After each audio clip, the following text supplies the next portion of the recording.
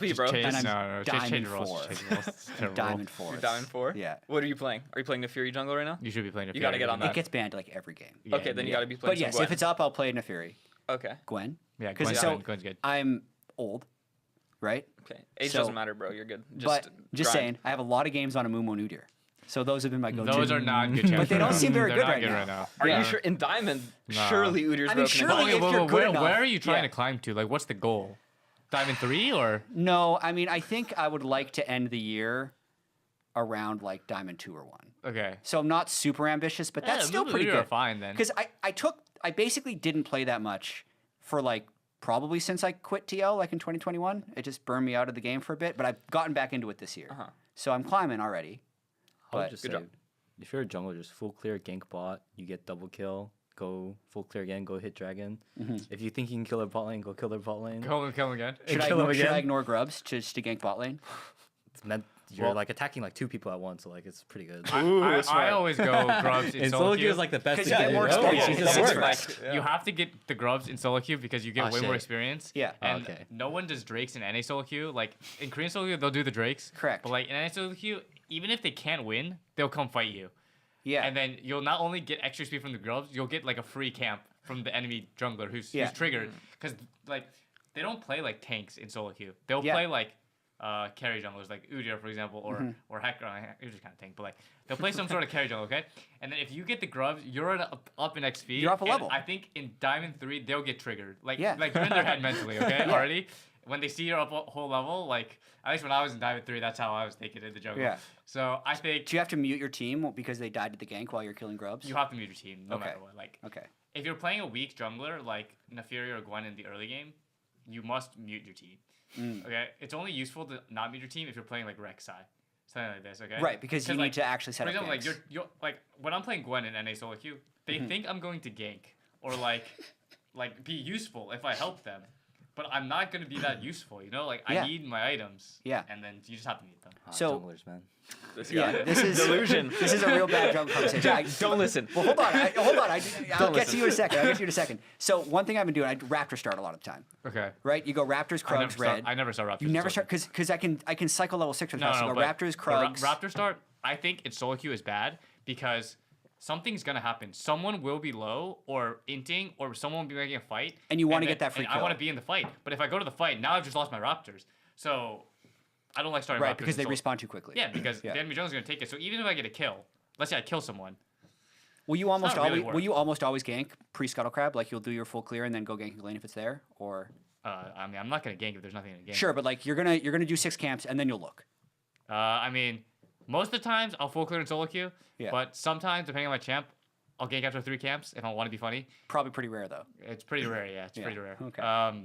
But I don't like starting chickens because if there's action in solo queue, you want to go to the action, but then you lose your Raptors for free. Yeah. And if you don't go to the action, your teammate will tilt. Like, if I don't Yeah. go to the action and I go to my chickens, like, they're not going to understand that I'm going to lose my second chickens and maybe my Krugs if Right. I go to this gank, right? So they'll be tilted, so you have to go. Yeah. Okay. And then now you've just lost, like, Is there maybe a 2 camps. specific invade that you would do every game because it's most likely to work? I don't 'Cause I there's don't, I don't spot? use the invade in solo Okay, queue you because just- like I think I'm better than the average player in that game. So lower if my variance. game is consistent, I will just win. Yeah. But for me, That's how I since feel. I'm not better, Maybe Like, I'm invading. at would my be fun. elo. Okay, a invade I do is you just like ward somewhere in the river on the side of your chickens, and then you just do your chickens, and then you just run to their blue buff. They will almost always smite their blue buff, and then you can smite their Raptors from them or Gromp from them, oh, I see. and yeah. then they will be very, very. That would annoying. tilt them, like, yeah, instantly. they'll tilt it like crazy. They'll be crazy tilted. Okay, what shouldn't I have listened to Blabber about? Okay, like if you're trying to be low effort and just focus on yourself, you can mute all. But if Yeah. you're really trying to climb, you need to be like the team mood lifter. Like when people Isn't that hard to do as a jungler though? Because No, no, everyone no. wants your help. No, no. Sometimes it's like, Like a support, you can be a mood I lifter. watch No, no, no, Fusion no. stream sometimes, and he's like trying to lift the mood of his team. Bro, if you're playing Neferi full clearing while your team's getting jungle diffed, because that's just how the game works, like you gotta say, guys, don't worry. Even if you guys are losing lane, I'm broken later. I picked OP champ. Yeah. Don't FF. Yeah. Because like your team's They gonna won't get FF, bro. tilted. It's NA. They're not FFing even if you don't say anything. Okay, but they're gonna like keep inting, keep trying. Just say, Yeah. try your best not to die. I know it's hard, Just the we scale. and let me carry later because I Yeah. didn't gank. Like you need to negotiate with them. Like please, just stop inting one time. You And think at negotiation 15, 20 is minutes, worth the effort? If you're trying to win. If you're I just am trying to trying to improve, win. you don't have to do this. But if you're trying to Okay. raise your win rate by another 5-10%, Yeah, I am. you got to do it. You got to. Also, sorry, one sec. Can we pause for like a second? I really have to use the bathroom. Okay, thank you. Yes. We're almost done as well. Junglers, man. Now that he's gone, we can actually talk about the game. Honestly, I don't jungle. Yeah. Like the only time I jungle was in like Lee Sin was meta, and you just go around killing people. Like no full clear, no nothing. Just 3 camps gank. 3 camps gank is my favorite. What about when I get filled to support? Because currently I just play. If I just ask what my AD carry's playing. If it's something that's good with Lulu, I play Lulu. If it's not, I play Alistair, and just roam. Yeah. I mean, if you're That seems playing fine. Lulu, make sure to not push too hard level 1. Keep the wave as even as possible so then Yeah. you can really use your strength level 1. You know, like walk out of the bush, Yeah. auto walk back in. Like, Yeah. you, If you're playing Lulu, No. you need to be a menace level You 1. actually need to harass a lot. You're so strong level 1. Do you ever eat the opponent, or do you always eat yourself? I mean, it just depends. Like, okay, how much Lulu do you play? Like 10 total games this year. Okay, we got to get more. But Yeah. so It's what you not can that do is many. you can queue, and then your E lasts 4 seconds. So then Yeah.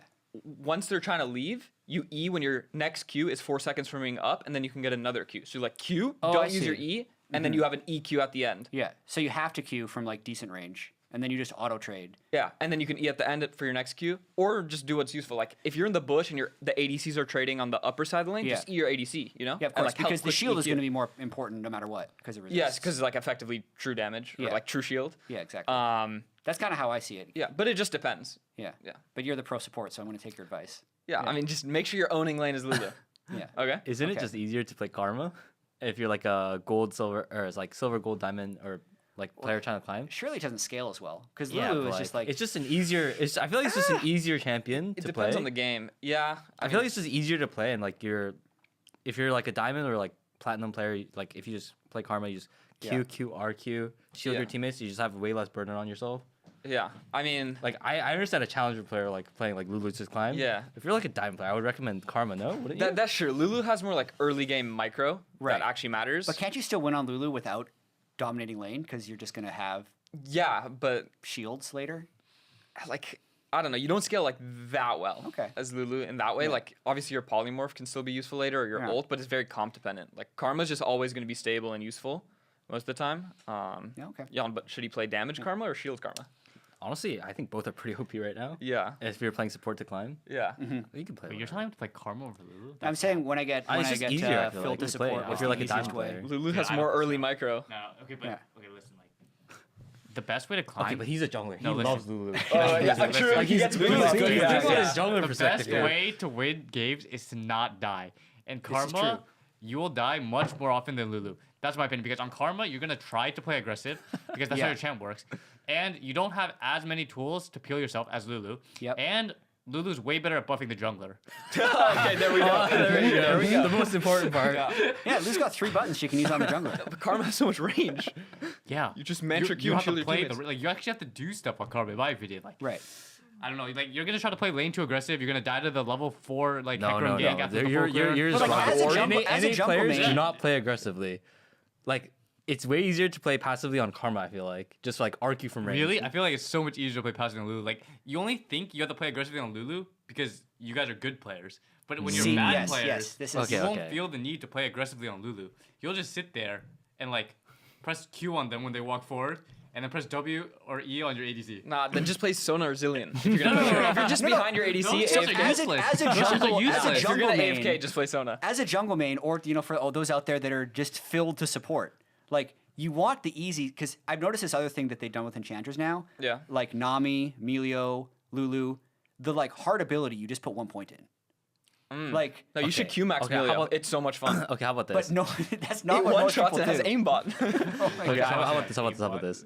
We challenge you guys to play 10 games of Karma and Lulu each, and you tell us Oh, Which Veggie one's on. harder? which or- which one you climb with more. Oh, The okay. fans? Yeah, it's I the can try fans. it. Okay, I can This is try a that. fan thing, no? No, I'll try it. I'll let you know. you got us. Who did I? Yeah, because I'll just track the elo gain loss. Although I already have I'll have to play like warm up games on Karma. Okay. And then I'll let you know. I'm on the Karma side. It's easier. I'm gonna definitely lose Elo because I'm a jungler, so this is gonna hurt. Okay. Well, thanks for that. I think that's all the easy climbing tips. Yeah. But on Alistar, what runes are you going? Do you swap it up, or you just Jeez, Aftershock I swap default? it up. I swap it up. Okay, good. It's either Phase Rush or Aftershock, depending Okay. on. You can also go on what I Glacial want. sometimes. You should go the Buzio tech, the Hex about tech, Proto Electrocute? Belt, Electrocute. Yeah, I mean, I mean, he actually has good ratios. yeah, of course. But I just go Heartsteel if I want to be greedy. what? Yeah. Come on, Chad. Again, I don't play support that much. You can't go Heartsteel in Alistar now. Get like a Not Trailblazer anymore. or something. Yeah. Not anymore. Be useful. That's some dark tech. I don't want to see your Alistar win rate. 60%.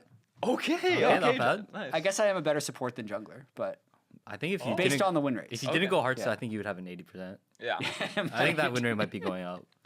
Those are some dark games. Again, not a good player right now. I'll let you know.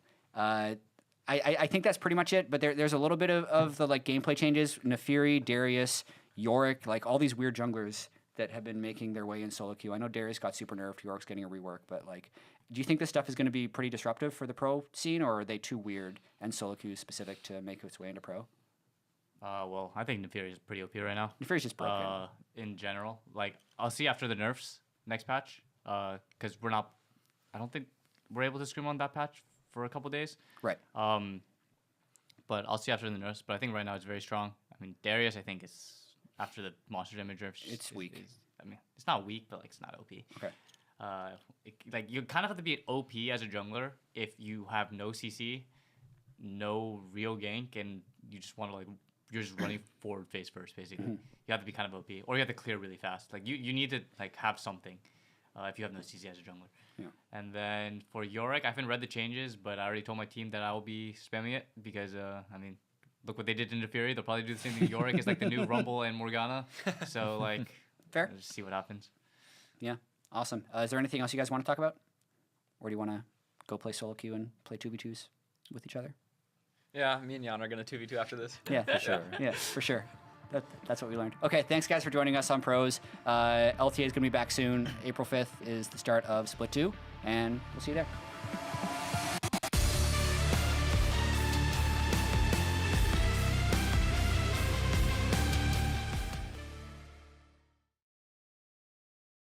Why do you think Top Esports chokes at international events at this point? I mean, we've been on the receiving end of it, the opposite side. They're not really guess. choking against us, so I can't really say. I guess. I've only been getting my ass beat by them, so I don't know what you're talking about.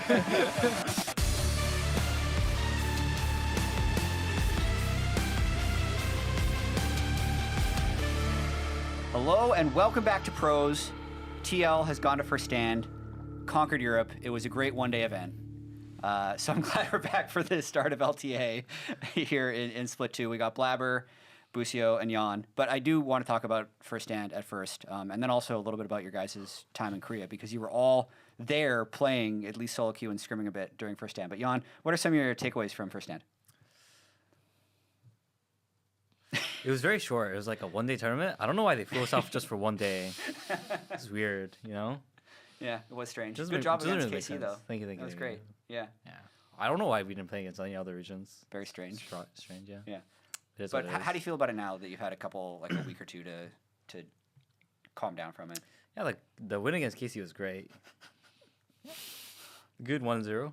All right, Back home. we'll come back. Blabber, how did you feel watching first stand?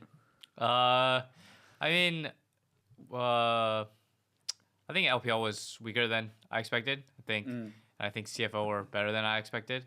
I think, yeah. I mean, obviously except for TL, you know, that they got knocked out, but I felt like I thought it was gonna just be HLE winning it all, like not very close, and then I thought Top Esports would be the second best team, and then like NA, EU, and CFO would like be at the bottom, but I think it was better than expected, maybe. Yeah, Busio? Yeah.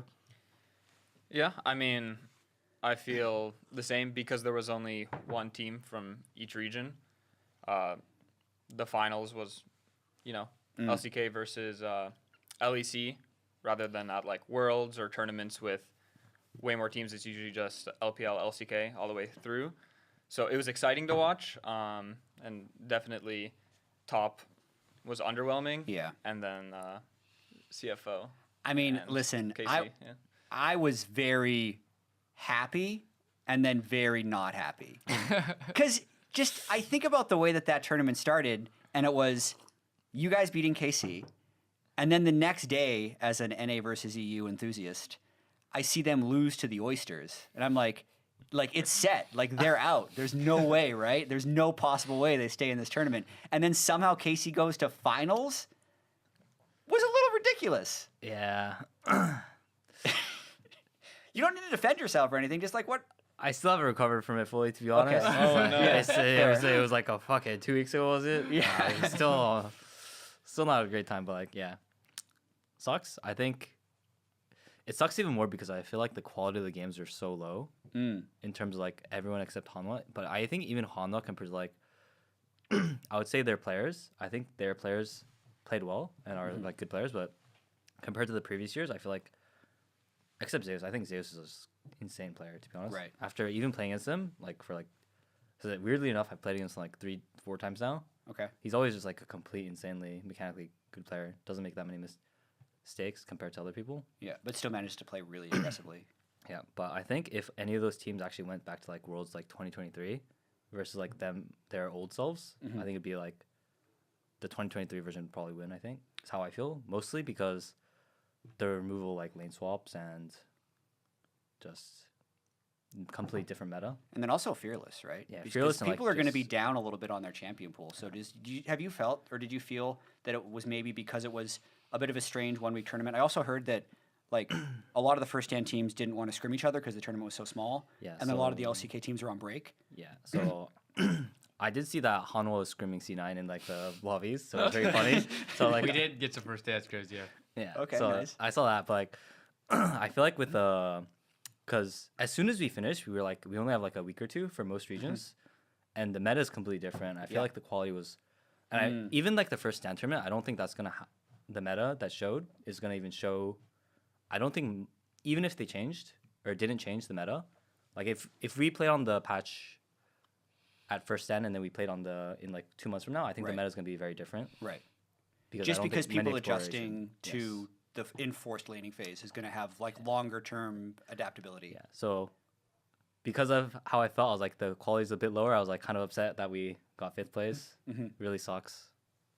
Yeah, but if like the tiebreaker rules were different, you wouldn't have been 5th. Yeah, but we didn't deserve to win.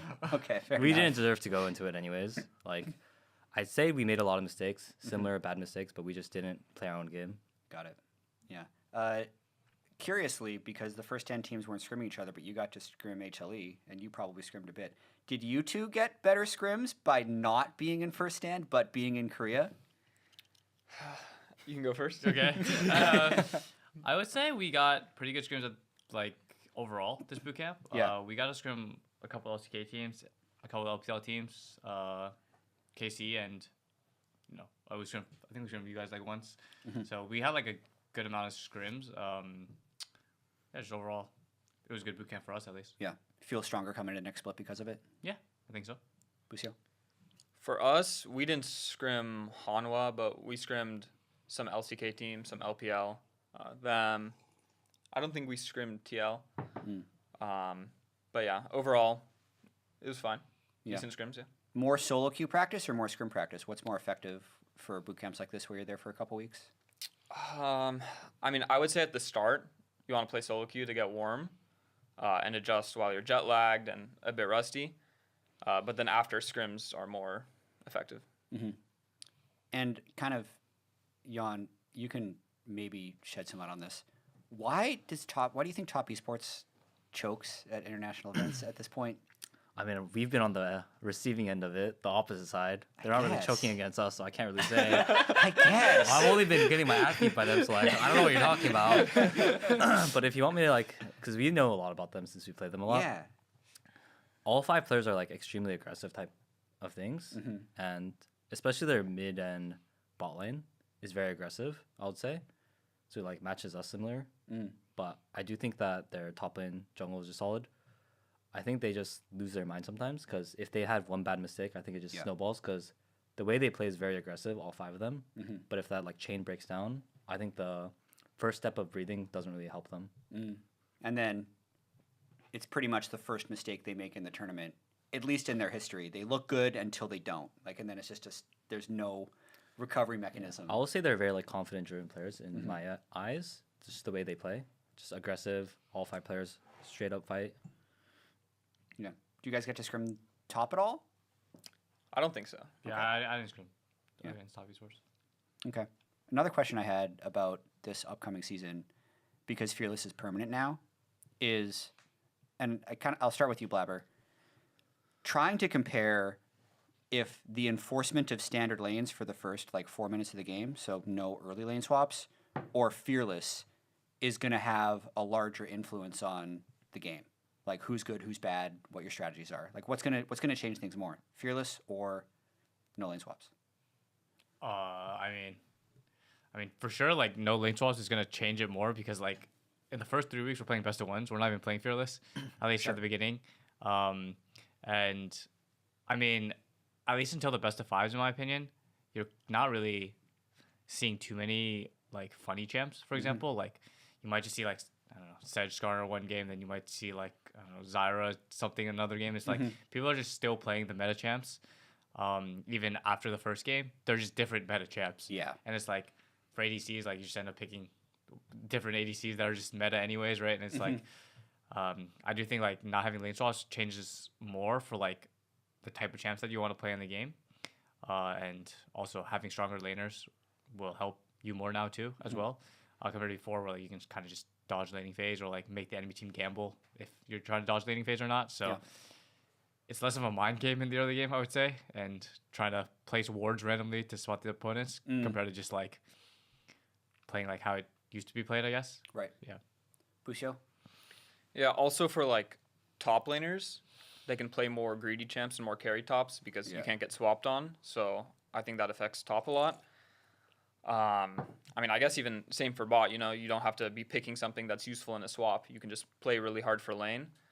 And then what Blabber was talking about with the Fearless, I agree, but at the same time, like, if the enemy team is using bans and pinching you, you can start to play already some wacky champions in a best of 3, game 2 and 3. So I think they both affect players a lot, but just in different ways. One allows more greedy champs and more focus on laning, and then the other is more about just, you have to be practiced on all different kinds of champions. You can't just have like 2 champs that you're good at. You have to be good on almost everything. Yeah. Is it changing the way you practice at all? The fact that Fearless is going to be coming and Best of Fives will be coming? Or even, like, does it change the way... I was thinking about this with the way the format's going to work in Split 2. We have the positioning phase, which is just everyone plays, like, round-robin best of 1. But that then just seeds the groups. So it's kind of like a practice phase. Yeah. So would you then say, like, maybe we're going to need to play support Azir in a best of 5? Would that be something you'd actually be more willing to pick out early in the split? I mean, for me, like, I would want to be scrimming only Fearless right now because, like, the best of ones, as you said, just aren't that important. It's more like a practice phase. So I would just prefer to be practicing Fearless the whole time and trying to play as many champs as possible. Yeah. And Jan, for the other question, lane swaps or Fearless, do you generally agree that it's just like, for sure, lane swaps are more important, or is... To be honest, I think that lane swap actually complemented Fearless a decent amount. I feel like Fearless without lane swap is actually a little bit more boring, but it always depends on if you're playing a BO3 versus BO5. I think if you're playing a BO3, I think Fearless plus lane swap is much more exciting to watch, in my eyes. Okay. Because then you get to play way more different champions than meta. If the entire year was a BO3 Fearless, I think it'd be very boring without lane swaps. Okay. It'd just be the same champions over and over. Does that change when it gets to best of 5 Fearless with no lane swaps? I think best of 5 Fearless would be a lot more fun for like the viewer aspect. Okay. Because it's completely different champions. With lane swaps? With lane swaps. So do you just think Fearless in general is better with lane swaps? Depends on like which aspect you're going from. Okay. I feel like if you're playing from like a BO3 standard, you're gonna see the same champions over and over without a lane swap, in my eyes. Most of the times. Right. Depending on what team you're as well. Yeah, depending on the player. Yeah. Some Yeah. people Depending on like the to play unique picks. Like in general, like even in best of 1, they might pull out unique picks. Yeah, Insanity would just play like Graves mid in best of 1, and it was fine. And they might have some strategy. Like it's not a bad thing. Yeah. I mean, for me, like it's much more fun to practice. At least, like I get to play a lot more fun champs. that are still like pretty good, right? Might not be like the best champ in the meta, but like still pretty good. So like practice for me is more fun and Fearless. So I enjoy that. Pre-Fearless, you probably had some scrim days where you'd play maybe 2 champions in 6 games. Like Sedge like 4 games in one day. Like just what it is sometimes. We did it. Yay. And yeah, for ball lane, just close to 3 games, bars 3 games. You wrap. It's done. Good job, guys. Blabber, why'd you scrim us non-fearless yesterday then? I don't know. That's been the. I can actually probably put put some insight on that. I don't actually know. Okay. But I have a better insight because I know that we might probably have been the ones that initiated it. I think at the start of like the new patch and new like information, I think it's important to figure out the meta. So playing the same champions and like learning the matchups is also pretty important. I feel like more than just keep playing Fearless, especially since the BO1. I think you can choose to afford to not play full Fearless scrim. That's how I feel. Yeah, I mean, for context, like recently, we've only scrimmed 2 days, but we've been doing 1 block, like 3 games normal, best of 1, and then 1 block, 3 games Fearless. So it's like you're still playing Fearless because you're going to play for the rest of the year, and then you're playing best of 1s, I guess, because you play best of 1s for the first 3 weeks. But I'm like personally, I'm not 100% sure why we're doing it. I know you're not making good decisions. But yeah, that's what we've been doing. Yeah, I think it makes sense, like Jan said, to do it on the first couple scrims on a new patch, you know? But then after that, I think Fearless all the way. Yeah. Opening weekend matchups. TL versus Fly, very first game. Ooh. Wow. Pretty good. Ooh. Hype. Hype. Maybe because of VO3. Is that as hype? Sorry. I think VO1s are nice, but doesn't get to showcase like For sure. the gap between a team or not. Yeah, first 3 weeks of the split, for those of you who don't know, are positioning phase. Then it gets split into 2 groups based on those positionings. So Group A is going to be the 1st, 4th, 5th, and 8th place teams, and Group B is going to be 2nd, 3rd, 6th, and 7th. So it kind of, if you're looking at the camera, goes like 1, 2, 3, 4, 5, and snakes in. And then you play best of 3s within that group. Top 6 teams from that will go into the playoffs. So it's a best of 1 into best of 3 into best of 5. So I guess more generally, I'm going to start with 100 Thieves just because you're not going to be biased. How seriously you're going to be taking 100 Thieves now? Because I'd say before Split 1, for me and other talent, there was this perception that 100 Thieves was like, we kind of had the big 3, which would be you guys, and then there was the rest. Is 100 Thieves like a big 4 now, do you think? Or do you still think they would be a tier below the rest of you? I mean, I lost to them, so I can't be talking too much, but I would say that's more because we played bad. Okay. And we didn't play like ourselves. I still think they're a team that like fights well, and they're definitely improving as a team. But if you play properly, you should beat them most of the time. But if you are having a bad day or playing poorly, then they'll get you because they're very aggressive and they fight a lot. Okay. Blabber? I mean, I think 100 Thieves is like can be a good team, but I don't think they're like. I don't think like they're ever going to be the best, or not ever, but like it doesn't feel like to me right now that they'll be the best team in the league. I do think they're like significantly better than the bottom 4 teams, I would say, and I think like the top 4 teams are pretty relatively close in strength. So I always think that they can show up and play well, but yeah, like I definitely would say like if I'm going on stage, I'd rather play against them than like TL or Fly most of the time. Okay, what are some of the biggest strengths of 100 Thieves? Well, I think that Quiz is very good right now. Okay. Laning, just team fighting in general, and I think them as a team, they draft to fight and they fight well, and that's like the biggest strength of their team. Jan, you have a good recent record against them at least. I mean, we've lost them like a fair bit in like regular season, I would say, to be fair. So I think I know them pretty well as well, like personally. I think that with the addition of like FBI, I think that core like roster is like very solid now. I think their mid is probably at least one of the top in like most regions. I would say he would do pretty well in most regions, I would say, especially Europe, I think. And I think River's like a very unique jungler. He's very good, smart. Bot lane solid. What about top lane? I like messing with him, but he's very new, so it's gonna be hard for him to adjust. But he shows a lot of glimmers of like really good strength. And last year was like their first year, so like us in our first year, especially with our like this iteration of roster, we did really poorly at the start. But like as time goes on, they get better and they're learning more. So I expect them for them to do really well. Awesome. I know you guys probably haven't scrimmed each other that much recently, so this isn't necessarily based on recent scrims, but as, I'd say, members of the Big Four, give me your power rankings of the Big Four. Busio. Okay. Fly number 1, of course. Okay. We're the best. Sure. It's pretty much Well, we asking gotta you what build 2, to 3, that 4, again? because you're all going Yeah. to say you're the best team, most Yes. likely. And then I would go. I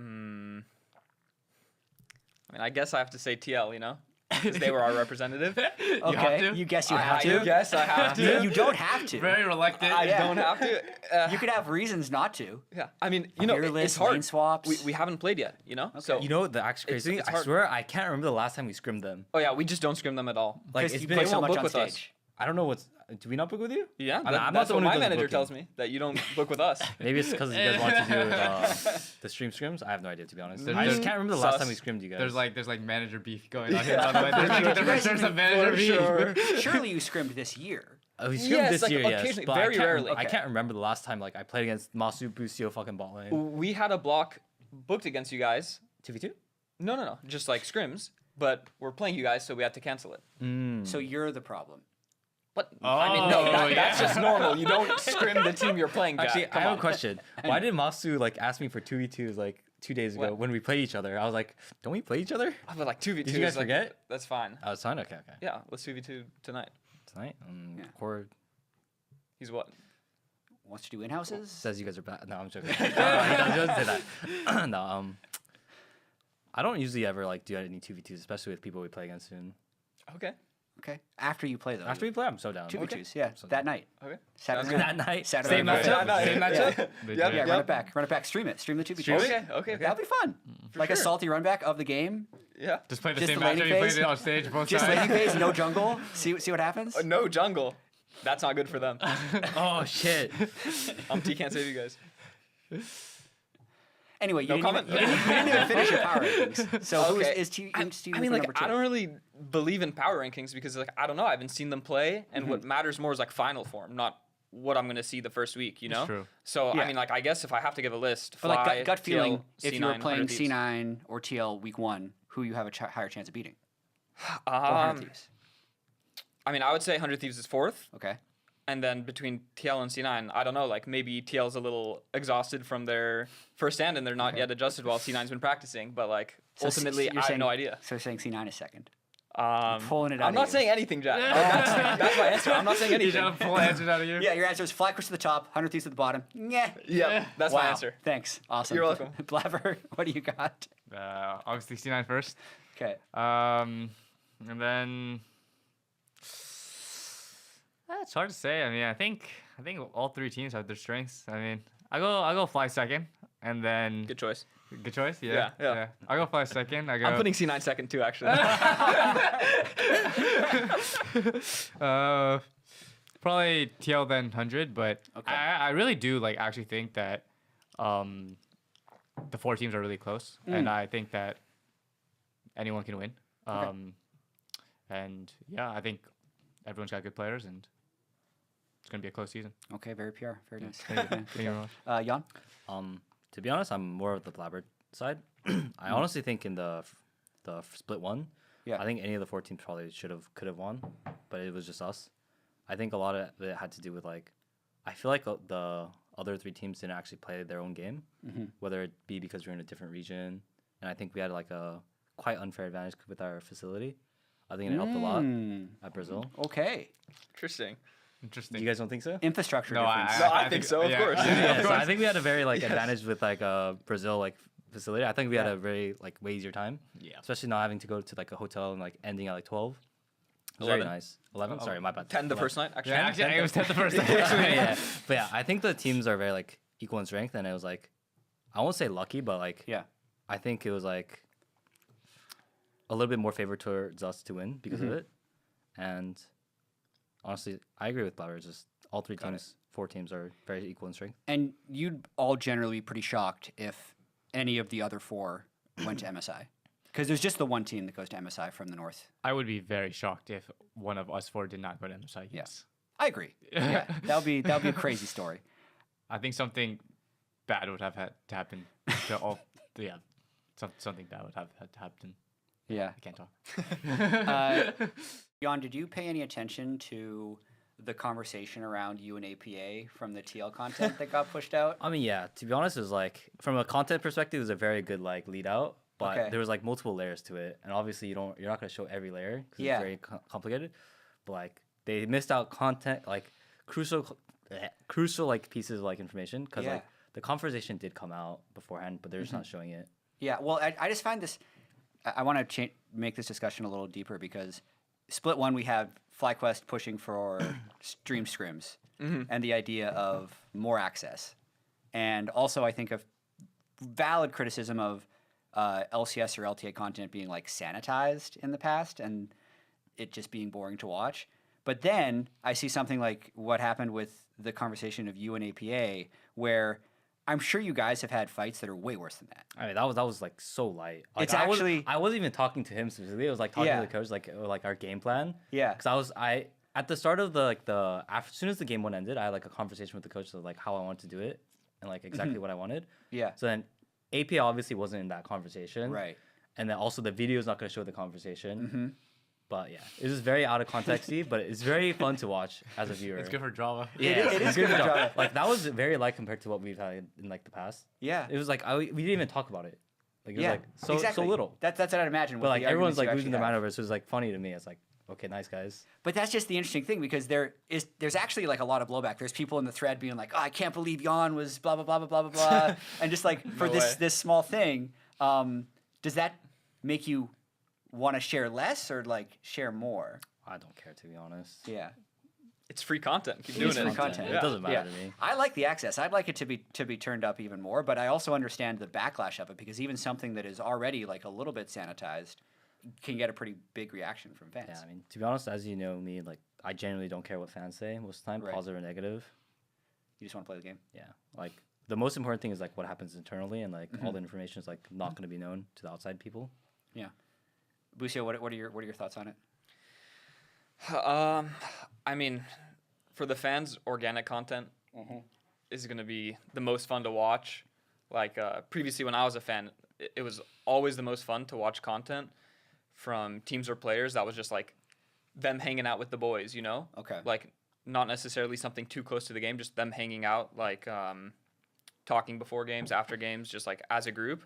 It's always just the most funny and fun. Was there like a series or a channel back in the day that you liked the most? I don't know how far back your LoL fandom goes. Yeah, I mean, I watched some TSM Legends. Legends, but not the super old TSM Legends. But I was watching like all the teams' shows. Yeah, so you weren't around for Game Cribs. What is that? That was the first like TSM doc in 2013. Okay. They just called it Game Cribs. I never watched that. You would have been quite young. Was at that the time. peak? Was that the best? I don't know. I think it was on like GameStop's video player. It was a wild That was like time. season 1 or 2. Yeah. Okay. Super It was the very start of LCS. Uh-huh, Is when I Game see. Cribs happened. But okay, you actually just enjoyed that content. I agree, Yeah, but I also for don't sure. know if there's necessarily the same market for it because everyone did these docu-series. Yeah, I agree. But also like content that I think is super funny is Travis Gafford's geography test or stuff like that. All his Sure. quizzes are just hilarious, you know? I Yeah. hate those quizzes. I suck so much at them. I know, but just like so many interviews are kind of the same thing, very generic, and it's like good, you need that. But just something unrelated to the game Yeah. is so hilarious. That's when Yeah. you're unable to put on your PR filter for Yes, something and you just yes. have to be an idiot by accident. Yes. Pretty much. I mean, you just might not know the answer to a very easy question in some people's minds, you know? And people just like that. Oh yeah. Yeah. What are your thoughts on this? It's kind of a big topic, but what have you wanted to say Oh, just on content in general? on anything? Yeah, on what we talked about with Jan or in content in general. I mean, I think people in general just want to see the insights of a team, especially fans of the team, and I think people like drama and like of anything, any type of drama. It could be good or bad, and they just want to see people hanging out. I used to watch like TSM Legends back in the day, a lot of it. I've seen like all of season 1 through 5, pretty much. But yeah, I mean, I'm not the biggest person on content. Like I don't do the most amount of Sure. content myself. Why don't you stream? Why don't I stream? Yeah. I just don't really enjoy it that much. I've been doing more like this year, like than I normally do. But for me, I get very tired from streaming. Like I feel like the need to interact, I guess, when I stream and when I do a lot of interacting after scrims. I'm already really tired from the scrim day. I kind of just want to like play. Also, like in general, I feel like I do talk a lot when I'm trying to interact, and then I lose focus, especially if I'm trying to like learn a new champ or something. Those are the reasons why like I don't really stream.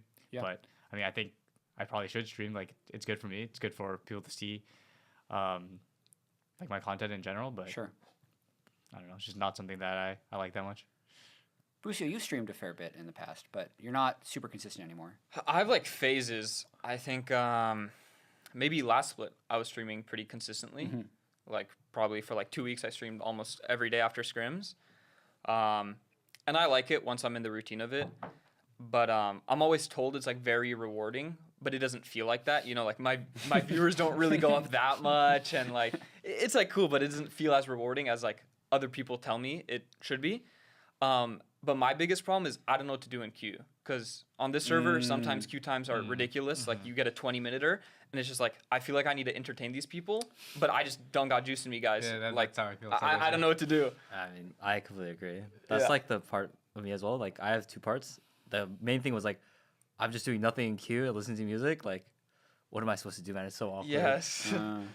I've been playing the card game on the League client recently. When I'm streaming in between in between the thing. Yesterday I waited in like a 35-minute queue for a game, and then my game bugged out. So it was terrible. But last night I was playing League, and the server shut down once I got in Champs. Like I waited like 25 minutes. I'm playing the last game of the night, and I get in Champs and it dodges, and I'm like, what? I didn't dodge. And then I log back in, server's down. I'm like, okay, dude. Yeah, I think you got Core in APA's game. They were like right next to me. Really? I was like, what the fuck? Our Champs League bugged. Yeah, it was bad. Damn, that sucks. So no solution necessarily. But at least, I mean, I think there's a lot of times there's a bigger conversation of why you guys don't stream or why NA pros don't stream. And those are pretty valid-ish reasons. I do agree, like, at this stage of streaming, the most successful streamers are the ones that can full-time it. I think it's probably the same in a lot of media, like the biggest Instagram accounts, biggest podcasts. It's like the ones that can actually full-time it. And the fact that 8 hours of your day, 6 days a week is already spoken for with team content will then make it hard to compete with full-time streamers, that especially like consistency, brand, one tricks, like all those things can boost stream viewers. So it's very hard. And then you add on top of it the entertainment factor and the queue times, it does become very difficult. Do you think streaming scrims could change that? Or would you have to be at an extreme level of consistency and then also have the personality? Because everyone points to like Cadrill's team, Los Fortones. Yeah. But one, they were already, generally half of them were like full-time streamers anyway. Their competitive schedule wasn't necessarily as demanding with how many scrims they needed to put in. And I was going somewhere with this. But then they also don't talk about the other teams that were in the NLC that didn't pop off like Cadrill's team, right? Yeah. There was, I think, Santorin also was doing exactly the same thing. Didn't see a huge increase in viewership. I don't know. Are these things you're thinking about, or is it just my content brain? I mean, like Cadrill's team is the perfect. It's the perfect creation, you know, of everything. Yeah. Yes. So like that's why they're so successful. I mean, for us, we streamed one day of scrims, and it was like hard to get used to. But then after that, I'm like, I'm down to do this more. And I think for it to work, we'd have to do it more consistently, like once a week. I think at least would be solid on a consistent day. Yes. But maybe more would be detrimental to practice. But like once a week would be fine. And I'd be down to commit to that. So, okay. Yeah. Jan, come on. TL gonna stream scrims? I don't think we soon? have any plans of streaming scrims, unfortunately. Even though your team put out the most viral pieces of content so far with the Jan APA argument. Imagine if we saw that live. We don't do that at all. It was a straight off a loss kind of thing as well. Yeah. I don't think for TL, I think we just don't want to share anything. More than anything, I don't really. It would feel more like a show match if we scrimmed it. It doesn't feel like serious professionalism for me. Maybe I'm wrong, but same thing for me on streaming. I feel like I think about more of the content aspect of it if I'm streaming instead of like actually playing the game. And I feel bad, especially for my viewers, when I stream and I can't like do it, and I lose my train of thought sometimes. Because it makes you play worse, or because you can't interact with Just the feel chat? bad for the chat mostly. Yeah. It is a separate skill that you have to develop. It's like the first time you went from solo queue to playing in a team environment, there was that, like, you probably play a lot worse when you're trying to talk, like, even to your own teammates during the game. And then it's an extra layer of, like, how do you make this checking chat periodically and making reactions not drastically impact my gameplay in a negative way? Yeah, you just have to get used to it. Like, the first time I boot up stream after a long break, it feels weird. But then on the 10th day streaming in a row, it's, like, very natural. So I play better. But, yeah, you just got to get used to it, I would say. All right. Thanks. That was a bit of a tangent on content, but it's just something that has been pretty interesting when I was watching EU Masters and Lost for Tones. I'm like, how can we take a small bit of this and make it into LTA viewership? But I need to do a selfish thing that maybe our viewers would like, because I've actually been playing more League lately, and I'm having a hard time climbing in solo queue. Okay. So since you guys have played a lot of solo queue, what are your, like, number one tips for climbing? What role are you playing? Yeah, what role? So currently I'm jungling. Okay, just and I'm terrible. just and I'm free just- LP, bro. Change, And I'm no, just change Diamond roles. 4. Change roles. It's terrible. Diamond 4. You're Diamond 4? Yeah. What are you playing? Are you playing the Fury jungler right now? You should be playing. You gotta get on It that. gets banned like every game. Yeah, Okay, then you yeah. got to be playing But some yes, Gwen. if it's up, I'll play Neferi. Okay. Gwen? Yeah, 'Cause Gwen's, so- Gwen's good. I'm old, right? Okay. Age So- doesn't matter, bro. You're good. But just grind. saying, I have a lot of games on a Mumu Nudir. So those have been my go-to. Those are not good. But they don't seem very They're good not right good now. right now. Are Yeah. you sure? In Diamond, Nah. surely Udyr's I mean, broken. surely Surely if you're good where enough- are you trying yeah. to climb to? Like, what's the goal? Diamond 3 or? No, I mean, I think I would like to end the year around like Diamond 2 or 1. Okay. So I'm not super ambitious, but that's still pretty You're good. fine then. Because I basically didn't play that much for like probably since I quit TL like in 2021. It just burned me out of the game for a bit, but I've gotten back into it this year. Uh-huh. So I'm climbing already. I would But just Good say, job. if you're a jungler, just full clear gank bot. You get double kill. Go full clear again. Go hit dragon. If you think you can kill their bot lane, go kill their bot lane. Kill him again. should I, kill him should I again? ignore grubs just to gank bot lane? It's meant you're Well- like attacking like 2 people at once, so like it's pretty good. Ooh, I smart. always go grubs in And solo solo queue. queue is like the best 'Cause thing you to get do. more Oh, experience. yeah, You it's get worth more it. experience. You have to get the grubs in solo queue because you get Oh, way more shit. experience. Yeah. And Okay. no one does Drakes in NA solo queue. Like in Korean solo queue, they'll do the Drakes. Correct. But like in NA solo queue, even if they can't win, they'll come fight you.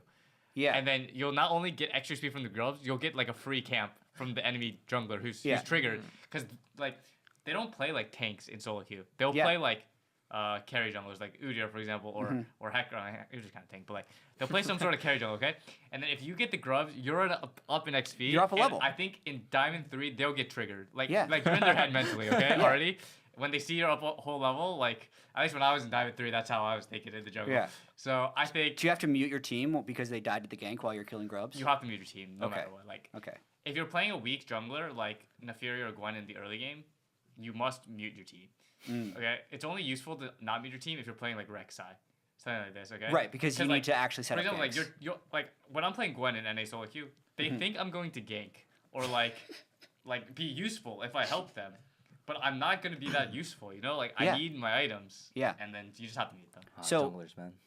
Yeah, this is delusion. This is a real bad jungle conversation. Don't listen. Well, hold on. I'll get to listen. you in a second. So one thing I've been doing, I Raptor start a lot of the time. Okay. Right? You go Raptors, Krugs, Red. I never start Raptors. You in never solo start because I can cycle level 6 with No, fast. no, You go but Raptors, the Ra- Krugs. Raptor start, I think in solo queue is bad because something's gonna happen. Someone will be low or inting or someone will be making a fight. And you wanna then- get that free and I kill. want to be in the fight. But if I go to the fight, now I've just lost my Raptors. So I don't like starting Right, Raptors because in they solo. respawn too quickly. Yeah, because Yeah. the enemy jungler's gonna take it. So even if I get a kill, let's say I kill someone.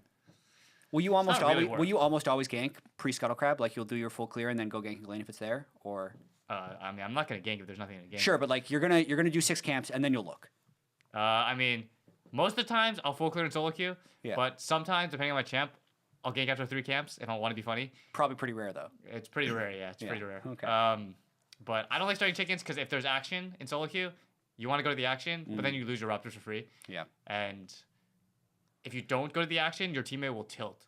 Like, if I don't Yeah. go to the action and I go to my chickens, like, they're not going to understand that I'm going to lose my second chickens and maybe my Krugs if Right. I go to this gank, right? So they'll be tilted, so you have to go. Yeah. Okay. And then now you've just lost, like, Is there maybe a 2 games. specific invade that you would do every game because it's most likely to work? I don't Because they're use spot- the invade in solo Okay, queue you because just- like I think I'm better than the average player in that game. So lower So if my variance. game is consistent, I will just win. Yeah, but for me, That's how I since feel. I'm not better, Maybe in Like I'm Baby. at my elo. Okay, a thing I do is you just like ward somewhere in the river on the side of your chickens, and then you just do your chickens, and then you just run to their blue buff. They will almost always smite their blue buff, and then you can smite their raptors from them or gromp from them. oh, I see. And yeah. then they will be very, very. That would annoying. tilt them, like, yeah, instantly. they'll tilt them like crazy. They'll be crazy tilted. Okay, what shouldn't I have listened to Blabber about? Okay, like if you're trying to be low effort and just focus on yourself, you can mute all. But if Yeah. you're really trying to climb, you need to be like the team mood lifter. Like when people Isn't that hard to do as a jungler though? Because No, no, everyone no. wants your help. No, no. Sometimes it's only Like a support, you can be a mood lifter. No. Sometimes and he's like trying to lift the mood of his team. Bro, if you're playing Nefiri full clearing while your team's getting jungle diffed, because that's just how the game works, like you gotta say, guys, don't worry. Even if you guys are losing lane, I'm broken later. I picked OP champ. Yeah. Don't FF. Yeah. Because like your team's They gonna won't get FF, bro. tilted. It's NA. They're not FFing even if you don't say anything. Okay, but they're gonna like keep inting, keep trying. Just say, Yeah. try your best not to die. I know it's hard, Just the we scale. and let me carry later because I Yeah. didn't gank. Like you need to negotiate with them. Like please, just stop inting one time. You And think at negotiation 15, 20 is minutes, worth the effort? If you're trying to win. If you're I just am trying to trying to improve, win. you don't have to do this. But if you're trying to Okay. raise your win rate by another 5-10%, Yeah, I am. you got to do it. You got to. Also, sorry, one sec. Can we pause for like a second? I really have to use the bathroom. Okay, thank you. Yes. We're almost done as well. Junglers, man. Now that he's gone, we can actually talk about the game. Honestly, I don't jungle. Yeah. Like the only time I jungle was in like Lee Sin was meta, and you just go around killing people. Like no full clear, no nothing. Just 3 camps gank is my favorite. What about when I get filled to support? Because currently I just play. I just ask what my AD carry's playing. If it's something that's good with Lulu, I play Lulu. If it's not, I play Alistair, and just roam. Yeah. I mean, if you're That seems playing fine. Lulu, make sure to not push too hard level 1. Keep the wave as even as possible so then Yeah. you can really use your strength level 1. You know, like walk out of the bush, Yeah. auto walk back in. Like, Yeah. You, Yeah, if yeah. you're playing Lulu, you need to be a menace level You 1. actually need to harass a lot. You're so strong level 1. Do you ever eat the opponent, or do you always eat yourself? I mean, it just depends. Like, okay, how much Lulu do you play? Like 10 total games this year. Okay, we got to get more. But Yeah. so what you can Not do that is many. you can queue, and then your E lasts 4 seconds. So then Yeah.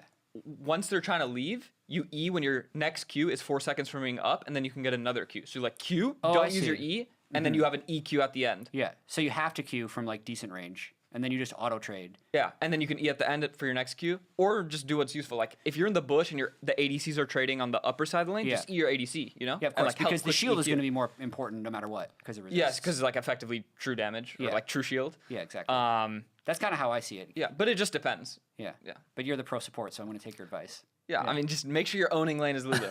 Yeah. Okay. Isn't it Okay. just easier to play Karma if you're like a gold, silver, or it's like silver, gold, diamond, or like player trying to climb? Surely it doesn't scale as well, because Yeah, Lulu but, is just like it's just an easier. I feel like it's just an easier champion It to depends play. on the game. Yeah. I feel like it's just easier to play, and like if you're like a diamond or like platinum player, like if you just play Karma, you just Q, Yeah. Q, R, Q, shield Yeah. your teammates. You just have way less burden on yourself. Yeah. I mean, Like I understand a challenger player like playing like Lulu's just climb. Yeah. If you're like a diamond player, I would recommend Karma. No, wouldn't you? that's true. Lulu has more like early game micro Right. that actually matters. But can't you still win on Lulu without dominating lane? Because you're just going to have Yeah, but shields later. like I don't know, you don't scale like that well Okay. as Lulu in that way. Yeah. Like obviously your polymorph can still be useful later or your Yeah. ult, but it's very comp dependent. Like Karma's just always going to be stable and useful most of the time. Yeah, okay. Yeah, but should he play damage Karma or shield Karma? Honestly, I think both are pretty OP right now. Yeah. If you're playing support to climb, Yeah. you can play. Wait, you're whatever. telling him to play Karma over Lulu? I'm saying when I get It's just easier, I feel filled like, to to play support, if what's you're the like a easiest diamond way? player. Lulu Dude, has I more don't- early micro. No, okay, but Yeah. okay, listen, like the best way to climb. Okay, but he's a jungler. He No, listen. loves Lulu. Oh, yeah, Listen, true. listen. He gets Lulu's Lulu's good. good. He's Yeah, good on yeah. his jungler the perspective. best yeah. way to win games is to not die. And This is Karma, true. you will die much more often than Lulu. That's my opinion, because on Karma, you're going to try to play aggressive, because that's Yeah. how your champ works. And you don't have as many tools to peel yourself as Lulu. Yep. And Lulu's way better at buffing the jungler. Okay, there we go. There we go. The most important part. Yeah, Lu's got 3 buttons she can use on the jungler. But Karma has so much range. Yeah. You just mantra you Q and have shield to your play teammates. like you actually have to do stuff on Karma, in my opinion. Like Right. I don't know, like you're gonna try to play lane too aggressive. You're gonna die to the level 4 like No, Hecarim no, gank no. after the You're full clear. just But, like, wrong. as a Or jungle- any as a jungle players main- do not play aggressively. Like it's way easier to play passively on Karma. I feel like just like RQ from range. Really? I feel like it's so much easier to play passively on Lulu. Like, you only think you have to play aggressively on Lulu because you guys are good players. But when you're See, bad yes, players, yes, this is- you Okay, won't okay. feel the need to play aggressively on Lulu. You'll just sit there and like press Q on them when they walk forward, and then press W or E on your ADC. Nah, then just play Sona or Zillion. If you're, gonna if you're just behind your ADC, Those are AFK, useless. As a Those are jungle, as a useless. if you're jungle gonna main, AFK, just play Sona. as a jungle main, or for all those out there that are just filled to support, like you want the easy. Because I've noticed this other thing that they've done with enchanters now. Yeah. Like Nami, Melio, Lulu, the like hard ability, you just put 1 point in. Like, No, you should Okay. Q max Okay, how Melio. about- It's so much fun. Okay, how about this? but no, that's not It what one most shots people and has do. aimbot. Oh my Okay, God. how about this? How about this? How about this? We challenge you guys to play 10 games of Karma and Lulu each, and you tell us Oh, which Thank you, one's Jan. harder? which one you climb with more. Oh, The okay. fans? I mean, Yeah, it's I the can try fans. it. Okay, I can This is try a that. fan thing, no? No, I'll try it. I'll let you know. You got us? Who did I? Yeah, because I'll just track the elo gain loss. Although I already have, I'll have to play like warm up games on Karma. Okay, okay. And then I'll let you know. I'm on the Karma Yeah. side. It's easier. I'm gonna definitely lose elo because I'm a jungler, so this is gonna hurt. Okay, well thanks for that. I think that's all the easy climbing tips. Yeah. But on Alistar, what runes are you going? Do you swap it up or you just Jeez, Aftershock I swap default? it up. I swap it up. Okay, good, It's good. either Phase Rush or Aftershock, Okay. depending on. You can also go on what I Glacial want. sometimes. You should go the Bujo tech, the Hex about tech, Proto Electrocute? Belt, Electrocute. Oh, yeah. I mean, I mean, he actually has good ratios, yeah, of course. but I just go Heartsteel if I want to be greedy. What? Yeah. Come on, Chad. Again, I don't play support that much. You can't go Heartstell and Alistar now. Get like a anymore. Trailblazer or something. Yeah. Not anymore. Be useful. That's some dark tech. I don't want to see your Alistar win rate. 60%. Okay, Yeah, okay. not bad. Nice. I guess I am a better support than jungler, but I think if you based didn't, on the win rate. if you didn't go Heartstell, Yeah. I think you would have an 80%. Yeah. I think that win rate might be going up. Those are some dark games. Again, not a good player right now. I'll let you know. I think that's pretty much it. But there's a little bit of the like gameplay changes. Nefiri, Darius, Yorick, like all these weird junglers that have been making their way in solo queue. I know Darius got super nerfed. Yorick's getting a rework, but like, do you think this stuff is going to be pretty disruptive for the pro scene, or are they too weird and solo queue specific to make its way into pro? Well, I think Nefiri is pretty OP right now. Nefiri's just broken. In general, like I'll see after the nerfs next patch, because I don't think we're able to scrim on that patch for a couple days. Right. But I'll see after the nerfs. But I think right now it's very strong. I mean, Darius, I think is after the monster damage nerfs. It's weak. I mean, it's not weak, but like it's not OP. Okay. Like you kind of have to be OP as a jungler if you have no CC, no real gank, and you just want to like you're just running forward face first basically. You have to be kind of OP, or you have to clear really fast. Like you need to like have something if you have no CC as a jungler. Yeah. And then for Yorick, I haven't read the changes, but I already told my team that I will be spamming it because I mean, look what they did in the Furia. They'll probably do the same thing. Yorick is like the new Rumble and Morgana, so like Fair. let's see what happens. Yeah. Awesome. Is there anything else you guys want to talk about? Or do you want to go play solo queue and play 2v2s with each other? Yeah, me and Jan are going to 2v2 after this. Yeah, for sure. Yeah, for sure. That's what we learned. Okay, thanks guys for joining us on Pros. LTA is going to be back soon. April 5th is the start of Split 2, and we'll see you there.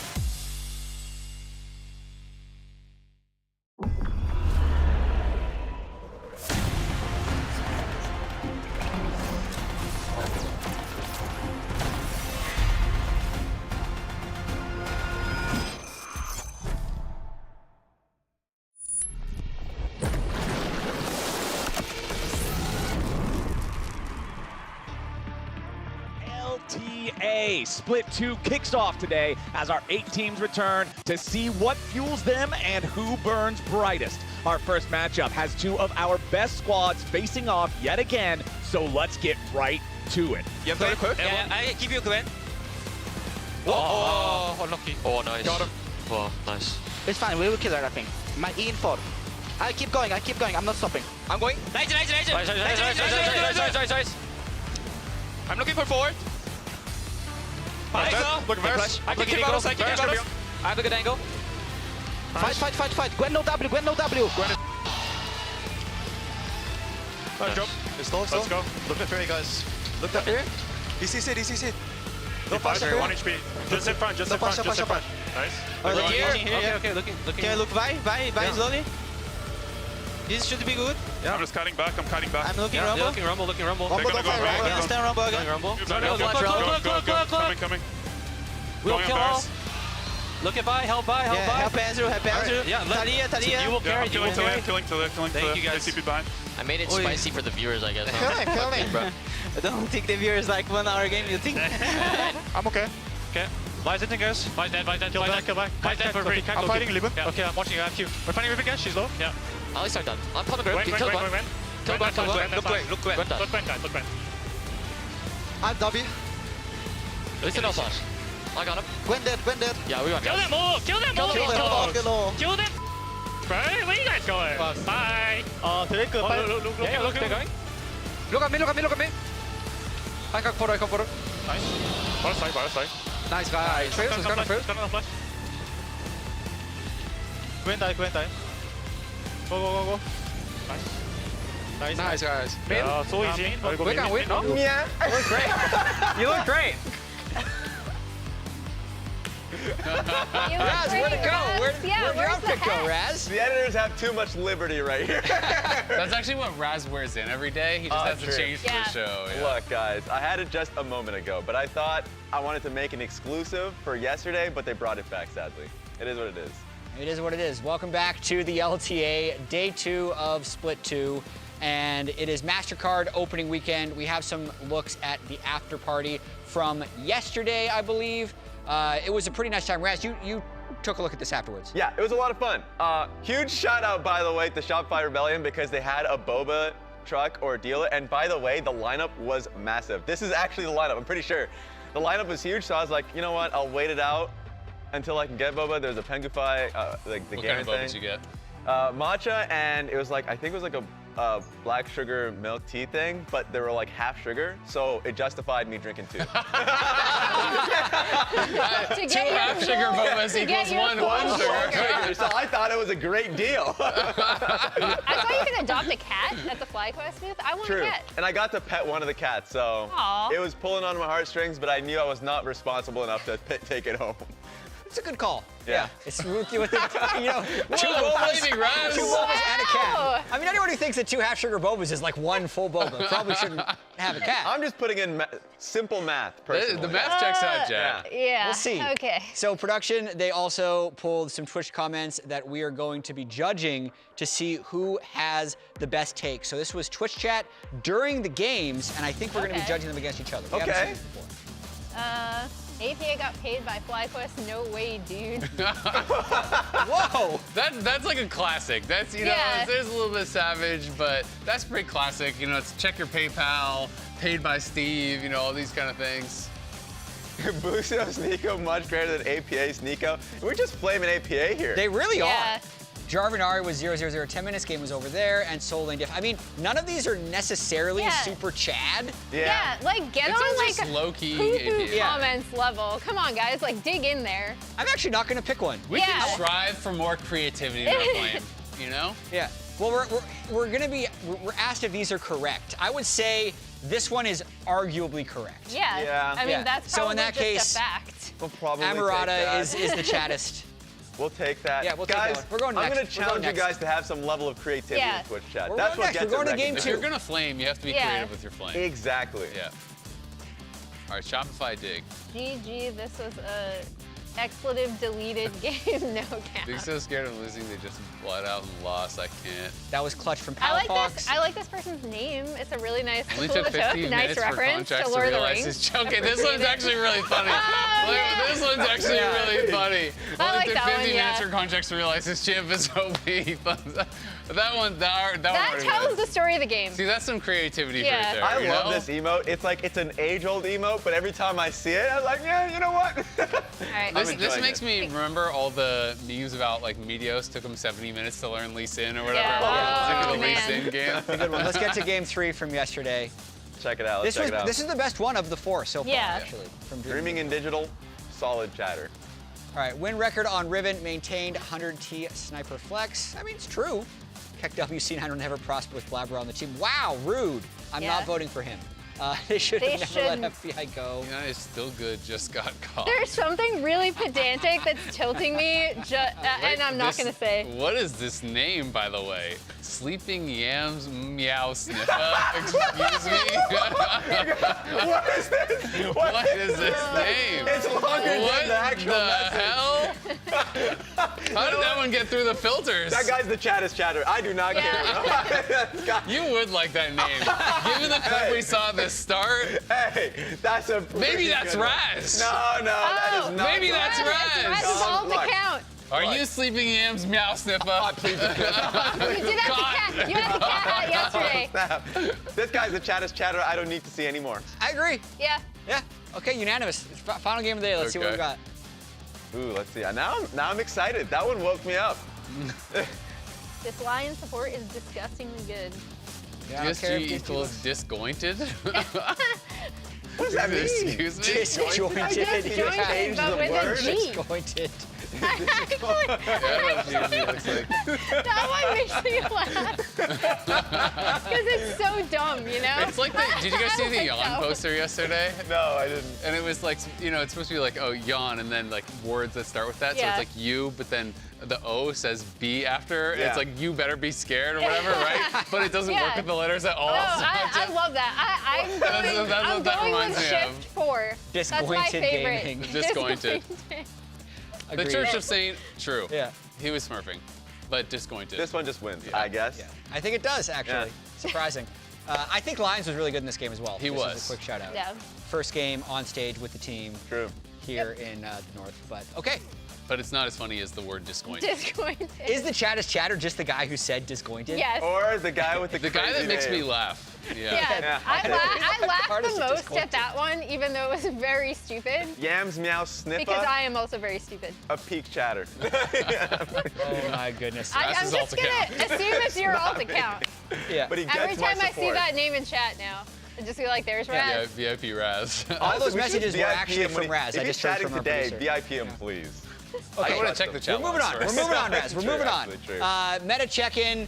We're gonna check what was the most played yesterday. This is a presence leaderboard. The way you read this graphic is all of these were near 200% presence except for Jace, and then you have the pick ban percentage versus just how much they were picked. So Varus, he's number one, so to speak, because he was picked all 4 games, so we saw him the most, even though other champions were banned at the majority of the games.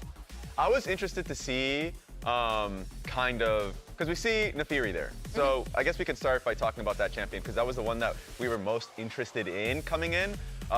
And even with the hotfix nerfs, she is just very broken and very hard to deal with. A lot of the times, like being able to start and engage on that champion when you just have your W available, I thought it was difficult for Talia to ever find a pick. That was a good example, honestly.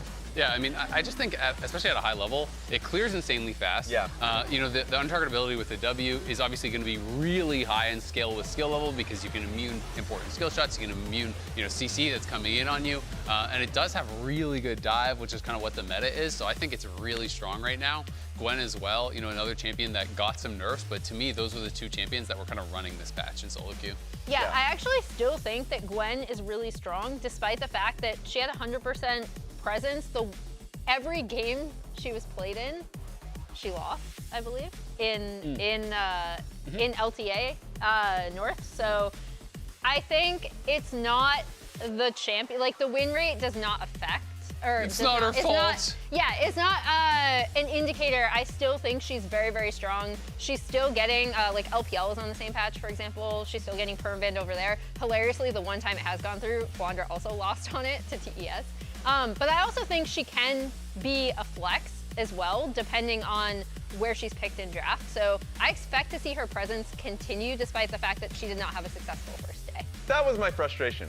We were first picking Gwen, and then even in instances like in the 100 Thieves game where Ribbon was just straight raw dog kind of blind pick, they didn't want to flex it towards jungle and then pick something different like a Renekton. Even when you were interviewing Sniper and you asked him about it, he was worried about it, but they were like, oh, we're running out of time, so like we just locked it in. I was like, I don't like Gwen as a first pick if we're not willing to flex it, is my main point. Because I think she is a good jungler, though you have to be patient with her. It takes time to be able to farm and get your items, but that would be my only criticism as Gwen as a champion right now. Yeah, I mean, I will say at least in that game, I didn't feel like, Thanatos Gwen was a problem, right? I do think going exhaust worked pretty well, and he had kind of prio in side lane as the game went later. Sniper was kind of weak-sided, but another champion that I think is pretty interesting to talk about is Ryze, because we have basically been seeing no Ryze for a really, really long time, and now it is popping up a lot. Obviously, with the Catalyst changes, the Roa changes do make the build path a lot better, but equally so, it wasn't always successful when it did come out. Loki really struggled on it. This is not a champion that you can just play that traditional style always of front to back, especially when we saw Loki playing it. He was playing against both an Azir and a Varus. He's getting heavily outranged. And you have to play more heavily through side lanes. You have to be able to use the ult to find traps and find people in transition, move around and be a little bit more clever. And then I think once you kind of are in this point where you're really, really strong, you can look more for those team fights. But Ryze to me is always a really interesting champion because there's so much skill expression on how you actually play the map and how you pilot in team fights. 100%. The Ryze done right, I felt like from Quad. Like the second death from Impact, from him just being able to be like, okay, Team TL is like making a play topside. They're clearly going to go for grubs. I'm going to use my Ryze ulti to look for a play bot lane, get a kill for his team, and then play sides pretty well for the rest of the game. Like, it is a difficult champion, I think, to maneuver just because of its range. But with Catalyst and Roa changes coming through, even of course being built on champions like Ahri, like it really benefits him. And hell, if you can flex it, because there's like the Ryze top lanes of old, then it can really help your team's draft. Yeah, I think for me, Varus is the least surprising that it's getting picked a lot, but I think it's more of an example of the needs of bottom lane when you can't lane swap early. Because I think it's a champion you can blind pick to be fine against almost any AD carry, but more importantly, I think it will pair well with either melee or range supports. So you can still go heavy bully, but it's also something like you can get away with something like Varus Alistar, Varus Leona, even against double range, and still not lose terribly, and it gives your team comp a lot more flexibility. I mean, plus you have two extremely viable builds, right? Like you can go on hit or poke Varus, and I think both really work well depending on the situation. So it's just so flexible. It's really strong in lane. And we saw some pretty dominant performances as well from it. So I definitely think Varus is still going to be remaining at the top of the table. Yeah, we're going to see a lot more games. As a reminder, we have a different format than we've ever had before here in Split 2. So our regular season, because Fearless has been adopted for the global scene, is now 3 stages. Positioning phase, which is the first 3 weeks of best of ones. Group phase, where the different groups play best of threes against each other, which then qualifies 6 teams for these playoffs, which are going to be full best of 5 Fearless 6-team double elimination for the top 4 seeds. Positioning phase is so important. If you get first place, knowing that like the next best team within your group is 4th and 5th is insane. So even though a lot of the times people wonder about the purpose and the stakes around the positioning phase, it is very meaningful if you're chasing for the top. I just like the teams getting days on stage because we have teams like DSG or Lyon who got 2 days on stage in Split 1. They're going to have 2 days on stage here after today. Let's check out the schedule to see when everyone faces everybody else. You can see C9 and Shopify Rebellion on stage right now setting up. They're going to be the first game. TL 100 Thieves, DSG Fly, and Lyon Dig is going to wrap up the day.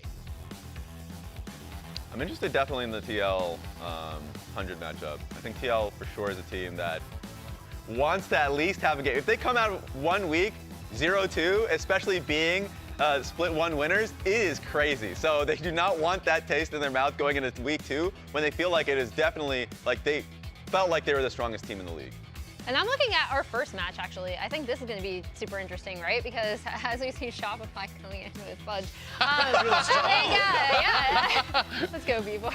I think the big thing for me is Shopify Rebellion did get off to a good early mid start, but then really looked like they didn't necessarily know how to close out the game, whereas C9 did end up losing their match to 100 Thieves yesterday. So I think this is going to give us an interesting indicator of where both of these teams are at, especially after yesterday's performance. I mean, I think most people coming into this split are looking at it as there's a clear top 4 and a clear bottom 4, right? And so I do think some of these matchups are going to be really interesting. You're talking about Shopify as one of these teams. I think a lot of people are maybe looking at the top end of the bottom 4, and it's like, can you actually, strike up and kind of punch above your weight and challenge a team like Cloud9 or take down a team like Cloud9? Because then that throws people's expectations a lot more into disarray. Another team is Lyon. The fact that even hearing from Audi yesterday, that he's like, hey, I expect a 2-0 for this week. They looked very clean. We were already pretty impressed with their carries, but also the supporting staff. Lyons came in for the first time, had his first stage game, and had an incredible Nico performance. If they're just that good, that's the one team that I think people will definitely undervalue or undersell. Yeah, well, they were undervalued in fantasy. Let me tell you that. Yeah. For week 1, Raz. Were they? I didn't have enough of them on my team. We want to do a check-in for fantasy LCS as well. We all actually made fantasy rosters before the season. Azale, you did an all-North team. Yeah. Which is shockingly similar to my team. On the dive, we decided we were just going to draft all North. So this is the team I picked. I'm going to be honest, I didn't gamify it at all. I think the smart way to do fantasy in this system is to try to pick players that you think are going to have an easy matchup that you're going to have them blasting that week. I just basically picked players that I thought were maybe a bit undervalued and what I would think would be a really strong team I could build with 50. I thought some of the Cloud9 players were pretty undervalued based on their split 1 performances, like Thanatos and Loki. Obviously Loki did not have a good game yesterday, and then Masu and Inspire I don't think really needs a lot of explanation. Those guys are just beasts. And then I didn't have much money left, so so my boy Isles is going to be the value pick. He's going to be the value pick. He scored more than Thanatos and Loki. Exactly. Value pick, like I said. This one's going straight up. 6? Yeah. Now maybe there you can. go. Yeah. Inspired costs money, but he's worth money. There it is. All right, Emily, what's your team? So I also, like Azale, did not pay attention to matchup. I think we all have Thanatos. Yeah, Thanatos is such a good he was value, only 8. right? Crazy. Yeah, that's insane. My boy. APA? Look, okay. Thank you, contracts, because True. Thank you, 15-minute game. I was essentially thinking okay, Shopify's games, they might go a little long, I think contracts can, I feel like he's going to, when he pops off, he's really, really going to pop off. Yeah. And I correctly picked that he would play Nefiri. So the multiplier came in clutch. Thank you, contracts.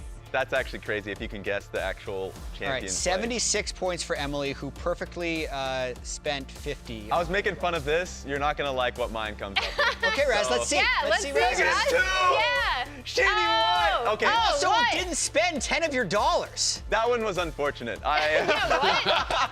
So I was in the same. You're leaving money on the table. I was in the same mentality of, I want Loki and Thanatos because they were valuable. Raz was thinking you could cash the extra dollars out and actually get them. Maybe. Mark unfortunately told him he does not get the money. So. And then I had faith that Loud would be a solid team going into LTA South. But the problem is, I definitely forgot my producer mentioning, could we get LTA North players? So I just went straight towards the South. And then sadly, they did not perform. So it can get worse than the 0 points that you had, Emily. Yeah, Raz's only cost 40, but he got even less points. Not only was it cheaper, it was substantially worse. Yeah. Thankfully, Hannah's pulling through for me. I got you, Hannah. Thank you. Okay, I appreciate you. We're going to show my team. It is shockingly similar to Azale's team.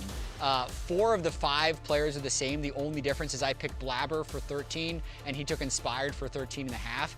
Inspired did do better, though. So my points are currently low. It's going to be hard for me to pull ahead of Azale by the end of the day. And even though I asked Blabber before the game to pick Vi, he picked Lee Sin instead. Yeah. He didn't listen. The other team did pick Vi, to be fair. Yeah. I understand. So they both can't pick Vi, unfortunately. Either way, I hope Loki can bring it back. Do we still get bonus points if they pick Vi today?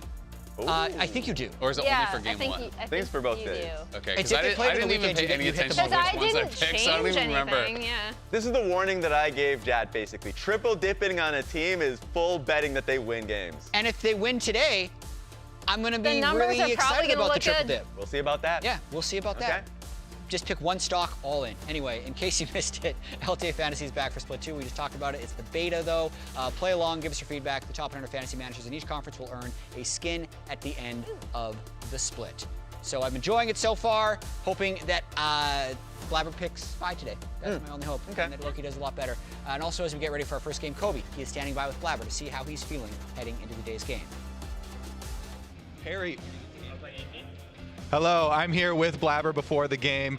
Blabber, my first question is actually not a question, it's just a request. Please don't pick Vi in this game so that you screw over Jat's fantasy team. Follow-up question though, you got some fans in the audience. You're going against Contracts today. Contracts has a reputation for being a very heavy ganking jungler. What are your thoughts on the matchup? I think he was playing pretty well yesterday in the Fury, so hopefully it'll be a good matchup today. I don't think I played that well yesterday, so I gotta show up today. I feel like Neferi is still OP after the hotfix nerfs. What are your thoughts on that champ? I think it's pretty good. I mean, I wouldn't say it's OP, but I would definitely say it's still a tier 1 jungler. What about Yorick? Yorick got hit kind of hard with the monster damage, unfortunately. All right, no Yorick for this one. Thank you, Blabber. I'm gonna go talk to Fudge next, actually. Coming straight for you, buddy.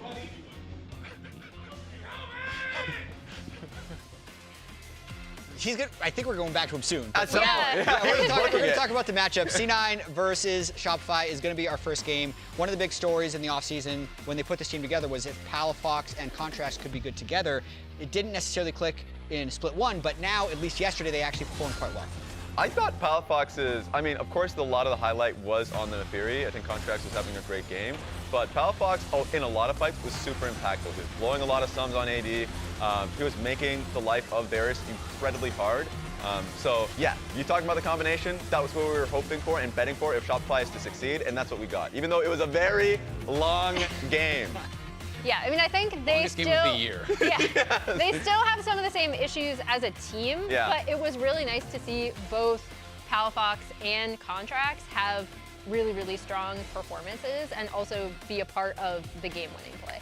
Yeah, I think jungle matchup is another thing that I'm paying a lot of attention to, mainly because Blabber did have that poor performance yesterday. I think the team comp for Cloud9 didn't necessarily work that well. They had what ended up being a bit of a losing top lane matchup. They had a losing bot lane matchup, and then he was playing Lee Sin with his Ryze losing summoner spells early, so he didn't have many ways to attack, and he's going to want to bounce back today after Contracts had that big Neferi game.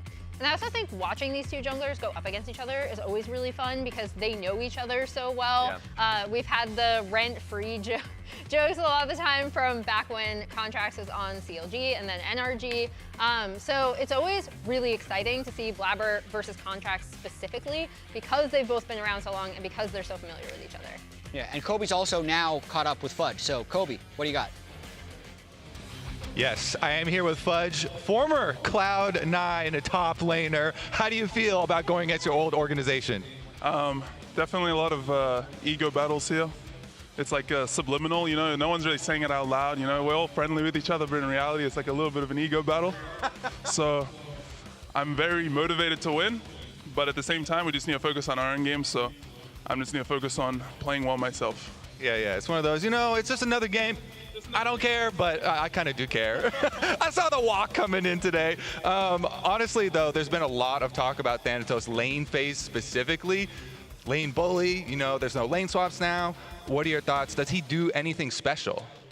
I don't think he does anything special. I think, if anything, Whippo is probably the lane bully because he plays all these like specific matchups that no one else really plays. So playing against Thanatos, I'm not really too worried about their laning. More so, I think they are very aggressive and good at engaging and playing on side lanes. So just need to worry about that and pay attention to that. What about the draft versus Thanatos? Do you feel like he's way more straightforward? I don't think I mean, yeah, he's straightforward. Yeah, I mean, I know that he's just going to play some normal stuff and he's not going to play anything crazy and it's just going to be a normal matchup. And then it's just which team plays better. All right, good luck today then. We're going to send it back to the analysts. Something he mentioned at the very top of it. No one's saying anything. It's subliminal, but it's like an ego battle. Ego battle. And I think a lot of that comes to the fact that a lot of these players are just like either former C9 players, former C9 coaches. They have been with this organization prior. And so like making a point, a clear point of like, you made the wrong choice here by not sticking with me. I think that means quite a bit. So these are just basically the trackers of players that were on C9. Now their record against C9. Fudge right now is 0-0. We're going to track that. Yeah, and I mean, across the board doesn't been that look good. great. Yeah, I mean. Turns out C9 is pretty good. Yeah, exactly. Like, I think this is also just a testament to how good C9 and consistent they have been, especially across regular seasons in LCS and LTA. But yeah, it's, you know, Fudge is starting, he has the chance. He to has get the chance. the #1 He can be spot #1. immediately. 100%. It took Licorice, I think it was something like 14 games to actually get a win against his old team. I just saw Loki going to the bathroom, and bro looked like he was like shivering, bro. And you know what that means? That means he's cold. And why is he cold? Because he's anxious. You know, when you're anxious, you're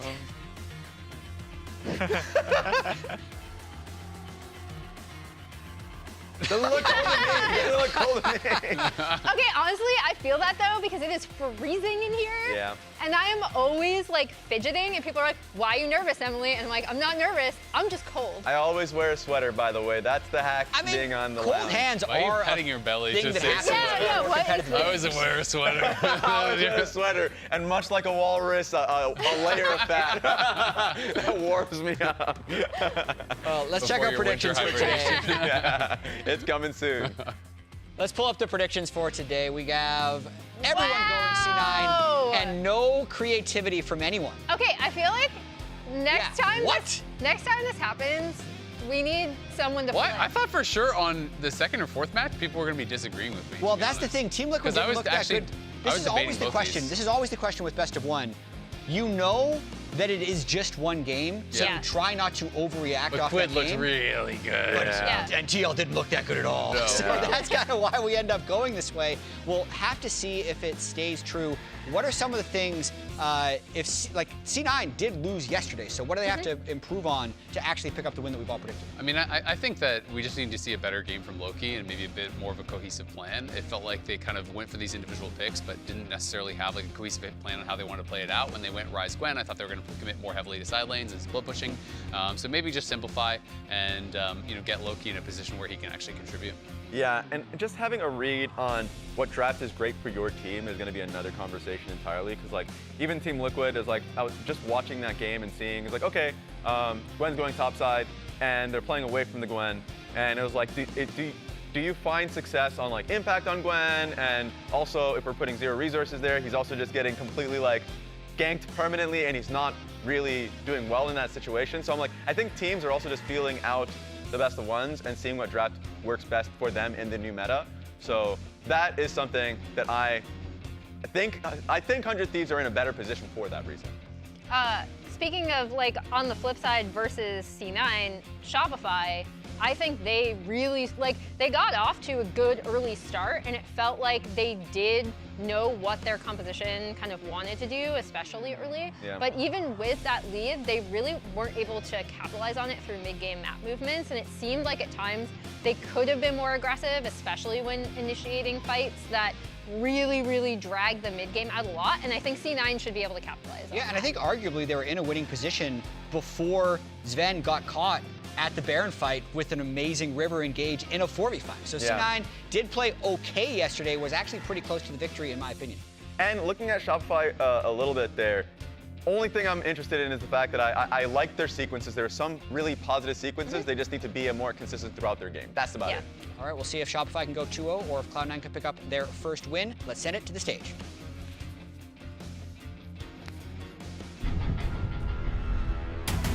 What fuels the North? Flowers? Is that you? Hell yeah, brother. Now answer the question. What fuels me? Being a target. Getting my 5th title. Laughing at the haters. Winning 1v1s. Licorice flashing in! Getting back to the big stage. Just winning. Representing LATAM. Playing to the crowd. your terrible takes. Don't forget about the content, bro. All right, what about you, next generation? Being number one. Watching others get mad. Do people still say money? Beating Dignitas. Good luck. Oh! More MVPs. Reaching my potential.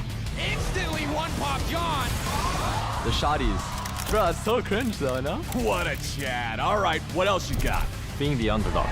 Curie, I'm washed. Family. Silencing the doubters. Lifting the legion. The thrill of competition. Getting called a one trick. Playing on stage. Having no equal. Sleeping. Opportunity. Ratio. My teammates. Outplaying my opponents. Doing dumb. That's what fuels me. What fuels you?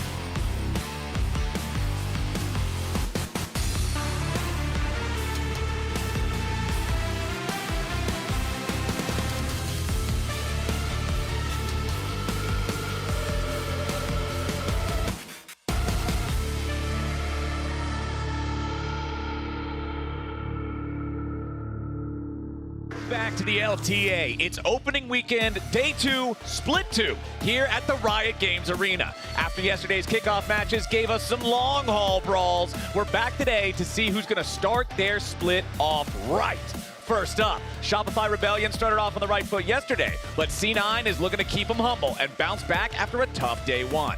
After that, it's a North American classic as Team Liquid want to rebound back to a positive direction against a 100 Thieves squad hungry to keep their own momentum going. Then, it's top squad FlyQuest. We're going to make quick work of Disguised, who are going to need some serious underdog energy to pull off the upset. Finally, we'll end week 1 with Lyon and Dignitas squaring off as both fight to make a case for their push to the top.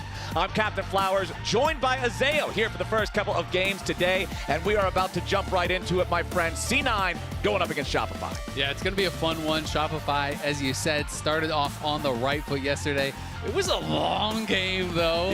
Wasn't maybe the cleanest, but they got the dub. We're going to have to see if they can do it against a little bit stiffer competition in Cloud9. You know, people are coming into this split looking at it as a big 4 and kind of like a bottom 4, right? And Cloud9 is one of those teams that are considered to be up at the top with FlyQuest, with TL, with 100 Thieves. So we're going to see if Shopify can kind of punch above their expected weight. And I mean, when we looked at all of us here on the broadcast team and our power rankings yesterday for where we expected all the teams to be, it was not a single one of us had any of those top 4 and the bottom 4 and vice versa.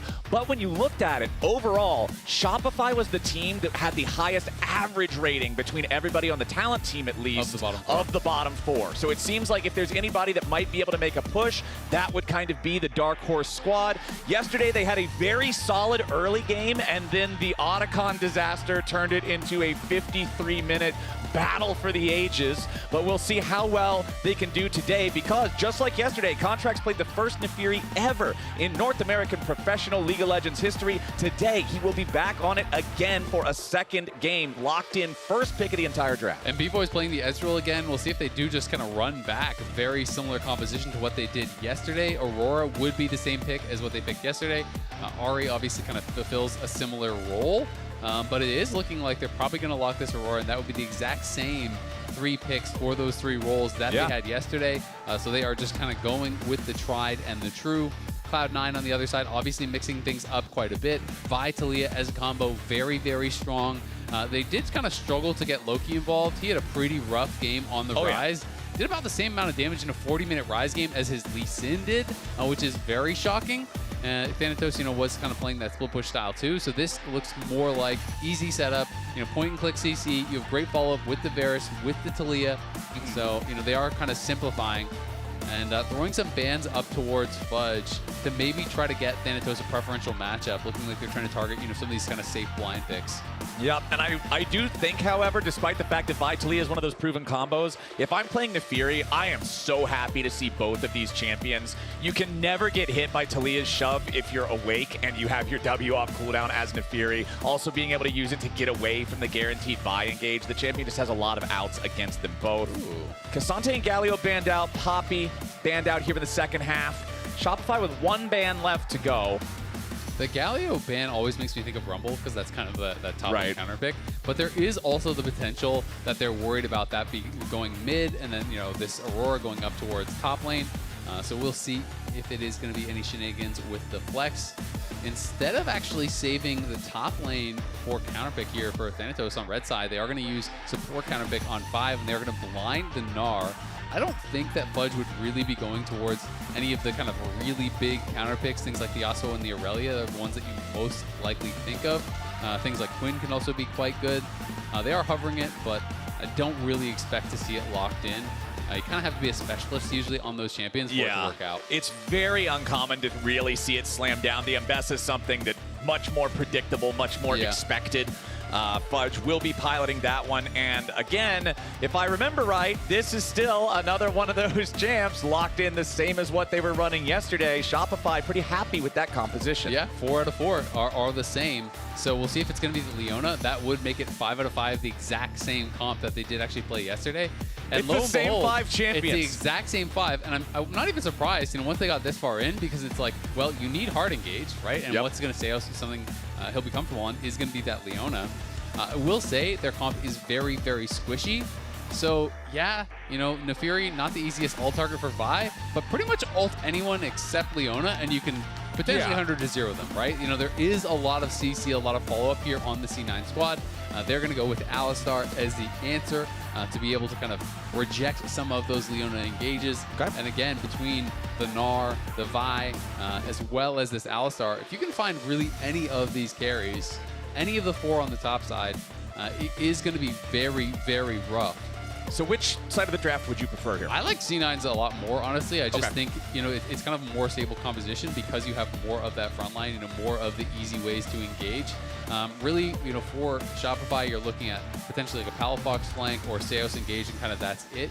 Vi obviously is going to bring a lot more consistency as far as the engage. They have things like Weaver's Wall to cut them off and block them off, Alistar engage, potential for Gnar flank. So I do think they have easier ways to start the fight, and against a very squishy comp, that can work well. That being said, if you don't nail your engage, because there's so many threats on the Shopify comp, they can definitely run you over, right? If you flub your engage or someone survives it or whatever, well, now all these individuals are going to be, having so much damage that they're putting out on the Shopify side. And I'm glad you mentioned Weaver's Wall specifically, because in Shopify's game yesterday, the one that had to go for 53 minutes, they were also against Talia, and it was that Weaver's Wall, that big engage that happened around the Otacon halfway through the game that I mentioned as the turning point, where it went from Shopify domination to all of a sudden this drawn-out just slog of a battle between the two teams. Even after the game, when I was walking through the kitchen backstage, I was talking to one of our production guys, mentioning how long the game had gone, and Palafox was like, wait, did it really go 53 minutes? And I was like, yeah, man. And he was like, man, that one should have been over at 26. So even the players on Shopify recognizing that was the moment where it kind of fumbled a little bit. So that's what I'll really be looking for here today is, number one, can they build the same type of a lead against a team that you already mentioned, a higher caliber here in C9? And if they can build it, can they keep it without that little bit of rocky road there? Yeah, that is going to be a really big question, and can Blabber and Loki have a bit of a bounce back in the game here? Blabber wasn't super happy with how he performed yesterday, and Loki did have a really rough game, so don't want to be starting off 0-2 as one of those expected top teams. It is going to be Poke Varus here from Sven. You can see he's playing Comet. Yeah. Nothing else really kind of too out of the ordinary. Loki going to be playing Phase Rush. Makes a lot of sense. There are a lot of these melee divers champions that you are just going to be trying to kite back from. The other thing I'm also looking for now, with lane swaps completely dead and kind of the emergence of these carry top matchups coming out more, like yesterday we even got to see, Riven versus Gwen in one of the games, is how frequently we will see double combat summoner spells in top lane versus another teleport. That is one of those things that I think can factor a lot into the macro game. Obviously, it's not going to matter in this particular game just because, you know, everything's very stock and standard. But B-Voy with the barrier compared to the cleanse on Sven, a little bit of difference in respecting CC versus raw damage there. Nefiri's still OP. I agree with you, Kobe. I don't... Okay, never mind. I thought he spelled it wrong at first, but that's just a lot of eyes. Okay. Seos and B-Voy, just trying to get a little bit of control here. He spelled it wrong, and those are a lot of eyes. All right. I appreciate you having my back there. I appreciate you having my back. But no, I agree. I think Nefiri is very strong, and I'm kind of excited still, even if it is super strong, to just see what our players can do with it, since it's a champion that before yesterday had never been played in North American Pro League before. Absolutely, and I just think it's fun when there's different kind of styles and classes of champions that can fit into the role, right? You know, traditionally in jungle, we haven't had really any assassins in a really, really long time. And Nefiri does kind of fit that bill, so it's fun to see that mixed up and just a little bit of variety. And it looks like Contracts maybe looking for an invade here, was kind of crossing over and potentially wanted to try to find Blabber at this red buff. And this is the exact same thing Contracts did yesterday. He knows that he's going to be there faster than the Vi. It's the exact same play as it was on day one. He hops under the brush right next to the red. He knows he's stronger in the 1v1 at level 3. Forces Blabber out of the jungle, and just like yesterday as well, it's Fudge with control over the top lane, it's Palafox with push in mid, with both his solo laners having control. Contracts feels confident moving into enemy territory. He throws the ward down over the wall there, sees Blabber on the Krugs, and does not want to allow Blabber any breathing room. Thanatos doesn't want to have to leave the turret. He's got this wave to pick up. This is a very stressful situation for C9. Yeah, and Blabber uses Smite, but it looked like Contracts got it, and he's going to get almost all of the mini Krugs there, so really successful invade here for Contracts. Can't even go back towards that red and potentially start that up, but I'd like to talk about Fudge a little bit. Obviously, you know, this is kind of his first foray outside of Cloud9. For a while, he was kind of looking like one of the franchise guys for Cloud9. He had been there for quite some time. You know, he's been around for quite a while in NA, right? You know, all of this time was on Cloud9, and now he's stepping off of the team. Obviously, you know, he didn't have a slot even when he was on Cloud9 at the end of last year, so now moved out and is looking to try to get a little bit of revenge. And we had Kobe kind of interviewing him earlier, talking about it's a bit of an ego battle. You're going up against your old squad, and traditionally people have not done very well when they leave Cloud9 against Cloud9, because Cloud9 is almost always one of those top teams in the league. The only ex-Cloud9 player with a positive win rate is Impact, because he obviously joined, you know, Liquid mostly and has done very well there. You know, won a lot of championships with them, so, you know, largely it just hasn't been that successful. So this would mean a lot, I think, to Fudge. You know, it took Licorice, I mentioned on the desk, I think it was something like 14 games to get a win against Cloud9. Yeah. You just couldn't get any wins against them. And it's one of those things where it's like, you want to prove them wrong. You want to show, you know, you shouldn't have replaced me. Like, I am better than this guy. And they're off to a solid start here with Contracts getting that invade early on in the jungle. Obviously, you know, we're not talking about summoner spells getting spent or anybody just really losing an insane amount of tempo early on. But Contracts being able to make that play now 2 games in a row shows me that this is a composition, a play style that Shopify has been practicing. They know they're going to have advantages in those side lanes, or in those solo lanes, excuse me, and that they're going to be able to use Contracts as early pressure against something like a Vi that is like, what, the most common pro play jungler right now? I like the fact that they're crafting these specific strategies, knowing what they can do against a champion that is entirely predictable to likely be an opponent. Yeah, absolutely. And Blabber knows he's just going to have less camps to farm, so he has 2 charges of Smite. He just pulls the Dragon with the Smite and is going to be over on this. Someone's going to have to move and probably help him on this. Can't just allow Fudge to stop it because he's invested a lot of time. Right. So now Thanatos and Loki are coming down. They will be able to secure this Dragon, and they did it quite early, so Grubs haven't even spawned, which means there is still that potential for them to challenge up on the top side. Of course, it did take both his charges of Smite, but I think this is great from Blabber. Yeah. Thanatos is going to take a really rough trade, but you know, we know how frustrating it can be when you get invaded. It feels awful giving up these camps. It can feel like you're out of the game. Oh, that was really close there. Thanatos getting out of the way of the public execution, had to flash. Would have been very dangerous to be caught by that as the mini-Gnar. So Fudge wanted to go for it, pulls a free summoner spell on that one. Thanatos still with about half HP as Shopify, once again, just trying to use the power of the Nefiri, quick clear that enemy chicken camp. They've got control over the top lane, and they know it, so they're heading back into the grubs now. Yeah, I mean, Blabber was there, for that spawn of the Raptors. He was there to cover it and try to take it away, but Seos came in as well. They just do this two-man invade, Contracts and Seos working well together. That's going to get them prio there. They know they're going to be able to take the grubs now as well. So things looking pretty solid here for Shopify, but at the end of the day, it is just the trade of Dragon for grubs. And this kind of slight jungle lead here for Contracts has amounted to a couple hundred gold lead for the team overall, but there's still some more farm to collect, and it's pretty much dead even. Yeah, you see small leads kind of everywhere. I mean, if you're a Shopify fan, you're happy to see all of those bars at the bottom looking blue, but it's not really a blue that you can count on being there after a couple more minions get farmed, right? Plus 33, plus 6, plus 20. Not really anything crazy. I do also want to keep an eye on Palafox's Aurora this game. In the previous game that we saw from them yesterday, there were a lot of moments, because of the fact that this composition really only has the big go button in Leona, that Palafox would soft engage with Between Worlds to kind of get everybody to panic, spread apart a little bit. But there were also a couple of oopsies that he had, accidentally hitting the barrier on the side of it when he wanted to chase over the wall and whatnot. So just cleaning up a little bit of that, getting the precision down on the champion and being able to facilitate the rest of the team fighting with the space that they want to, I think will be really important if they want to step up and beat Cloud9. Yeah, I agree. I think that Aurora is actually really hard to team fight on as well. To do it very well is tough. The laning can be pretty powerful and pretty straightforward, but the 5v5s are tricky. Sometimes actually being able to use Between Worlds, bouncing back and forth properly, utilizing the resets on your hop to be able to actually dodge skill shots out in the midst of everything. And you are kind of just like one of those shotgun champs where your upfront burst is so high, but if any of that gets missed or dodged, you don't really have anything left, right? Yeah. Like, that's it.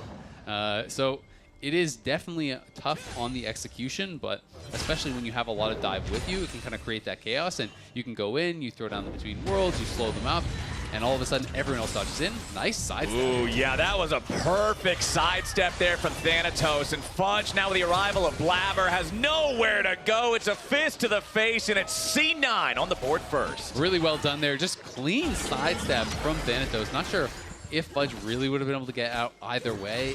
Probably pretty tough, and I think with Blabber already coming in, I think he probably was dead to rights, but made it look easy. Has the early tabbies here already, as you've seen Nars almost always go in these kind of matchups.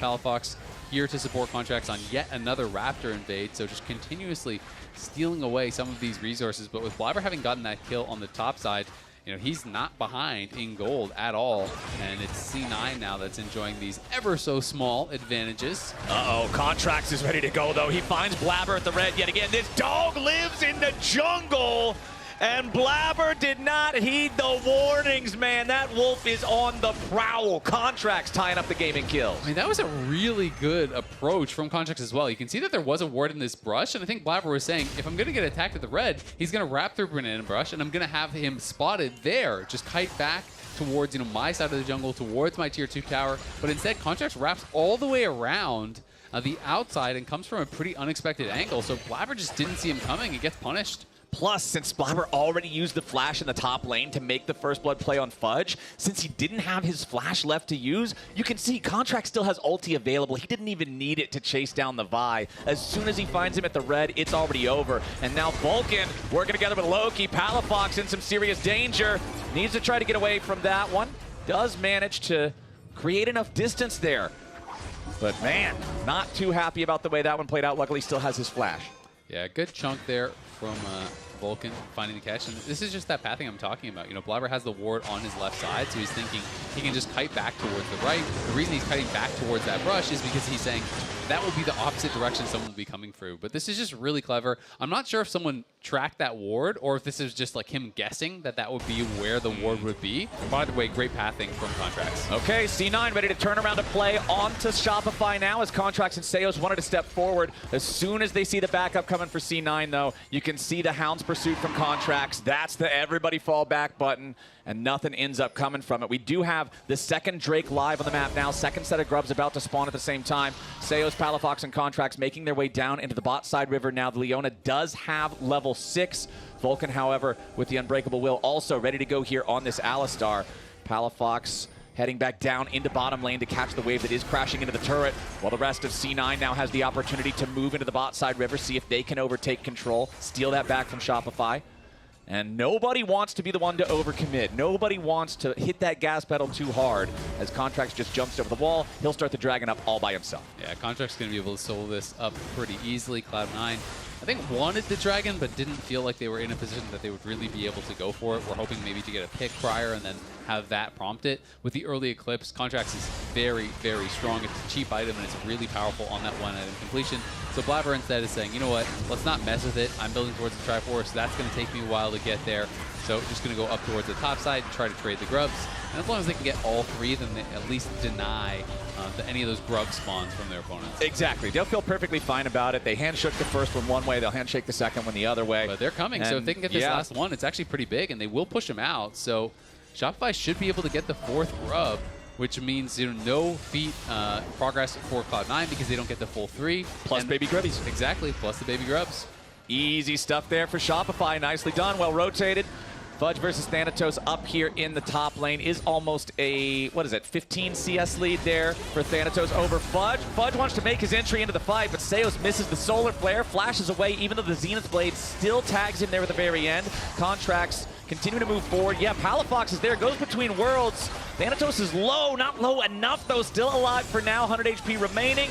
They commit the resources they need to, and Fudge takes the kill. Shopify Rebellion, they sent 4 up there and they were getting a kill, damn it. Yeah, they got the kill. I mean, not the cleanest execution. Seos and Fudge, a little bit of a kind of miss teamwork there as Seos missed the ulti even with that public execution stun coming out. I think he didn't realize that he was going to get kind of knocked back from that. But because they have so many extra members and Cloud9 had no one in the area to cover Thanatos, ends up not mattering. They get the kill.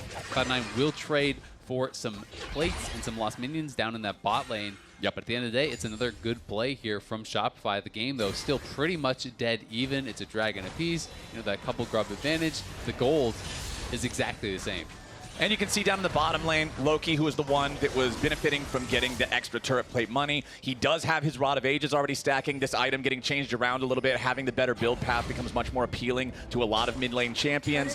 His tier also up to 260 stacks. So going for the double stacking first 2 items just feels so powerful once they're both fully online. It definitely does. I will say it's a pretty defensive build here from Loki. You're not going anything that's a little bit higher damage, but I think in this kind of a composition, it makes some sense, right? There's Mbessa, there's Nefiri, there's Aurora, there's Leona. It's like all dive. Even Ezreal, if you get hit by CC, can throw the True Shot Barrage over the top. So I think his thought process is, I play this kind of tankier style with the Seraph Shield, with the stacking Rod of Ages, and I have that phase rush, and that's going to keep me safe. Loki trying to get away from Fudge now, though. Vulcan is down here to try to protect his mid laner, but Shopify Rebellion is sending more troops. Loki flashing away from the Zenith Blade, tries to sidestep out of the Solar Flare, but the dog is there, and Shopify secure the first feat. 3 kills on the board for them, up 700 gold. Contracts 2-0-1 on the Nefiri, having another good showing on the champ. Yeah, really well done. They just have the extra man down there. I think Loki was thinking, I am baiting Fudge because I have Vulcan in the brush here, but the extra member comes in. Contracts is there, as is Seos, and Seos has been just kind of moving around the map here with Contracts, helping him on some of these invades, now helping him down in that bot lane. They are able to find the kill and get the flash there off of Loki. Yes, it cost the flash from Seos, but that's not that big of a deal. And they're going to have Loki in a much more difficult spot here, potentially coming into this next Dragon fight. Big moves for C9, though, taking the Tier 1 turret on the other side of the map as retaliation. That's going to give them a single feat for themselves. So it's all going to come down to these neutral objectives as Contracts with the level advantage over Blabber, going to continue chasing that Vi through his jungle. The damage is just insane, man. Blabber had to flash, so scared that the dog would have enough damage to bring him down. And I mean, it's Seos again, right? Just moving around with Contracts. They've been relentless with this, just non-stop on these invades here. C9 now has a 3-man squad trying to contest this, but their jungler isn't even here, so it's tough, but they are going to be able to grab it. Sven does finish it off. Nicely done by Cloud9, while Blabber just continues farming down on that bot side, but at the same time, they will lose the Tier 1 top because that was getting worked away on by Palafox, so it's just been kind of relentless aggression here from Contracts. And I like that he is pushing this advantage. I like that he's playing in the face of Blabber. Yeah. And really not allowing Blabber to kind of play the game that he wants. Plus, it has the added benefit of just tracking where this Vi is all the time. It's so tough for him to actually find any successful plays. when Nefiri's always in his face and you know where he is. I mean, me and Kobe were talking about this a little bit yesterday, since me and him are both jungle mains as players. But being a high damage jungler and you have a support on your team who is playing a heavy CC champ and he does not care about his AD carry and all he wants to do is roam with you is just the best feeling as a jungler, because you're set up to constantly run not only your jungle, but the enemy one too. Absolutely. I mean, Zeus has been very, very active on the map. Obviously, you're playing with B-Boy on the Ezreal. He can kind of just chill and farm, right? It's pretty tough to take down an Ezreal when he has Flash, when he has Barrier, when he has Shift. So B-Boy just playing it safe, and it's allowing Zeus just be kind of unchained on the map. And it's nice to see what the addition in this game in a bit has done so far for them. But Cloud9, lots of members down here. Yeah, they want to go after Fudge, beat up the old teammate. Fudge with a flash out. Blabber goes in. Nice use of the public execution to try to reverse the ulti there, but it's not enough. Fudge still drops. Loki gets the kill. That's where C9 would like to see it, and they'll be happy with that play. Yep, going to be a nice move from Cloud9 down towards that bottom side. All rewarded with the kill on Fudge. Cost him his flash too, and no big summoners spent.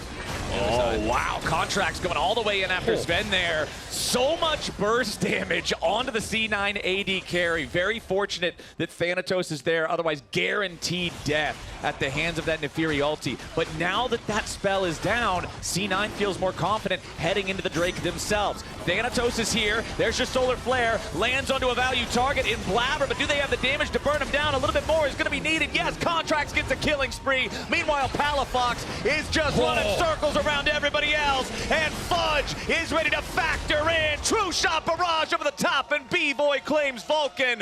Shopify Rebellion just broke two of their jaws and took the dragon out from under them. Nicely done by Shopify, able to kind of win out on both sides. It seemed like Cloud9 were pretty confident to still take that fight, try to actually force on the dragon, but Zen was pushed back to base. Blabber gets isolated on one side, and even though Thanatos is coming in with the Meganar, which is what I think really gave them confidence, couldn't really find anything because Palafox was just kind of schmoving on him in the 1v3, dancing back and forth, and able to make it work. Softens him up enough that they're able to get the kill with the True Shot Barrage on the exit.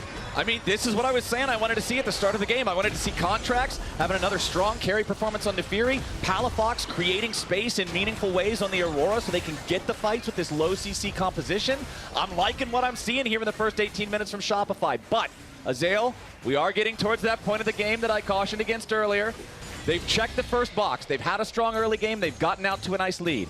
Now they need to continue. No big macro errors. No bad calls that lead to a crazy team fight, because they're looking good with fights like this. Yeah, absolutely. I mean, we can see it one more time. You know, look at Blabber down on that right side. It's kind of just completely sectioned off from the rest of the team. And then on the top side, we have Palafox here, just in this 1v3, dancing back and forth between worlds, lands all of his poke there onto Vulcan, softens him up enough that the True Shot Barrage there from B-Boy is able to knock them down. Really well played team fight, but definitely some overconfidence as well, it feels like, from Cloud9 to be pushing in there without Sven, who is at this really strong point. A tale of two support staff rooms, as you can see Jack, a little frustration on his face. Meanwhile, Revan getting a little bit hyped up as the Shopify boys are finding those angles. And it feels even better, too, because not only do you get the kill on B-Boy, but Vulcan flashed at the very end, thinking all he had to escape from was Fudge. Alistar losing Flash is a big minus, I don't know, however many points for the next team fight when Alistar can't use that for playmaking. Get a little bit of poke there onto Zeus, but so far, Contract's having an amazing game. You know, got the early invades, gets that punish on Blabber, pushing him out of his jungle, finds him then later and kills him off where Blabber is missing Flash and all, has 100% KP, has been everywhere on these objectives, constantly in the face of Cloud9, and has the Rift Herald to boot, so it is still pretty much dead even in gold, but you are expecting them to be able to crack the tier 1 or maybe even pressure a tier 2 or something with that Herald. And they're the ones who got that second dragon. It is Infernal, which is going to be really strong for both sides. Yeah. It's really high damage comps. It's comps that have easy ways to apply it with their poke. So it's going to be pivotal. And we'll see if Cloud9 is ready to fight at this next dragon, because it feels like if you give Shopify that third dragon for free, it could be really tough later to stop them. And we have been singing a lot of Shopify's praises throughout this early game. They have more kills. They have more objectives. It seems like they should be very far ahead, but the gold lead itself is very, very modest. C9 keeping this game on a razor's edge. Yeah, absolutely. I mean, a lot of that is just farm, right? You know, you can see a bit of a farm advantage, a couple waves on top side. It was around 35, 40 CS in mid lane as well. And Cloud9 has done a good job while they're kind of losing out on skirmishes and getting pushed out of their jungle. They're the ones moving around the map and trying to trade towers. They're up one tower despite the fact being down pretty significantly on kills. So that has kept them very, very close here. And it's really kind of up to Contracts, because Contracts is up 2 levels right now. It will shortly be about a level and a half. But you know, he has almost all of their gold lead, right? Like, he has everything. So they're going to be trying to force this Otacon. C9 don't have the information just now, but Loki is hanging out in the area, and I feel like they have got to be wondering where everyone is. They've got to have an inclination that this is going on. A couple of control wards there with the Tri-Brush. Yeah, as soon as you see Seos just really protecting this Tri-Brush that adamantly. But no, C9, they don't want anything to do with it. They're going to give the Voracious Otacon. So Shopify, this time around, the second time's the charm. The Otacon will not be a stumbling point in this game as they secure it without a fight 22 minutes into the game. And we'll see how much they can actually get from this. You know, Voracious, having the GAs is really strong for this next Dragon fight, right? So that is kind of the big thing here. You know, they won't have it up for the Baron when that spawns. Getting the one with all the plans, like getting Runus, I do think it's stronger overall, but given the state of the game, it's going to be so hard for Cloud9 to actually contest at this next Dragon. So we'll see if they even try to do it, or if they're just going to have to give up that third Dragon and pray that they can stop Shopify from ever getting another one after that.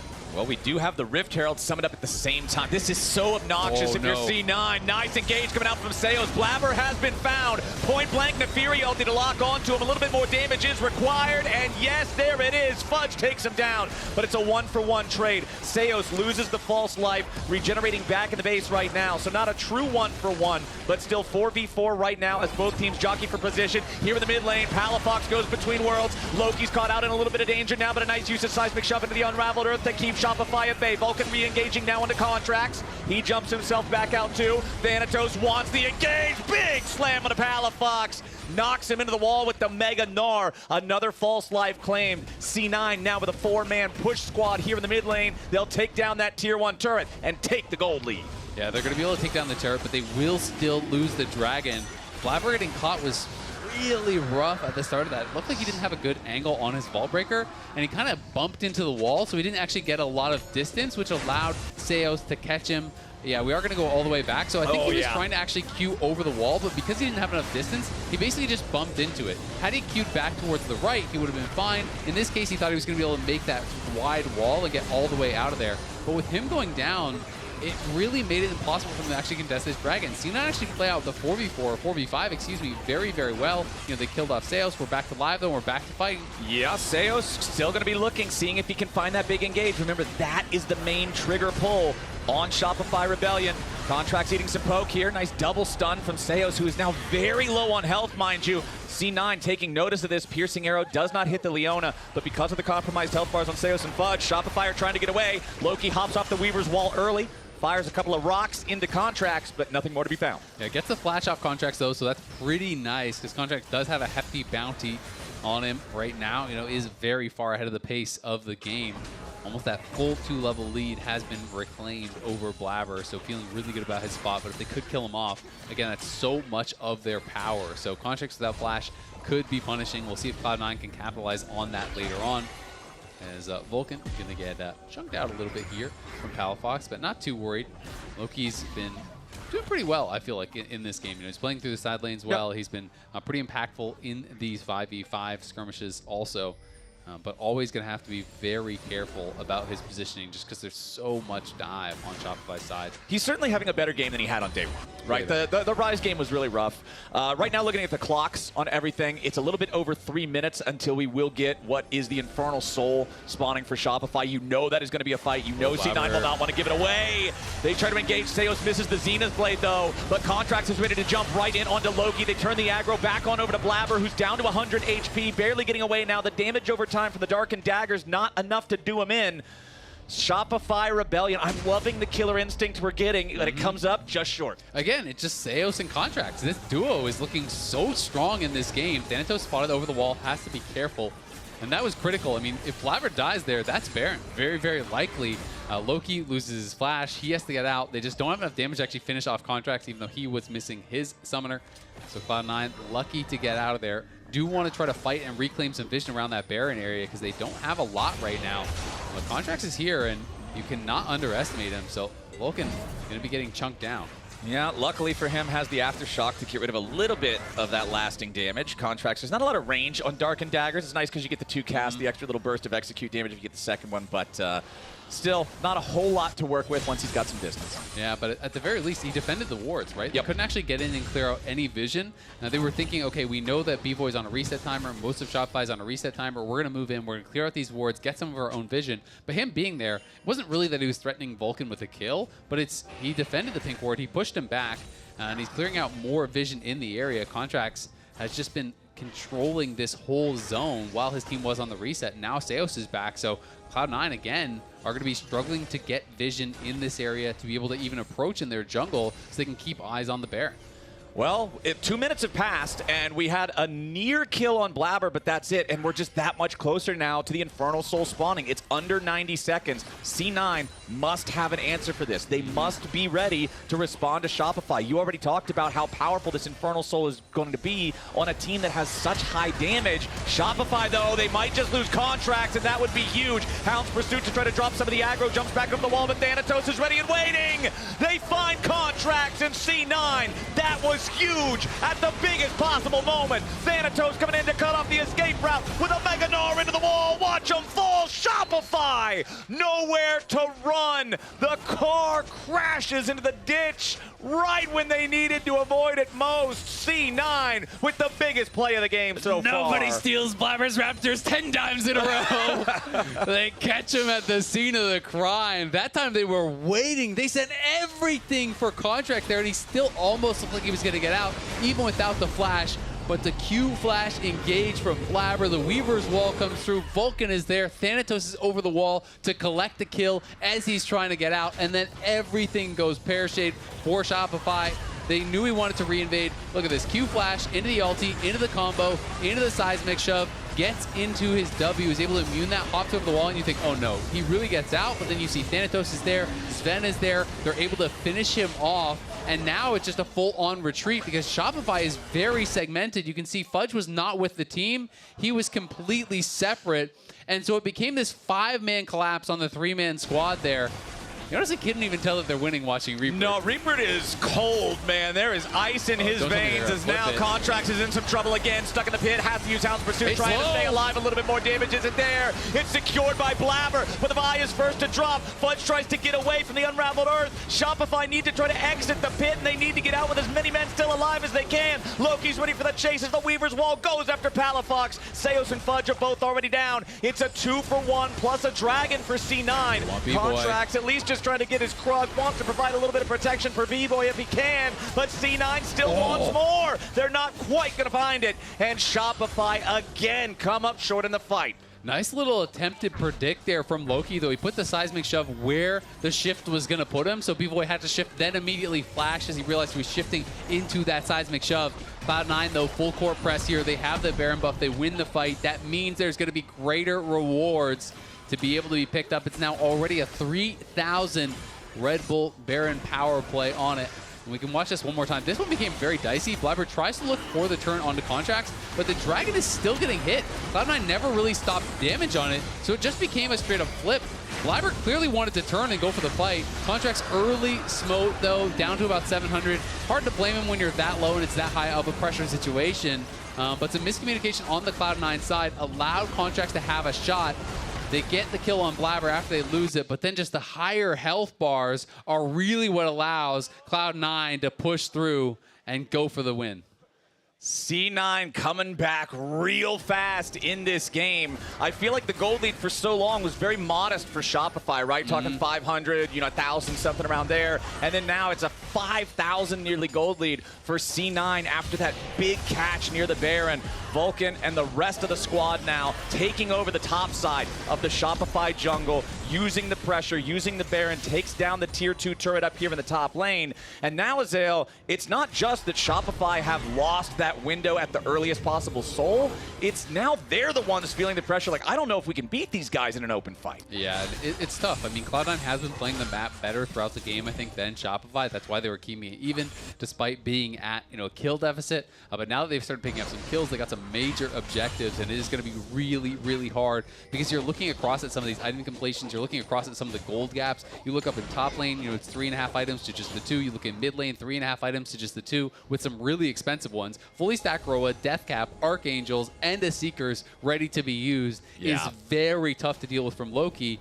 Sven as well, he is getting close towards that 4th item, so it's going to be tough now for Shopify because Contract's only won with a gold lead, and it's a smaller one than pretty much everything on the other side. One thing surprising about this game to me, in a game where the kills are dead even, and the Dragons are split 3-2, and the Grubs are split, like there's been a lot of all these objectives getting split, both marksmen are still deathless. They're the only 2 players in the game that haven't died yet, but both B-Boy and Sven have not been dropped a single time.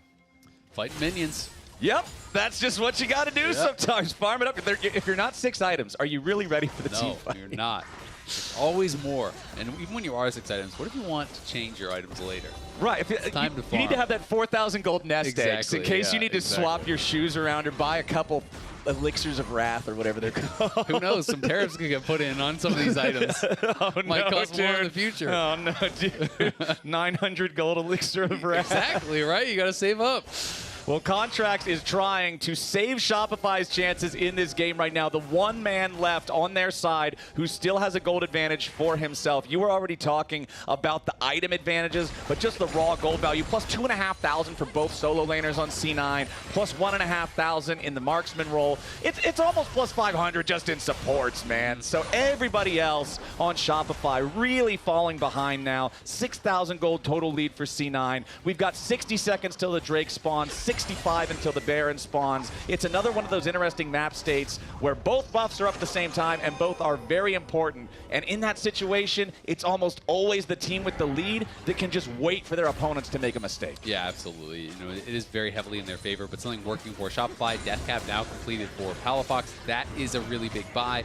And they still have a very strong, high-damage jungler. If they can find the perfect engage, I do think there is an opportunity for them. Someone like Sven could still get 100 to 0'd, and then the fight becomes a very different beast. I don't think Loki is really that viable of a target unless he's in a very bad spot at this point. And Thanatos is getting pretty beefy, so he's going to be tough to take down.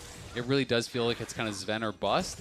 But Sven, is going to know that and is going to be positioning quite far back and having his support play around him. So we'll see if Shopify can get anything done. There's just not a lot of vision. It's so tough to find these fights when you don't have any eyes on anything. Yeah, teleport coming in now as Shopify squares up to fight for the Infernal Soul, hoping that a win here might be able to get them back to an even level of power against this accelerated C9 as Loki just throws out the Weaver's Wall. Everybody is stuck on the wrong side except for Seos, who's going to get bursted down before anything else even happens. Thanatos. C9 got a 5v4, and Thanatos has a Mega Gnar bar fully charged. He's looking for the opportunity. He finds the slam on the B-Boy, and there's the first marksman death this game. Shopify have already lost 3 Contracts. The dog got took behind the shed, too. There is nobody safe. Palafox knocked back by Vulcan. Sven's not close enough to continue the damage. C9 has stopped the Soul. They've killed 3. They're pushing into the enemy base, and Fudge cannot find a way back. Blabber just running them around in circles, keeping them occupied, keeping them busy. Seos is going to respawn in about 3 seconds, but there's no Contracts, no B-Boy for 25. Seos and Palafox stepping up to try to stop C9 from ending the game, but Palafox is already dead. Seos just scrambling to try to waste their time, but there's no way. The piercing arrow gets him. And now finally Fudge is back home, only to be buried with the rest of his team. 13-7, 35 minutes into the game. C9 finds their first win of Split 2. First marksman death is also the last as B-Boy gets picked off. The game just ends. Cloud9, really good setup for that final dragon fight. Highlighted really well by the observers. It's so tough to approach that kind of a fight as Shopify when you have no vision anywhere and you're playing this comp that needs to be able to attack from different angles. Cloud9 set it up really well. Thanatos finds a good flank. They have a good Weaver's Wall. They pick off Seos, and then it was kind of just full retreat from Shopify. Cloud9 did a really good job of withstanding the early pressure from Shopify. All of these invades. Contracts played a great early game, but it's Cloud9 at the end of the day.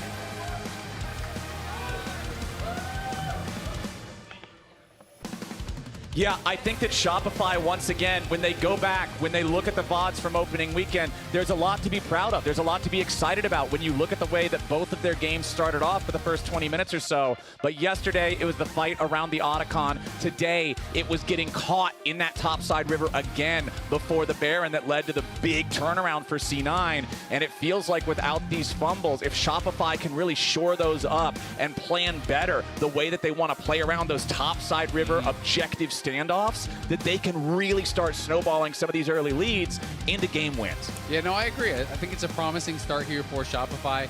But I will say, I think it's more than just, that one pick at the Raptors. I think people are going to pinpoint that and say, if Contracts didn't get caught, maybe they win the game. And that could be true. But also, they had a lot of kills. They had a lot of pressure. They didn't get a gold lead. Well, it was still a C9 win despite the early Shopify lead. So let's send it down to Emily and Sven on stage for an interview. Thank you, Flowers. I am here with victorious AD carry Sven. Thank you so much for joining me. The first thing I wanted to ask you is same exact comp that we saw out of Shopify yesterday. You guys must have been expecting this, so why did you let it through and what did you have prepared to deal with it? Yesterday we watched Dig versus SR, and we thought that if we were Dignitas, we would have won, because we thought this Shopify draft was bad.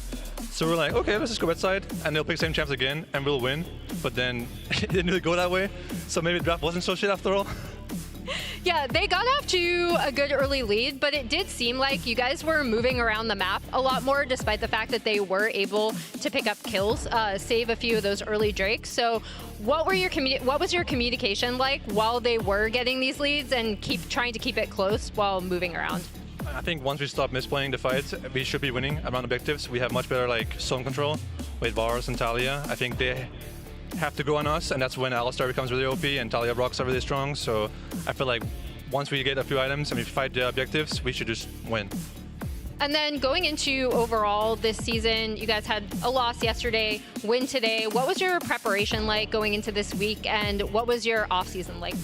We went to Korean bootcamp doing first stand, so we got to scrim a lot of different teams from different regions, which was very nice. But preparation is always hard in the first week because we haven't scrimmed 100 Thieves or Shopify for months since we're playing them, right? So you have no idea what anyone's gonna do in the first game. You just have to guess. So it's always kind of random what happens in the first couple of days. You don't really know what anyone's playing besides the 3-4 teams you played against in scrims. So yeah. What was the biggest thing to come out of the bootcamp that you think you improved on? I think just playing against different teams from different regions, mostly Korea and EU, it's very different choice of champions and pace of game, and it's very eye-opening, I guess, to scrim against different teams. Okay, well, thank you so much for catching up with me. It's always great to talk to you. And LTA North Twitch subs are back. So join the community for exclusive content, including League of Legends in-game emote, Tell Me Everything for paid and gifted subs. Plus, get access to all of our exclusive LTA North Twitch emotes. Subscribe to the LTA today. And after the break, TL 100 Thieves is coming up next.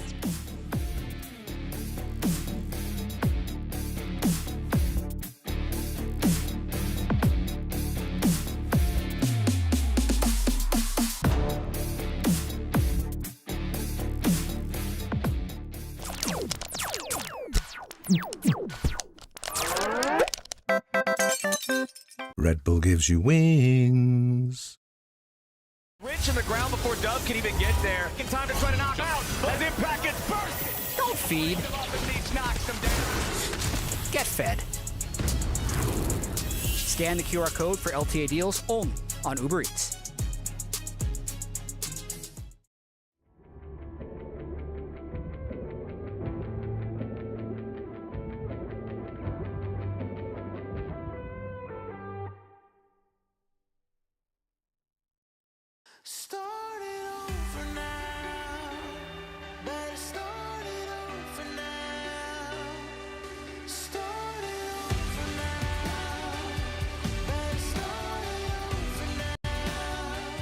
Yeah. I'm gonna TP. I'm looking right slowly. Tipping behind. I'm looking right slowly. Talia, by the way. I have a flank on Talia. Yeah, okay, I'll go with you, Christian, after. Okay. Okay, right eye. On my way to you. Kite back, Christian, a little bit.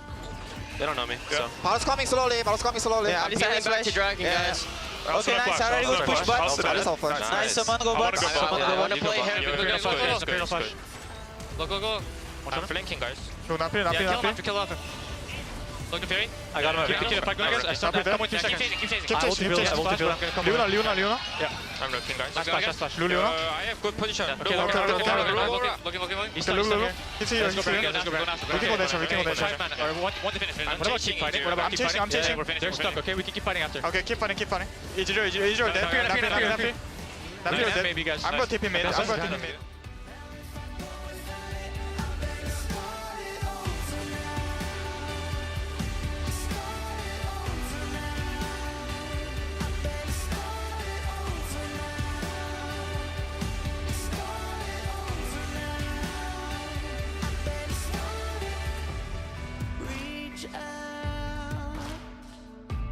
Someone's gonna take your hand, uncertain as you are. You keep on hoping, but that ain't me. You got a sentimental heart that's broken easily. You kept the fire burning, but now it's gone. You said the world stopped turning, but that was wrong. I've been thinking about it and looking round. Now if I go without it, I better start it over now. Thinking about it and looking round. Now if I go without it, I better start it over now. Start it over now. I better start it over now.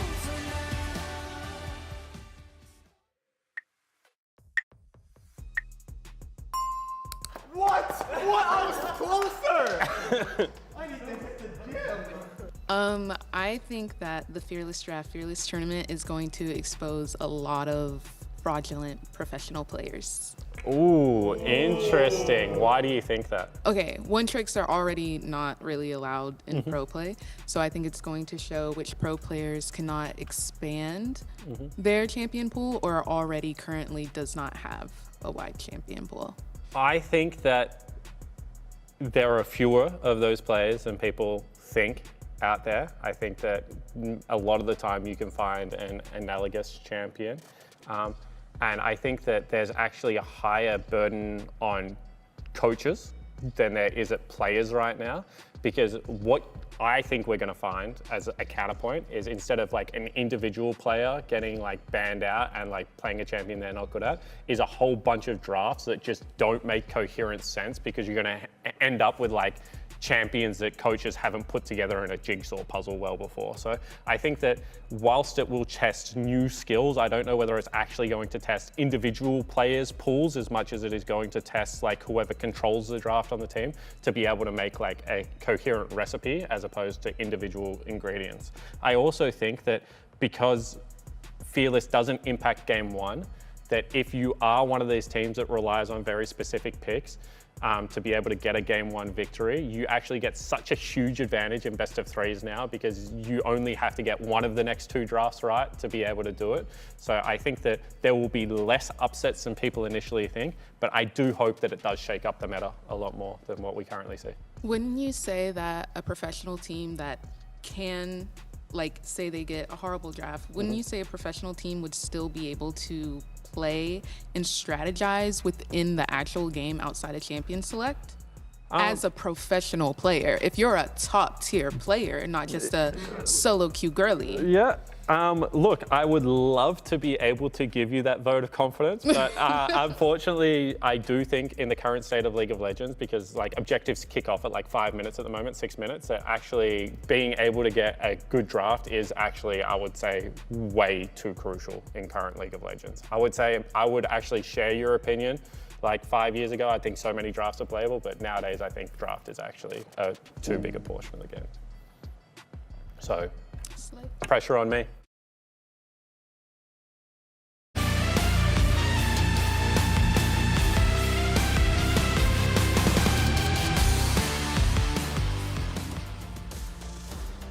Welcome back to LTA. Team Liquid versus 100 Thieves. Raz, these two played in the Split 1 finals. Yeah, they did. What did we learn? Not so long ago, they faced off against each other. A lot of people come out of that finals thinking that it was just a complete 3-0 stomp. Well, it was a 3-0. Yes, that is a fact. But I created a split screen, and I want you to spot the differences here. Okay. I mean, there's a lot of differences, actually. How specific do you want me to get? Let me just focus on the fact that I'll spot what's very similar. So both on the bottom side of the map. This play is about to start. Yep. Both in game 2 and game 3, 100 Thieves have a lead. 100 Thieves have a lead. They do. Okay. Positive game state. Everything's looking good. Looks like 100 Thieves are either going to tie the series up or at least bring us closer to like a game 5. And now you just start the play. Let's just start what it. happens? The sadness was the fact that it was the same ending, the same conclusion. Either on this side, it was over pushing on towards Impact and then Team Liquid collapsed, or they start the fight and then get collapsed by Team Liquid, who scaled a lot better. And guess where they are on the map, right next to Otacon, because it's that exact same time in both games. Oh my goodness. They throw it the same time in the same position, and the same conclusion gets drawn out where Team Liquid now take over the game, they take Otacon, they roll it forward. Team Liquid, of course, benefited greatly. It was a 3-0 stomp. They go to first stand. 100 Thieves are going to come into this being like, let's not throw games anymore, please. I mean, pros and cons, right? Team Liquid won the 3-0. Yes. So you're thinking they're strong at team fighting and coming back in games. But then 100 Thieves can also have the cope angle of saying, we may have lost every game, but we were winning in almost every game as well. And they won yesterday. So as we move into this game, I know at the start of the day, all 4 of us on the lounge actually predicted 100 Thieves to win this game. Yeah. Partially based on what Team Liquid did yesterday. Let's focus in on some individual players though. Yon and FBI are 2 really good AD carries in this league. Very talented. If we could give accolades last split, these 2 would be the AD carries that got the most. Like, I felt like Yon was the best player in the LTA North last split, whereas FBI was the second best AD carry and the most impactful player to 100 Thieves. And for me, what matters most when it comes to the FBI is how consistent he was for the team, where this team a lot of the times has a lot of variance. Yeah. They can lose to the worst teams, they can beat the best teams, where he brings that consistency, whereas Yon has been Mr. Consistent. He really has. I feel like Yon has been such a solid performer, but then almost because this is a first stand point. Yeah. Because they lost so many series in a row at first stand, I feel like he started to try a little bit too hard. Like you can only do so much as an AD carry, and as soon as you overplay your hand, that's when you'll start making mistakes. I thought he was getting a little bit into that latter category by the end of first stand, and needs to just almost refocus on doing his job because he was almost perfect at it, in my opinion. That is very fair, and I think that's a larger point about like perceived problems. On 100 Thieves, they're like, look, we lost the finals, but we got to the finals. We think we're close to getting there. Yeah. Because Team Liquid literally won, but because of the experience of first stand, the perception of their problems in the community and of course internally is like, we feel like we're bad, there's so much we need to change, where it's probably just fine tuning. It's the blessing and the curse of the international event, because you can go to these international events and lose, and it makes you think you need to reevaluate things, but then the reevaluating of the things changes what got you there in the first place. Yep. Winning the LTA is hard. Yeah. So it's not like they can make wholesale changes and still win immediately, but we're getting way ahead of ourselves. We are. This is the second best of 1 of the positioning phase of Split 2. So in my opinion, I'm more looking for trends of how the players look and how confident they feel in their plays, because I just want, if I'm looking at Team Liquid, I just want them to be going for plays. I'm actually fine that they're playing Jarvan yesterday with Jarvan Ari, giving it a try, instead of playing Sejuani Maokai with Ziggs, because we know that's good, and we know that no matter what happens in the positioning phase, for a team like Team Liquid, they're confident that they can still make top 6 from the group stage. So I actually just want to see them experiment as much as possible. Whereas I think 100 Thieves actually has a little bit more of a chip on their shoulder right now. Yeah. They just want to smash people. So that's one of the reasons I picked 100 Thieves here.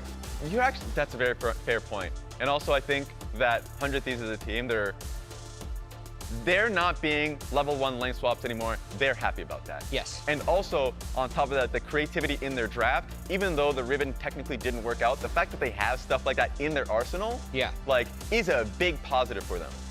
So I'm really interested to see how far 100 Thieves will go in creativity around their draft, especially since we just came out of the content piece from TL side, where Spawn is talking about how the draft matters so much now. Correct. So like, it's going to be interesting to see how Team Liquid can really experiment and get ahead on that with the meta changing so frequently. And I know Team Liquid in the past has been accused of having all Korean players because they did 2 years ago. Yeah. But there's no shortage of influence from watching the LCK to what we see Team Liquid implement almost immediately. And I think some of those things can be true with Quid and River as well, 400 Thieves. Long story, long-winded way of getting to this. I watched T1 Gen G last night. Yeah. And something I noticed in draft is every single game, the support was the last pick in the draft. That's the counter pick that they were going for. So support was held as long as possible by blue side. They picked it on the 4-5, and then red 5 was the support counter pick. Core JJ versus Ayla. True. They worked a lot together on Team Liquid. Core's been with Team Liquid since 2018. Ayla was brought over from Oceania to Team Liquid in 2020, spent several years on that org. I think we're going to see support counterpick for sure in this draft. So red side, that's going to be the advantage for having red side. I like that point. And especially since there is no lane swap level 1 anymore, you're seeing a lot more volatile picks. Like Nico's finding a lot of success. A lot of it is like how good of a lane bully she is and how great she is at engaging. So that is something I personally want to see. I'm interested in hearing what the casters want to see. Let's get straight to them. All right, everybody, let's lock and load. Let's get to it. Team Liquid, 100 Thieves. This is one of our classic modern-day matchups here in the LTA, and we're about to get the next chapter of it. You got this cool graphic, too. Yeah.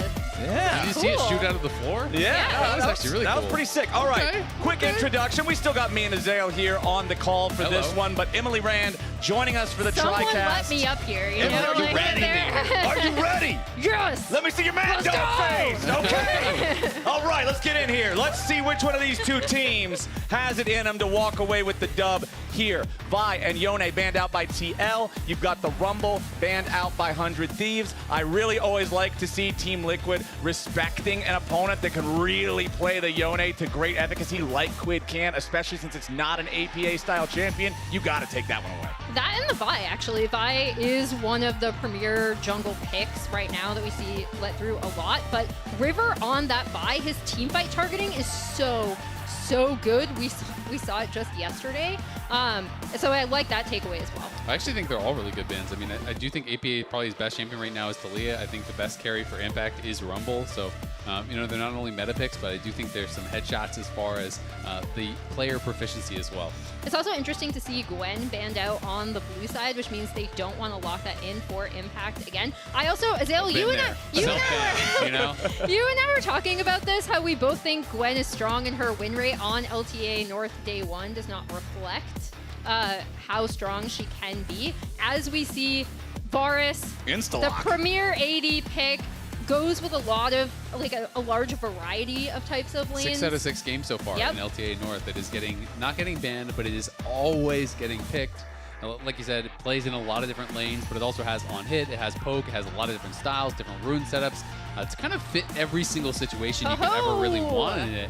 And River and Furia is something I'm actually pretty excited for, because I feel like this is something that could really kind of jive with his playstyle. You know, creative paths, being able to attack from different angles, and really getting active here. Yeah, the thing that's interesting specifically with the Nefiri to me is that there is a little bit of a trade-off when it comes to team composition, right? Because she is an assassin, unlike a lot of other jungle picks that I do think 100 Thieves relies on River for. She's not going to have the same CC, right? Like, she's not going to have the same kind of zone control that you expect coming out of some of his other picks. So I am super curious, because in one way it fits his playstyle, but in another way I do think it takes away a facet that 100 Thieves like to have in their team composition. I agree, and I think I would have been actually much more concerned about that for them last year. But Ayla, I feel like, has been playing really well this year, and in Split 1, I thought he was very good on some of these engaged champions. So I don't mind if he's kind of taking up that mantle, but it is definitely something to note and could be a cause for concern if they don't have any sort of engage. Umti going to be going in towards the Xin Zhao. Pretty standard stuff. Can set up for AP mid lane, of course. I see one of your favorite champions, Misfortune, locked in for 100 Thieves. Azale, tell us how you feel about that. I mean, so MF is, it does have a good lane and does control mid lane really well. I think those are the main positives. I just think this champion relies so much on proper setup to have much efficacy in fights that it's so hard to have an individual impact. And most of the time, you just end up in this situation where they're kind of just like strafing back and forth in a 5v5 and then shoot out an ult that barely hits anyone and they do nothing. I do think if you're pairing it with a lot of hard CC, then it can work well, but I'm just so not a fan of this champ, especially for an AD who's playing really, really well, like FBI. Well, we do have the Ryze locked in as the last pick for the first half of the draft here for 100 Thieves. Likely going in the mid lane, but can also still be flexed to top lane as well. TL's Jace. Speaking of, I was going to say, yeah, speaking of flex lanes, you have Jace for TL, and this is not the champion that immediately comes to mind when I'm thinking Impact or APA. Yeah, exactly. You know, it could go to either, but you're kind of like, but do I want it to? No. You know, it's definitely not what I think of, you know, for them. My assumption is it is going to be Impact playing. He's going to play kind of the Crash style, the kind of Bruiser style. It is a really strong laner, and I do think it'll be tough for Sniper to really pick anything that gets a big advantage against it. You know, I do think that Impact's good at playing through side lanes, and I think that is where, you know, he could get an edge with it. But I just always have so much comfort when I see, you know, Impact playing that tanky style, that engage style.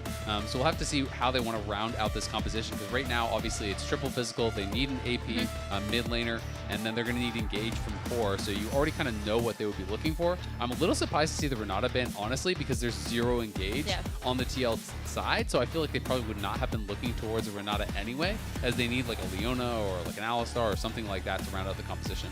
Yeah, and then we see Mbessa and Sion taken away. Sion's something I've seen a lot as like the tank option, quote unquote, from LPL teams. Also interesting to see Quid bringing out the Ryze. I think Ryze, when played well, has such insane map control, specifically due to his ultimate. And 100 Thieves had a few runs of play yesterday where I was actually really impressed by their cross-mapping. I'm very curious to see how well Quid does on that champion with this specific composition. And Cassio obviously making sense as a ban. It's an APA comfort pick, and it's also a really good matchup into the Ryze. So I do think that makes a ton of sense. And I feel like Cassio is kind of the classic Ryze counter. Back in the previous metas where Ryze has dominated, she's just the machine gun mage that out DPSs him at his range. But Azir, that's going to be a pretty classic pick here for the mid lane for APA. But again, it's not one of the champions that immediately comes to mind as like his specialty, but it is one of the ones that we've seen him improve on over time compared to when he first was introduced to the league. Now for Team Liquid, what do we get as our support to pair with the Varus? I mean, it's so interesting because Poppy obviously denies plays, Braum can shut down the MF, but also they need hard engage. So like of the 3 who is hovering, I kind of prefer the Rakan, to be honest, because it gives you that guaranteed hard engage. This is going to be more play denial. It's going to be about stopping the Alistar, stopping the Neferi when they are looking for those dives, and being able to try to reject that. So we will see, you know, if that is going to work out here. Sniper, we're just waiting for his final pick now. And we'll see, you know, he's 7-0 now on the Riven. Did get a win yesterday. This would be an incredibly risky team. I think there's no way he's picking it into a Jace. Yeah, okay, and there we go. The Aatrox coming through. That makes a lot more sense. Yeah, I mean, it's a lot more stable. You know, I do think that it can do absolutely fine against the Jace. Sometimes people used to play like a lot of Comet. I've seen more Electrocute these days into the range matchups, so you can go that kind of style. And then, you know, you are always that kind of tanky beast in a team fight as long as you're farming well. And I do think it's a pretty good draft for 100 Thieves. I actually feel like I like their comp more overall. You know, I do think Quid can get out to the side lanes and can win that side lane later on against Jace, you know, especially if he's going for that more tanky style of build. And they have a good ability, you know, with River there too, to be able to attack those side lanes and potentially find dives on anyone who is answering. That being said, obviously strong 5v5 for TL, and it feels like that's more what they're drafting towards. Yeah, for me, it really is going to be about how they do play those side lanes, right? How they are able to spread the map, because when I do compare these two teams, while I think 100 Thieves have improved on that aspect, I do definitely still see TL, even when we haven't seen them play at their best, still a team that has pretty good map presence, cross-map control, understands their lane assignments very, very well. And with this like ranged poke composition essentially coming out of them, All right. Well, let's see what Okay, Raz go has to to us. say. He's standing by with Spooks and Swiffer for an interview. Okay, so as you guys were just talking to each other, but first of all, you got Spooks here, Swiffer here. You just said you messed up how? Now draft's good. It's perfect. Nah, we just we messed up our 4-5 a little bit. So yeah, I think our draft is fine, but it's not optimal. And meanwhile, you just a little bit of ego, letting the Neferi through. Can you explain it a little bit? Yeah, well, I was going to say the same thing, but I'll just let him. I'll just let him take it. It's all right. No, expand on it. No, I'm okay. All right. We'll send it straight back to the catchers as the game starts on. You guys go ahead. All right, thank you all very much. Let's get into it. Apparently some confidence, but not full confidence in the state of the drafts here from the coaches. Let's see what the players can do with it. I feel like if you're a coach and you think you've messed up draft, do you admit it? Like, No, actually, I'm like, this is exactly what we want. Yeah, I would go full send on the opposite. I would just be like, I cannot believe you let us get exactly what we want. I got a notebook with 5 pages of that, right? Just completely get in their head. It's gonna be interesting. It just as soon as he said that, I was just thinking about, I wonder what he wanted on 4-5. Yeah, exactly. Because then you're thinking like, oh, they clearly got something else cooked up. No, you want to completely mislead them, bamboozle them. What is it? Gatekeep, gaslight, girl boss. You just want to convince them. What? Yeah. I learned this on the internet. Like, Okay. Yeah. You learned on the internet. Yeah. So, little update. We are going to be remaking through Champ Select because River picked a skin he's not allowed to play in competitive. Oh. Wait, was it the hot dog? I couldn't find it. I think because I saw it's the Neferi hot dog. Because Contracts tweeted yesterday, I want them to enable the April Fool's skins on stage games so I can be the hot dog. Is a good skin. Yeah, I think it's because it's so new they don't have like. Okay, he does not look like he is repenting at all. I mean, I would want to play the happy with I would what want to he's play doing. the hot dog as well. So I love River. He's all kind right. of a troll. Well, I guess okay. It's gonna be another few minutes because we have the hot dog bug. That's what we'll call it. The hot dog bug. The bug that makes you play the hot dog. That's all I got. That's not a bug. That's a feature. Yeah, exactly. Yeah. Oh, you're not allowed to use April Fool's skin. Oh, really? But what? He's like, oh, really? It's one of these. It's a learning experience, right? It happens. Yep. You never know. To be honest, I don't know the comprehensive list of skins that are not allowed to be I played don't in competitive. I don't even know. There are sometimes when I see people play skins in competitive, and I'm like, that was allowed. Like, in my head, it was still in the ban list. Isn't it like, I know Santa Gragas, I think that one's banned, right? Because it's like really hard to see the The queue. only 2 that I know for sure are Steel Legion Lux and Underworld Twisted Fate because I their thought projectiles are hard Eye to see. Blitz as well. I thought that Oh one was yeah, really hard to see. well, doesn't Eye Blitzcrank have that weird thing where you can spam an I hate animation it. and it looks like a perfect juke of his hate Q? I hate it so much. Also, I hate that there's skin so you like much. only kind of see the fist. You don't see the arm Yeah, extending. no, It's like, that's as an AD carry going up against Blitz. I have like PTSD from that skin. There's definitely some crazy skins. I remember when Project Ash first came out. People would walk out of a bush and hawkshot, and people would like flash the hawkshots, thinking it was like an Ash I can arrow. see that. Yeah. That I'm like, do we think because I don't think if I was a pro player I would pay attention to what skins are banned. Dude, I don't even know what whatever. percentage of the pro players read the patch notes. I There's mean, no we way. we don't know. Like, we don't know the skin ban list. Okay, There's here- no way that River knew. Here's what we have to figure out. What is the fitting punishment? Should he have to bring some dogs and grill them? He has to next dress week? up like a hot dog. He has to do. Oh, hot dog costume stage game. Okay, I He's can get got to run behind his that. own tailgate next weekend. Since you were so dedicated to being a hot dog, now you must play as a hot dog. I embrace that. Oh, that'd be so funny. Would you, like, if River's out there grilling hot dogs, would you eat? I would, hot I dogs? would go have a Absolutely. dog. Yeah. Yeah. I'll 100% go Yeah. out there. Hell yeah. Like I'm down with the hot dog theme. I work with that. There was what was it? Back during Fire up the grill. Like right when everybody like kind of lockdown lifted up, you remember? There was like a time there for like 6 months where I just subsisted on hot dogs. It was just like 3 hot dogs for breakfast every morning, 4 in the afternoon Oh for my lunch. Then a couple at night. Did you mix up like the condiments or anything, Yeah, or it was like, just what? like No, mustard on a hot dog. I would. Don't you that's get it? bored? Just mustard on a hot dog? No, I just eat hot dogs with mustard every day. Oh. For breakfast, I'm like I can respect the the lunch hot dogs, the dinner hot dogs, the breakfast hot dogs. I'm not sure I can get No, behind. the Twitch chat didn't like it either, but they were actually Yeah. really good. I would have them with a big tall glass of tea. Just hot dogs and Okay. tea every morning. Okay. For a minute, I thought you said you were going to have it with a big tall glass of milk and my stomach was just going to curdle. Just a nice healthy breakfast. Also, I'm lactose Glass of- intolerant. I glass feel of like I whiskey, should you inform know, people. 3 hot That's dogs. why. Yeah.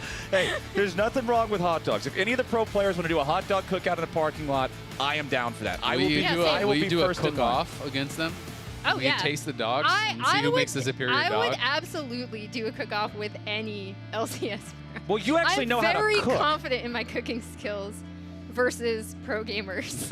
Yeah, I'm sure you actually know how to cook. Pro gamers don't know how to boil water. So Yeah, you're someone who knows how to cook in the League of Legends player base. The Venn diagram Yeah. is 2 circles further apart than a couple of They're, headlights. they're Like, showing, it's just they're not showing there. up to your apartment, knocking on your door, being like, what's a tisp? What is that? Teaspoon. Oh, okay. I thought. It's the short for teaspoon. Flowers also subsists off of hot dogs and Taco Bell. So Hey, when you don't know answers, you ask questions. That's, That's how you true. find out No, answers. no, now you know. Now I right? know what a tisp is. there you go. There you go. You know, that actually makes. So is that like a tip is? See, no one actually Tablespoon? says that. You just That- say, I just say tablespoon when I see the short. No, because hand for I it. was reading But that. it is. Oh yeah. So like this, TBSP. Yeah, that. Yeah. that means tablespoon. Oh, yeah, because I couldn't figure out what that was the other day, so There I you go. Googled it, and it gave me like the conversion to non-freedom units, and then I used a can of fermented beverage that had been emptied, and I poured water into it to equal. Beverage. Yeah, that was my measuring cup. Okay. Oh. And so then that measured the water that Yeah. I could then pour into the thing. That's perfect. Wow. That's ingenuity. Honestly, Yeah. that's creative. Yeah. I appreciate you so much, Clayton. Never had to figure out what a tip sip was. You just MacGyvered that whole situation. That's what you got to do to get it done, man. Need some duct tape, an axe, and a Yeah. bottle of beer. I There you know. go. I You know. gotta figure it out. If I'm ever in a tough situation, I just need to call Flowers and be like, I have this in my room. How do I get out of this? You know? Yeah. How do No. I kill this guy? I've left. Okay, in Fortnite, we gotta In make game. Sure, In game. How do I kill this guy in game? No, Sorry. there was one time I had to leave notes for people around the house, like because I had left and they were coming over to take care of some stuff. Yeah. And I was able to figure out a way to attach those notes to anything in the house using only a piece of paper, a string, a nail, and a cough drop. You can attach it to anything. Wait, I can see where Wait, the why cough did you just drop tell is them what they going. needed to do before they came instead of like a scavenger hunt? This plan was way more fun. I have to ask. Did And how you are you using lick? cough? Yeah, Did you is he lick just the licking cough drops and sticking them on his wall over his house? No, It's like, why I would was you like, buy? was the cough drop the glue? I have to know. Yes, the cough drop combines with the nail to keep the instructions attached to the ropes. Wait, wherever so they why have do you to need the hang off cough of. drop if you're just nailing this to No, the you're wall? not nailing stuff to the wall. I'm not damaging the walls or anything. You nail them to the cough drop, and the cough drop is attached to a rope that's What kind suspended. of cough drop Oh is my this that gosh. it can This stand up is- to a nail? This is an entire machine. Yeah. No, it's true. Back when I was in college, I used to play League of Legends on a really crappy laptop that barely worked. It would get yeah. so hot that it would hurt to touch after 2 games. The guy in Twitch I'm chat there. is saying, so "Stop I- typing, I'm it's also burning there. my I lap." jury rigged a fan to the side of it to blow extra air into the heat port using paper clips, socks, 3 rubber bands, and an old box. Oh my god. Seriously, whenever I'm in trouble, I'm calling you. And Yeah, you're like, it's just- Flowers, help me. A little bit of creativity will get you a long way. You don't need to spend money if you can use random junk to build I mean, junk I'm that's all not for supposed to be. that. I'm all for not spending money. Yeah, we got this. I'm cheap. It's easy. There's nothing to it. It's not what something is. It's what you can use it for. Or what it Cough can drop, become. glue, rope and nail, hanging uppy thing. There you go. It works fine. Beautiful. Hot dog, breakfast. Yeah. Yeah, hot dog is breakfast. Some people might tell you otherwise, but it's true. You can eat a hot dog at 7 o'clock in the morning, and No one nobody can stop you. No one can stop you. I'm That's Unless true. you live at home with your parents, then they might say, "What are you doing? Put the hot dogs back They in the probably fridge." still Yeah. can't stop you if you're willing to, it's just how much do you want that hot dog? I want the hot dog. This I really reminds want- me of yeah. when we'd eat breakfast together in Korea, and I'd have like all of my rice and my smoked salmon and my kimchi, and then you would have like an entire plate of hash browns and like 10 glasses of grape juice. Yeah, it's a way to do it. All right, ladies and gentlemen, we are done filling. There is no more time for hot dogs. There is no more time for nonsense. It is only time for 100 If Thieves we loaded versus back in TL. and he was a hot dog, I was going to be pissed. Just putting it out there. Today, on this blessed day, we are all a hot dog. Yeah. As It's a little hot dog in all of us. River does not get caught out here. Team Liquid was waiting for him. Sniper's going to want to walk away from this one here, too. All right, nice. Sidesteps the Shock Blast. Yep, so Sniper is going to be playing Electrocute kind of as expected. It is Phase Rush for Impact, so he is not going to be going in towards Grasp, but still could kind of go for that pseudo-tanky build. Phase Rush obviously going to have a lot of value against both the Nefiri as well as that Aatrox, who you want to be able to disengage from when they look for those kind of all-in plays. Yeah, and I'm super curious to see what River is going to do for his first path, right? Because, again, like, you kind of are looking for this Nefiri to get ahead, similar to what we saw from Contracts. He had some really creative pathing on that top side, so I'll be curious to see what River does. Yeah, and Contracts wasn't afraid to play it very aggressively, right? If he knows he had his solo laners ahead, he would invade the enemy jungle on their second buff, really try to cause some havoc early on. We'll see if we get a similar story this game, but I feel like it's going to be a lot harder when one of the enemy solo laners is Jace and then mid lane is Azir versus Ryze. You definitely aren't going to feel super confident in your solo laners being in control, having the push, and allowing you to have that extra tempo advantage. Absolutely, and to touch back on the last time these teams played was back in finals. It was a 3-0 for TL, but it was not what the record sounds like, right? People were coming into this, I think they were really looking at it as though it was going to be, more of a 100 Thieves favorite thing. I think a lot of people had confidence in them.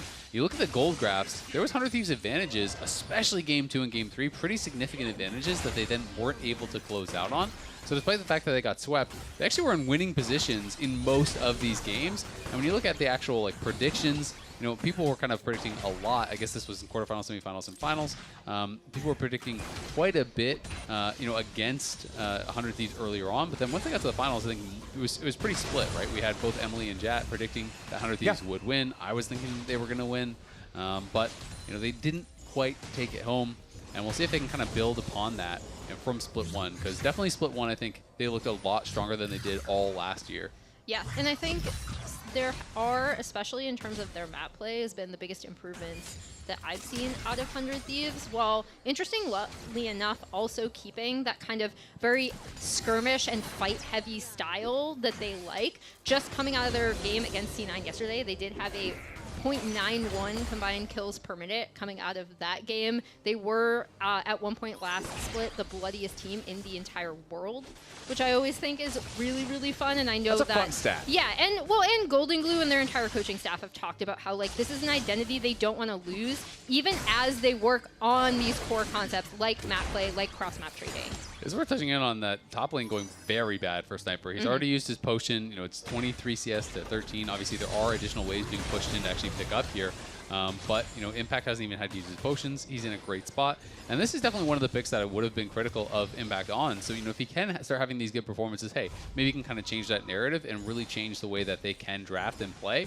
Because I do think he has some good carries, but I think of more like Rumble and GP and that sort of style than things like the Jace, the Gwen, the Jax that I feel like he's been struggling a lot more on. And if that struggle continues, it's going to feel even worse with the context of this was the last pick of the draft for 100 Thieves. They're on red side. R5 is what balances the two sides in the draft. And if your R5 just ends up completely getting obliterated in lane, falls incredibly far behind, you're constantly playing catch up throughout the game, well, that might lead to what we were hearing on stage with the last couple of picks didn't go exactly where we wanted them to go.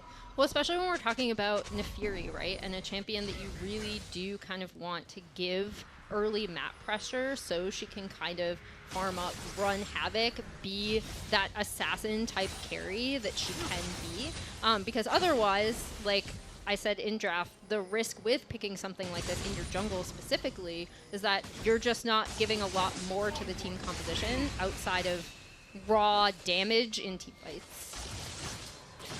Checking back in mid lane here. APA on his Azir. I did go ahead and look up the stats just because I wanted to be 100% sure. He is up to 11 lifetime games in pro now, I believe, on Azir with just about a 64% win rate. So definitely not as much of an Azir player, I think, as a lot of other mids are. But Quid's in some trouble. Has to try to get away from it. Flashes out, but he flashes late. That Ignite's going to burn him down. Surely the last little bit of damage. No! The Poppy, only level 4. The Ignite just barely too weak.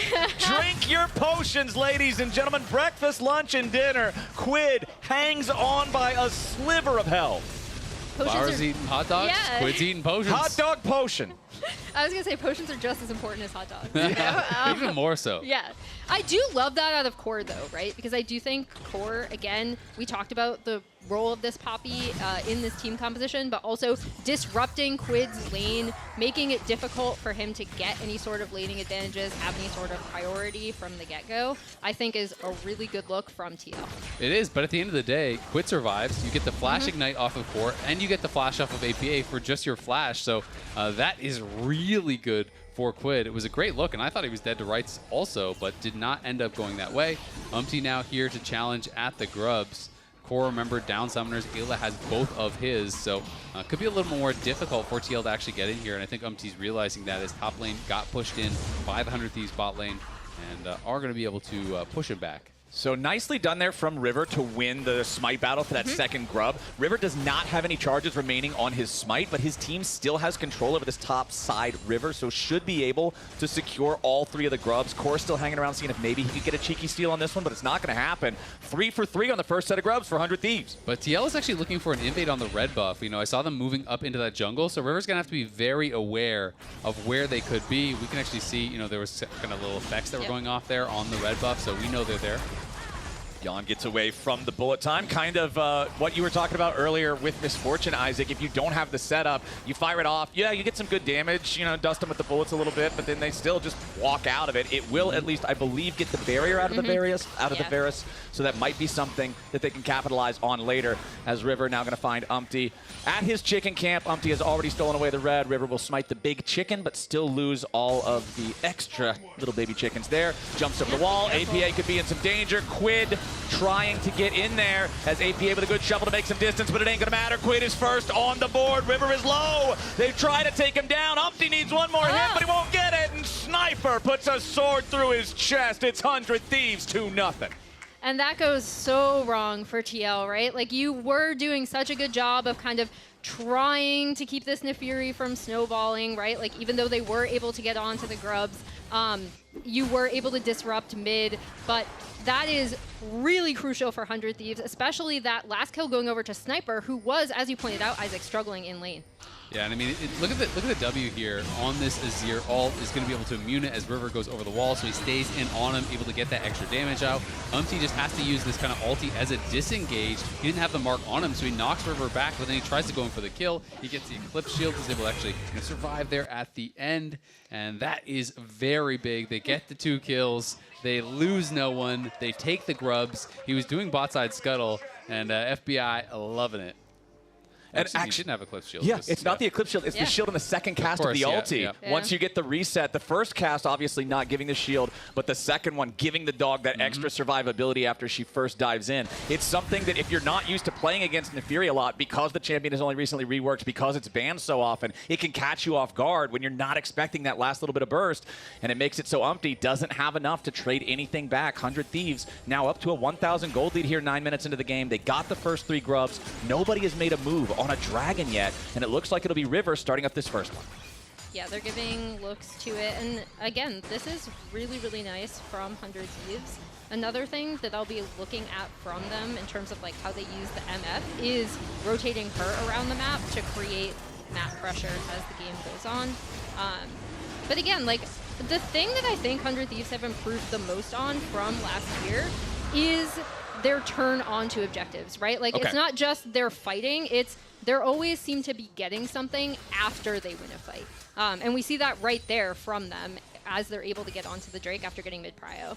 I'd also say having an early Ocean is actually really nice for Aatrox and Jace, and even Azir, you know, for the rise into the Azir. So going to be feeling pretty good about their spot. They're now 1 kill off of the feats of warfare. They're 1 kill off of the, or 1 objective off of getting that feat as well, and then they just have that already fully completed. So 100 Thieves running the early game. It's only a slight gold lead, but definitely in a really good spot. And the big reason for that, only a slight gold lead, is still the top lane. It's still plus almost 300 gold for Impact, despite 1 kill and 1 assist on Sniper. And you need to look no further than the CS counts to see why. 97 to 63. Yes, Sniper should be able to pick up most, if not all, of this wave crashing into the turret right now, but it's still a long way to go before he catches up to Impact. Jace, who, Team Liquid fans, this is what you're looking at to be a big difference maker as this game goes on. Jan with a nice Chains of Corruption there onto FBI. FBI, who fires back the bullet time to guarantee that the Varus has to keep his distance, can't follow up with enough damage to threaten a kill. It does get the barrier again as well, and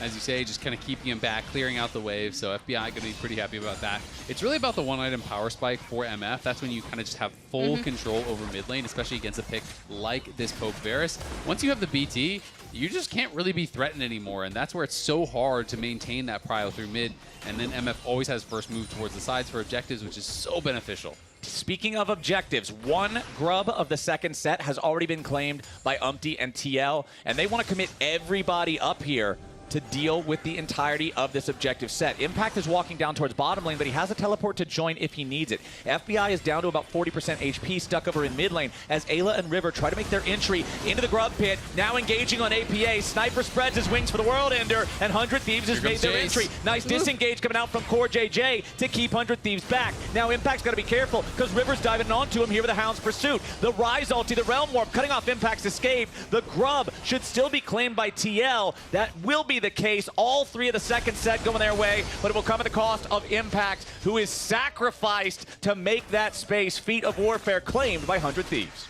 Yeah, and the big thing for me was that FBI was not able to get into that fight, right? Because I think that it actually goes even better for 100 Thieves in terms of the fight itself. If he's able to get in, Jan being able to poke him out in mid was actually massive there, does allow TL to pick up those 3 grubs, but then Impact ends up teleporting into his death. Yeah, TP'd in on the flank, but obviously tough when you're kind of sectioned out from the team.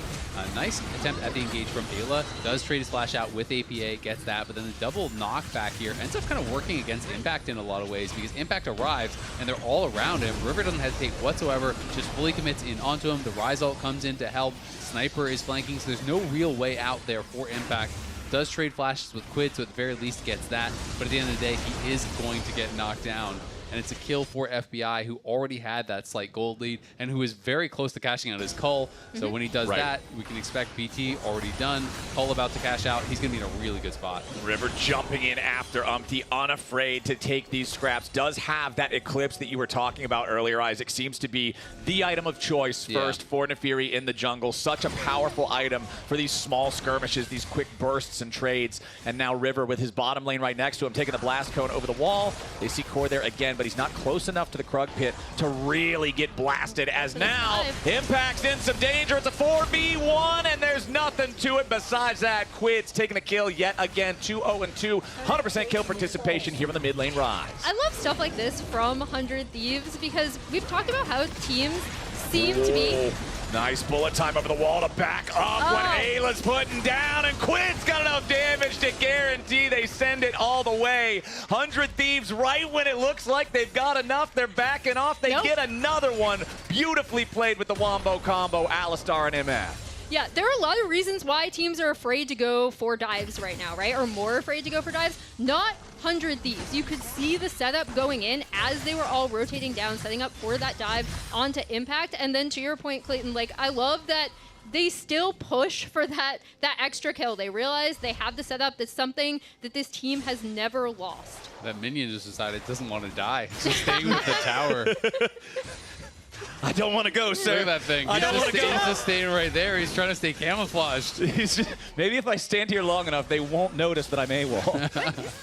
It's actually just there. This has happened to me before and actually screwed up so that the wave pushed the other way and stuff. Oh, God. That would be so it can definitely be tilting. pretty weird. Okay, well, that minion is just going to stay hiding in the bunker. It will attack once things get in range, but I've had this happen to me. It just stays there, and you can kill it and get gold. It's just vibing. Yeah, it's just vibing. Okay, Vibe Lord minion. Quid is going to protect it. Keep him safe. It took one hit, but it's still a lot. This is like an escort mission in an old console game. You have to escort the minion safely to the end of the game. I'm willing to give you 2 more wins if you can keep them alive to the end of the game. Marco will back me up on this. Wins. Yeah, if you can keep the minion alive to the end of the game. 2 more wins. That could be potentially 4-0 after this game. Not a bad deal. I'd take that deal. Minion would be happy to take that deal as well. I don't think APA is going to let him take that deal. Yeah, I think the escort quest is about to fail. But down here in bottom lane, Impact's the one in danger. Again, 100 Thieves sending the boys after the Team Liquid top laner. That last bouncing bullet doesn't even need to bounce. Impact's down for the 3rd time. And the Jace that started off with a strong laning phase has now been smacked back down to earth. They didn't even need River there. He was too busy getting the Drake, and that was a set play, right? You saw him TPing down Rip Minion. All right, B. In the arms of the angels. Fly away from here. Gone but not forgotten.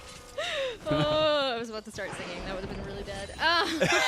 Look at mid and bot, though, is that one going so well. 400 Thieves, they've been moving around the map really, really well. I do feel like Ryze fits the playstyle of Quid and kind of one of those champions that I really could identify as something good with him. No! We didn't give him a name. Did he get the last hit at least? Didn't even get the last hit. He died for nothing. Just let him die to minion on minion violence. You're right, audience. Justice for that minion. Bullet time over the wall. Yon has to disengage and get the hell out of his own side of the jungle. Yeah.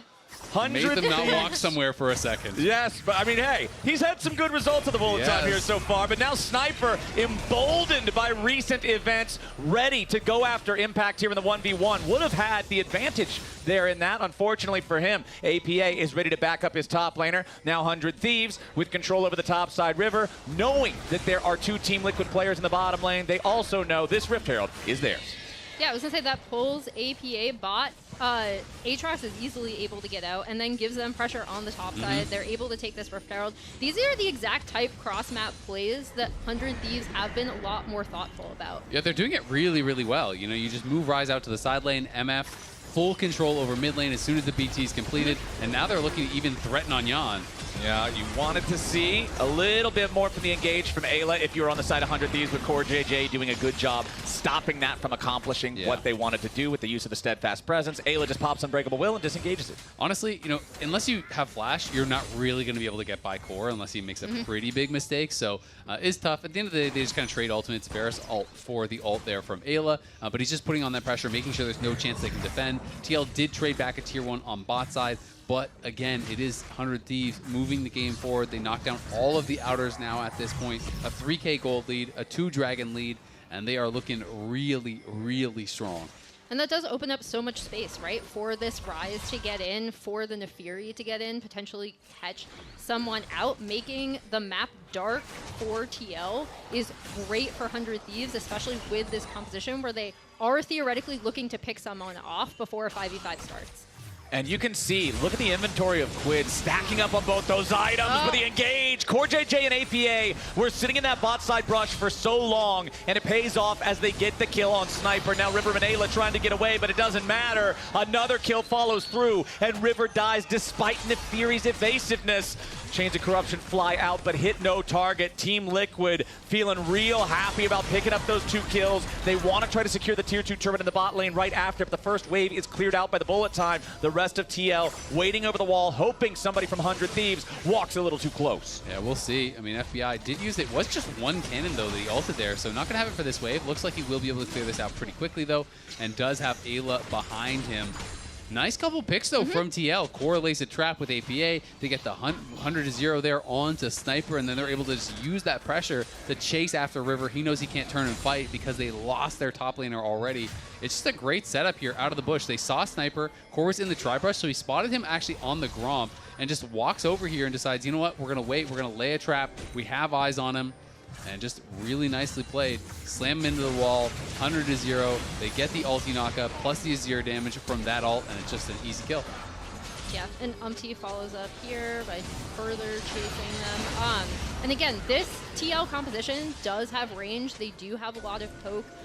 That was a really good demonstration of it right there. And now we're going to see if 100 Thieves will be able to regroup as they're looking to get some more vision on the spot side. So if we go back to pregame when the analysts were talking, this was around the point of the game that Raz was bringing up as the point of doom for 100 Thieves against Team Liquid in multiple different games. It's about the same gold lead as well. Yeah, it's about the same gold lead. In Game 2 and 3 of the finals. It's about the same time on the clock. This is where 100 Thieves have fumbled previously, and so this is where you want to see them lock in and make sure not to now, because we have the dragon spawning in 20 seconds. If they get that, they're at a very early soul point. It will give them a position of power for the rest of the game. Otacon also spawning in the bot side river right next to that Drake. This is a recipe for either great success or great disaster. Quid has his Seraph's Embrace completed. Sniper's ready to go with the World Ender, but he is immediately tagged with the Chains of Corruption. Bullet time over the wall. It pops Yon's barrier, but not a whole lot more. 100 Thieves now going after the Drake itself. Quid has the Seraphs. He has his Rod of Ages either at 9, maybe now 10 stacks. The Rise is very powerful, but Team Liquid is stepping up, ready to challenge. The Drake down to 3,000 HP. River should be able to secure this one without a real contest from Umpty, and 100 Thieves will take the objective. Yeah, nicely done. 100 Thieves going to be able to get it without a fight. Umpty trying to zone them away from that tower, though. We might get a fight instead. Umpty jumps in. Quid's going to be taken down to 40% HP, and Ayla gets killed before anything else even happens. FBI under pressure as River jumps back in to protect him from Umpty. Impact needs to try to get away as Sniper looks for an entry point, but APA with a massive shuffle finds the enemy jungler. Quid's taken out by APA. History repeats itself yet again, and 100 Thieves fall to pieces under the Team Liquid tide. It's a massive fight there for TL. They're going to be able to get Otacon off the back of that as well. They get everything. A great initial fight starts out, and then APA just finds his moment, gets in, gets the ulti back on multiple members. Core gets a stun on the MF against the wall, and they kind of just get everything. 100 Thieves could have just walked out the safe way. Instead, they kind of try to force their way through while MF is trying to get towards that mid-tier 1, and their Aatrox is trying to go bot. They're all split up, and the fight is just so disjointed. Yeah, and props to Umpty for being able to find that engage. I think he has gotten a lot of rightful criticism. Oh, that's a great shuffle from APA. He's gotten a lot of rightful criticism, right, for his engages ahead of the team. This time, the team is behind him. He also lives such a long time with that Xin Zhao ult. And then APA being able to show up on the Azir.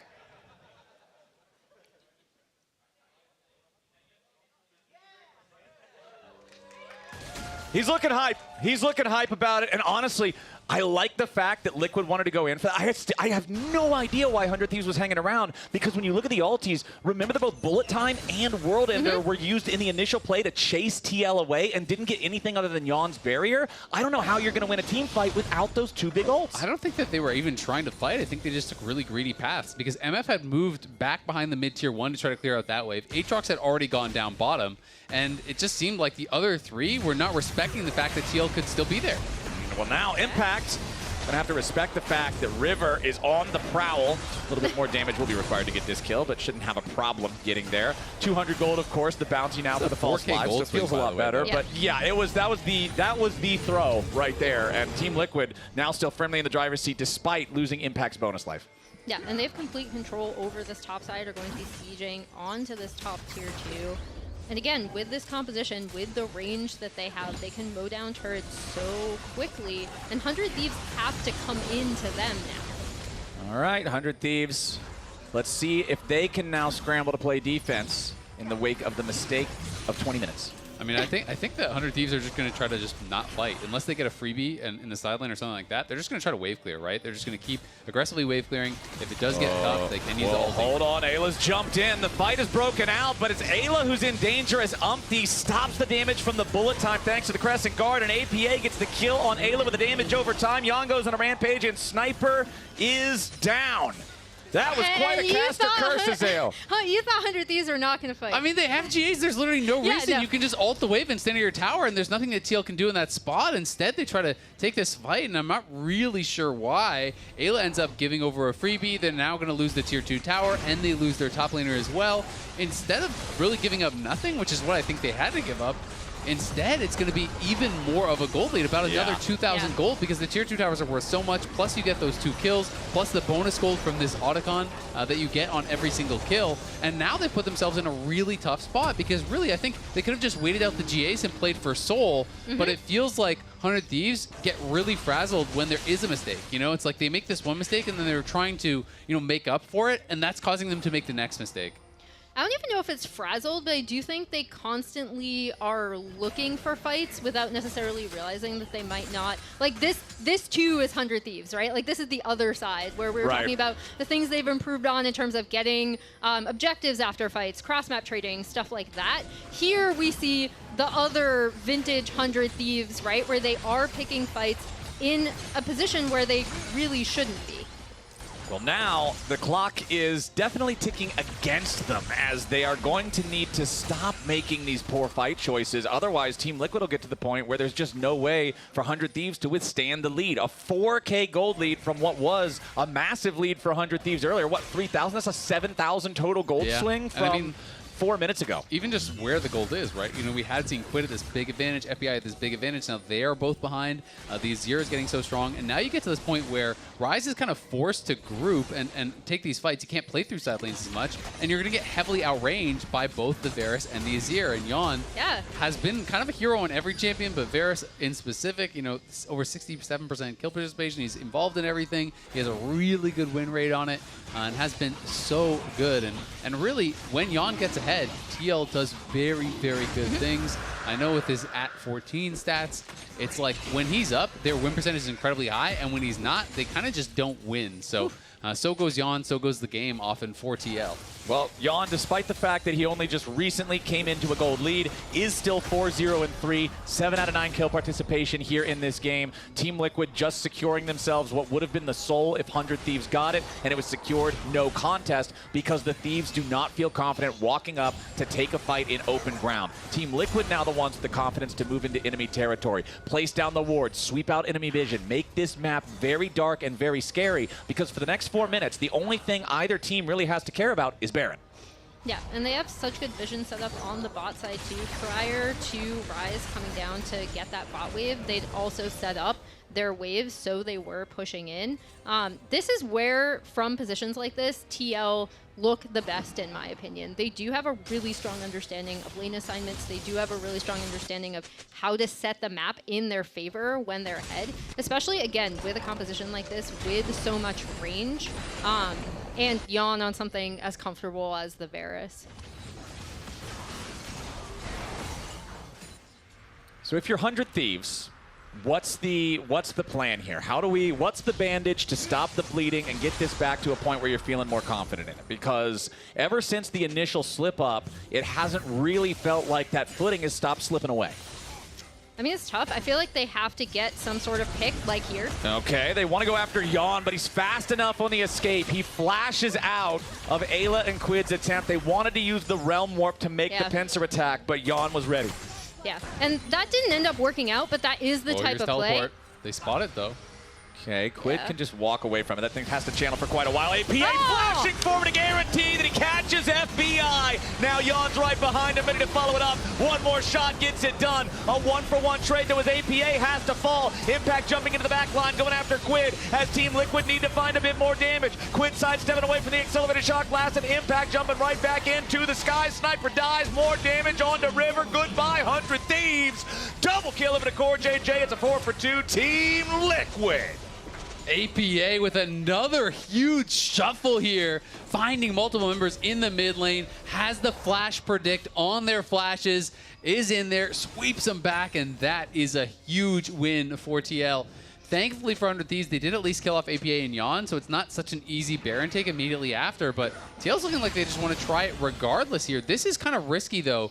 I do think that if Ayla and Quid suss this out, they have a chance to stop it. Like, Impact is coming, but there's not ultimates, there's not summoners, and this still is a strong Ryze. Yeah, Quid's strong enough to at least distract them all, right? Like, because Core JJ's at no HP. If he jumps in on Quid, he dies to one spell rotation. So Team Liquid will think better of it. They'll back away. APA's flash there is beautiful after he engages, though, like knowing, okay, he's going to flash away. We need to make sure we kill him. Really like the heads-up play from him there. I thought he had a real struggler of a game yesterday, so glad to see him bouncing back better here today. Especially on something like the Azir, right, where he's been so heavily criticized of once you get past your comfort picks, you can't play XY insert champion here, right? And Azir was one of those picks that he has had. Oh boy, the engage is ready to go. They wanted to use Realm Warp on Ayla specifically to give him the angle, but he does not find it. Lots of ults traded off to the side of that fight before it ever really broke out here too. Ayla down to just barely any HP. Remember, there's no chains of corruption. Poppy doesn't have the Keeper's Verdict yet. Crescent Guard was also used in the earlier scrap on the side. I mean, they Realm Warp him in, but Core's just there to body block, and he stuns him against the wall. He doesn't waste his W, so Ayla can't even try a combo because Core's just sitting on his W waiting to be able to actually interrupt if he goes for any of those carries. So Nice little attempt, but with Core there's no play happening. And now we'll have to see if his ultimate is even going to be back up, if his flash is going to be back up for this next Dragon, because that is still a great opportunity for 100 Thieves. They are still on soul point if they can find a pick or find a good fight prior to it. Quid is looking like he wants to potentially just start up this Baron. I think they want to get the TP here out from APA. APA and Impact are both down on bot side. And actually, does AP even have his teleport? It looks like it's still shortly on cooldown. Yeah, I believe there is still a little bit of cooldown left on the TP from APA. So 100 Thieves pulling off the heist, sneaking the Baron 31 minutes into the game with 15 seconds until the next Drake spawn. That's a great call, but also a pretty big misstep from TL. I couldn't quite tell, but it does look like APA just had a bit of cooldown on his TP, and Impact was going behind him on the bot side, and he definitely didn't have his TP. So sending 2 members down to bot side with Baron up and no teleports is really, really risky. And 100 Thieves find that window to punish. They will give up this Dragon, but they're just going to play for the tier 2 top. They're going to play for additional gold here and just try to claw back that gold lead and get themselves into a spot where they're going to feel really comfortable. And Clayton, you asked, like, oh, what do 100 Thieves have to do to get back in this game, right? We saw them trying to make the picks even when those attempts were rebuffed, like the Realm Warp onto Ayla, like the other Rise play that they attempted that Jan was able to thwart off.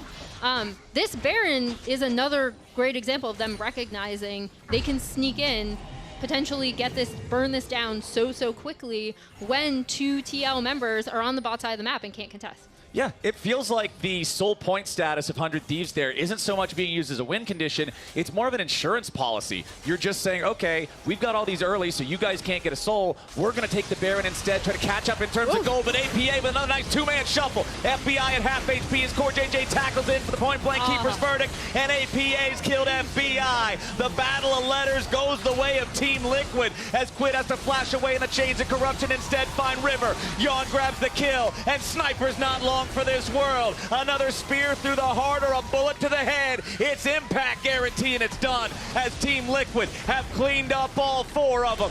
Baron or not, it's APA again, finding the shuffle, finding the engage, finding the path for Team Liquid to mount their comeback and take down 100 Thieves. APA to everyone who says they can't play Azir, he's like, I can play Azir. That was a great game for him. Clutch shuffles. What a performance from TL. I mean, APA in particular, really, really good in these fights. It was 3, if not 4, massive shuffles that felt like they were game-defining, fight-defining, really able to help them claw back. Core as well, playing so well at actually just denying Ayla. The fact that we never got to see a good Ayla combo in these fights, pairing up with the MF, who is so strong, is largely due to how Core played. The MF ulti, all that got the whole game was a barrier here and there. It was a really nice early game from 100 Thieves. We were kind of talking about the way that the finals went just as a bit of context for them being able to get ahead for 20 minutes, but then stumbling at a critical junction and giving the game back to TL. It happens again here as Team Liquid and APA, like you're talking about, just find their moment and then they never lose control. We have the ruler spot, now we have the 100 Thieves spot. Oh, no. I was going to say, in the 100 Thieves compound, they just need to blow up that section of the map and put it somewhere so they just look at it every single day. Exclamation points, care, do not go here, bring a friend, danger zone, have a plan. Always go with a buddy, and this part of the map is part of the plan. Honestly, though, for 100 Thieves, they still got to start out with a 1-1 weekend here in week 1. You know they're going to go home and think that it could have been a 2-0, but APA and Team Liquid came out on top, so let's send it down to Jat on stage for an interview. Thanks, Flyers. We were just talking about the Azir game. How does it feel to have a good Azir game?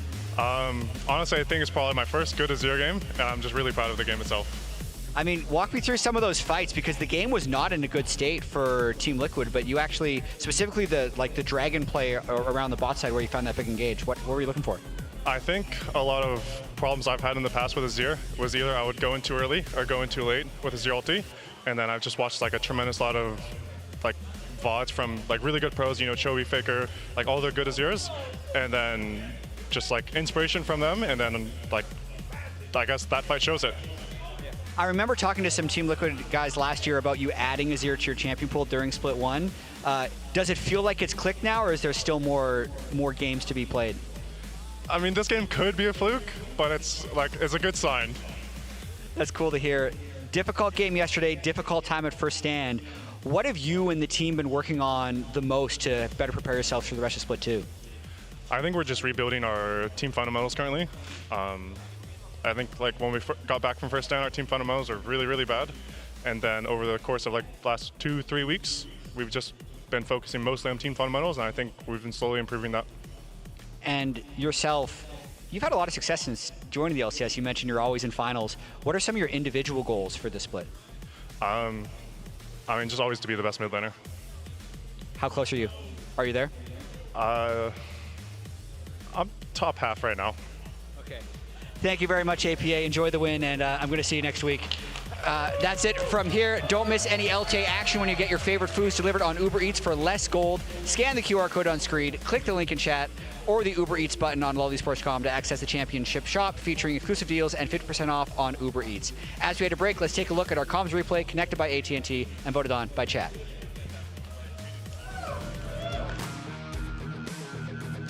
Atoms is going back. Oh, on a fear. I'm engaging a little bit. Nice. Rise a bot. Watching Alster. Alster dead. I'm watching through. I don't know if Care. Watching your trucks, guys. The jump. Slowly. The Fury. Then. Hopping in. Right. No flash. I can elbow it. Good job. Good job. Let's go. Yeah, it's good. We should go attack together. Good job, guys.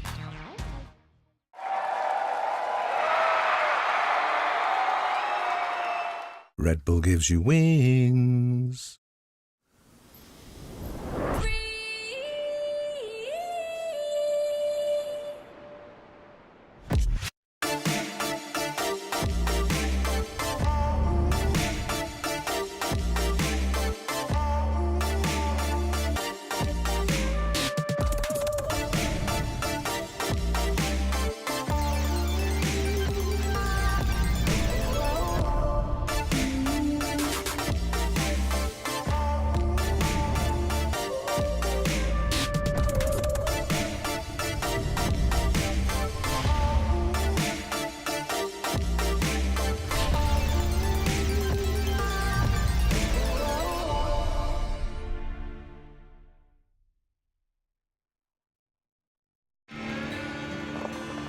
Why are we in Indiana? The retreat's in Nashville, Tennessee. I could put Nashville, Indiana in the GPS. Mr. Shotgun over here. Bro. Okay. Let me just figure this out. Oh, we're cool. There's a charging station nearby.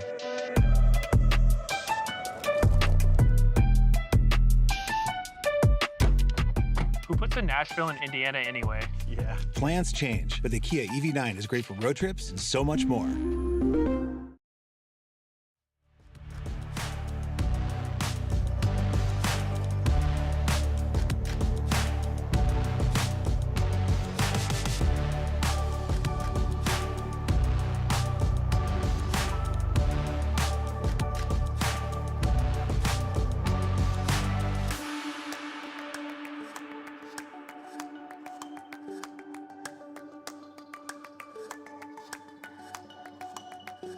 We can get his ear. Just kill his ear. We can. Poppy mid. I didn't know flash. Chill it. Nice. He's also on 10. I'm fine. Yeah, just kill for it. Yeah. Give me kill if we can. Yeah. Slide with the unintentional. Too funny. Yeah, I'm gonna get this. We're fighting, guys. Like, don't be scared. I'm watching. Don't be scared. I'm not there. It's all you guys. Shinjao should be top Nice side. flash Poppy. Kill Poppy. Shinjao should be top. Nice. What are you doing, bro? Bro, don't play big. It's not a trash, man. The jump. Slowly. The Fury. Then. Hopping in. Right. No flash. I can elbow it. Good job. Good. Go forward. It's fine. Rise up 100%. Yeah. Oh, that's good. I'm looking slowly too. Yeah. Not feeding I'm over taking flash. I'm here. I can't set in. They're TP behind. Can anyone mark me? Yeah. Young, come toss. 2 seconds. Up. Yeah. E. I'm go. On Aatrox. He's gonna flash. Yeah. We're splitting. Kill him. Watch the Fury. Not feeding. Wait, the Fury's too deep. I killed it. Don't worry.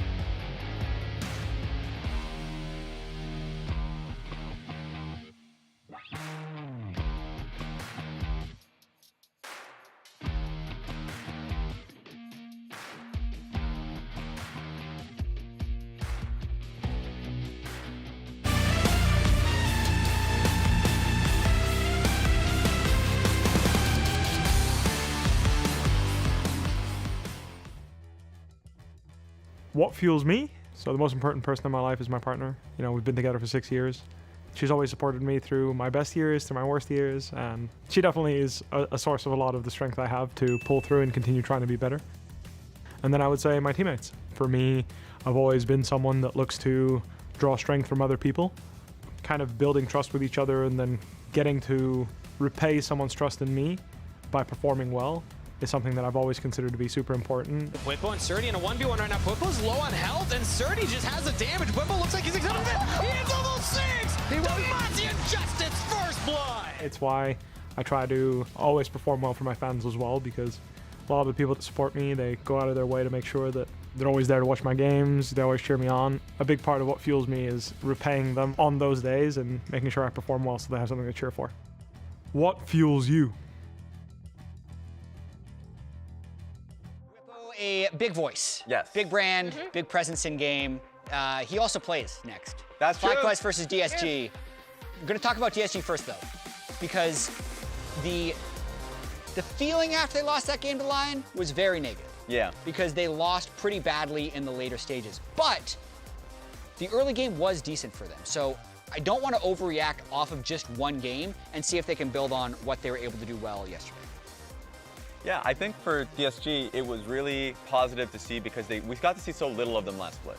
So, and they took their boot camp to Korea. So the biggest question is, was there going to be growth there? That is the case. I think that the players are really vocal in terms of looking to improve. I mean, obviously you have Puhi, you have XU, you have vocal players, you have good glue. It's really just about the carries, and so there's a lot of positive there. You just need the consistency. Yeah, and it's how they can regroup after a loss like yesterday, right? Because their early game does look better. I think when you come down to teams like this, it often does look more cohesive early because they go in, they have a plan, right? And then something goes wrong, and then it really, really ended up snowballing in Lyon's favor, right? So now they're gonna have to really dig deep and try to find that stability going up against FlyQuest, who looked incredible yesterday. For sure, and FlyQuest also has great cohesion. The one moment that I remember from yesterday's game with DSG is when there were 3 members of Lyon in the mid lane side rush, and I feel like Scary Jerry kind of knew they were there because when the Sejuani ult flew out to him, he cleansed immediately. Like he was almost so ready for them to be jumping on top of him, but then he died anyway.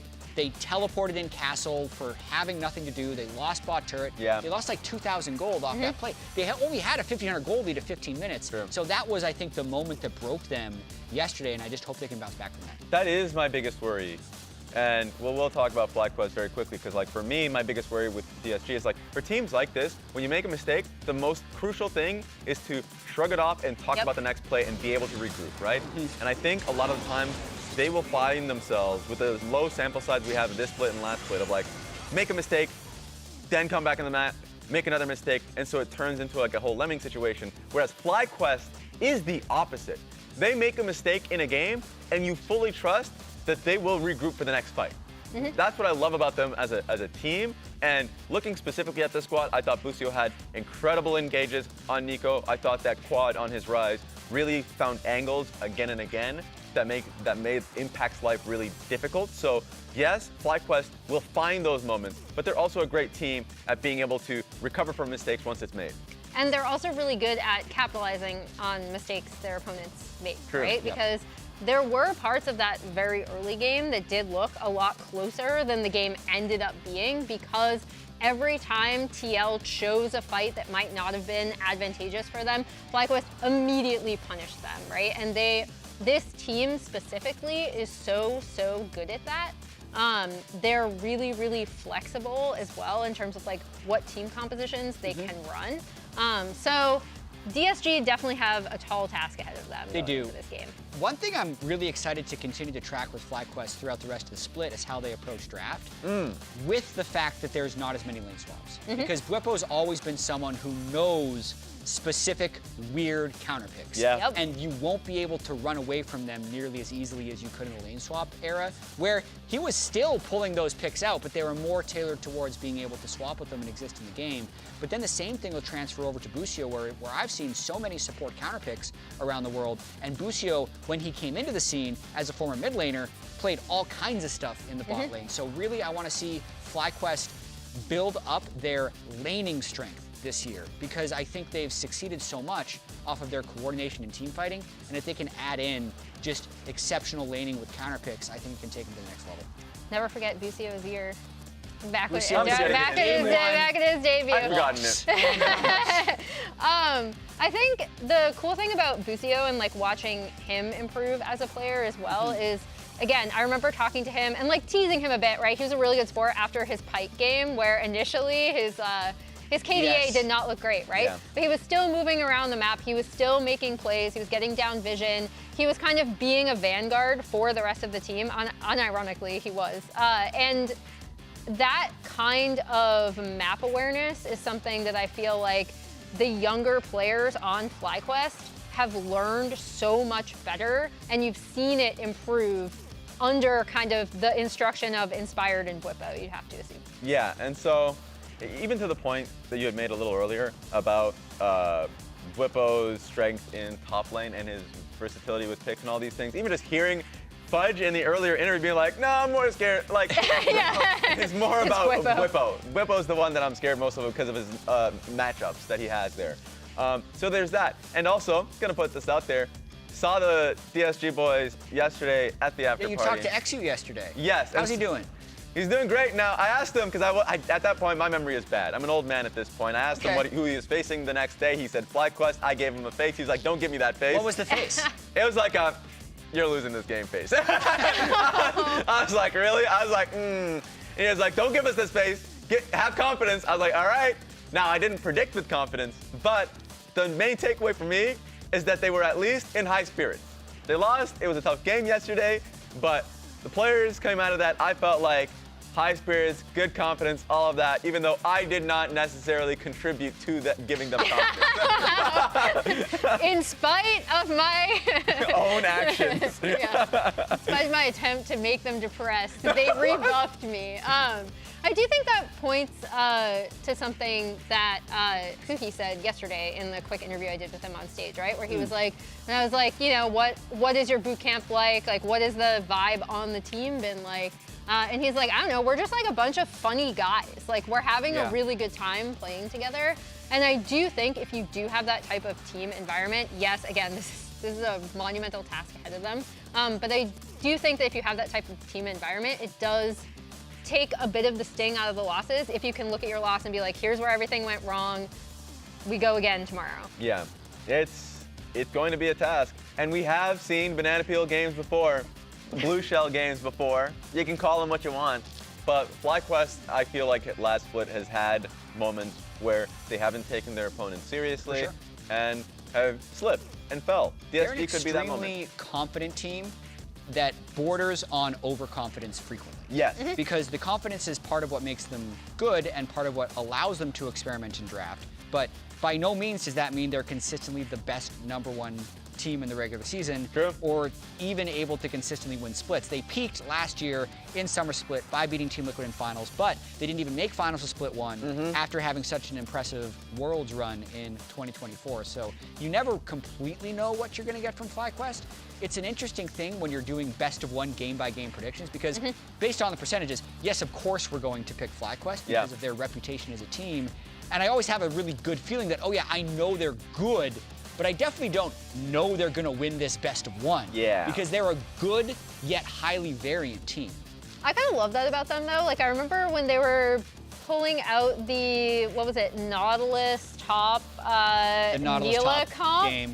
And then I was like, oh, like, they know exactly where they want to move on the map. This looks like something they practice, et cetera, et cetera. Interviewed Bucio afterwards. He's like, no, that was like a first time we were kind of trying things out against C9. So, I mean, I love that about FlyQuest. I love their confidence. We'll see what they bring out today.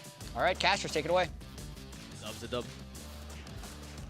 Hello and welcome everybody back to the Riot Games Arena where we're about to take to the stage for FlyQuest versus DSG, and we are into the bands. You got Kangas and Kobe on the cast. And I love a FlyQuest game on red side. You know why? Yeah? It's Bwipo. One word, it's Bwipo. Red side, counter picks. You'll love to see it.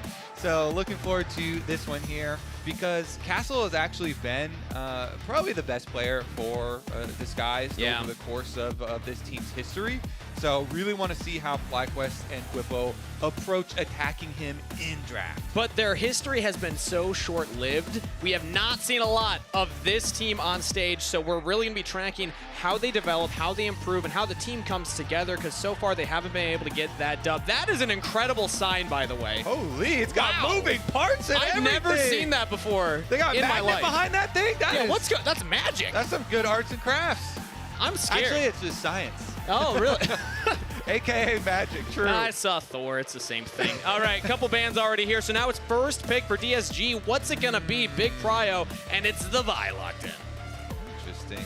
The little hover over the Gwen, possibly foreshadowing there, but locking in the Vi, it looks like FlyQuest are immediately thinking, hey, we want to take away some dive pieces here for composition with the hover over Kaisa already. Yeah. Or at least that's what's in their mind, because Vi is always dive. And that's one of the issues with first picking a Vi, is that you always signal you're going to pair it with either a Talia or an Ari or some other, components for that dive. So FlyQuest are like, all right, immediately we'll start to take away some pieces that you want to add to a Vi comp. Also love the Talia into dive comps, as you can use that Unraveled Earth to stop them in their tracks. Nefiri notably not banned here. I'm curious if FlyQuest locked that in early or if they're going to show something else, because I imagine they'll want it, but instead it's the Corki. A lot of FlyQuest fans in the audience as well.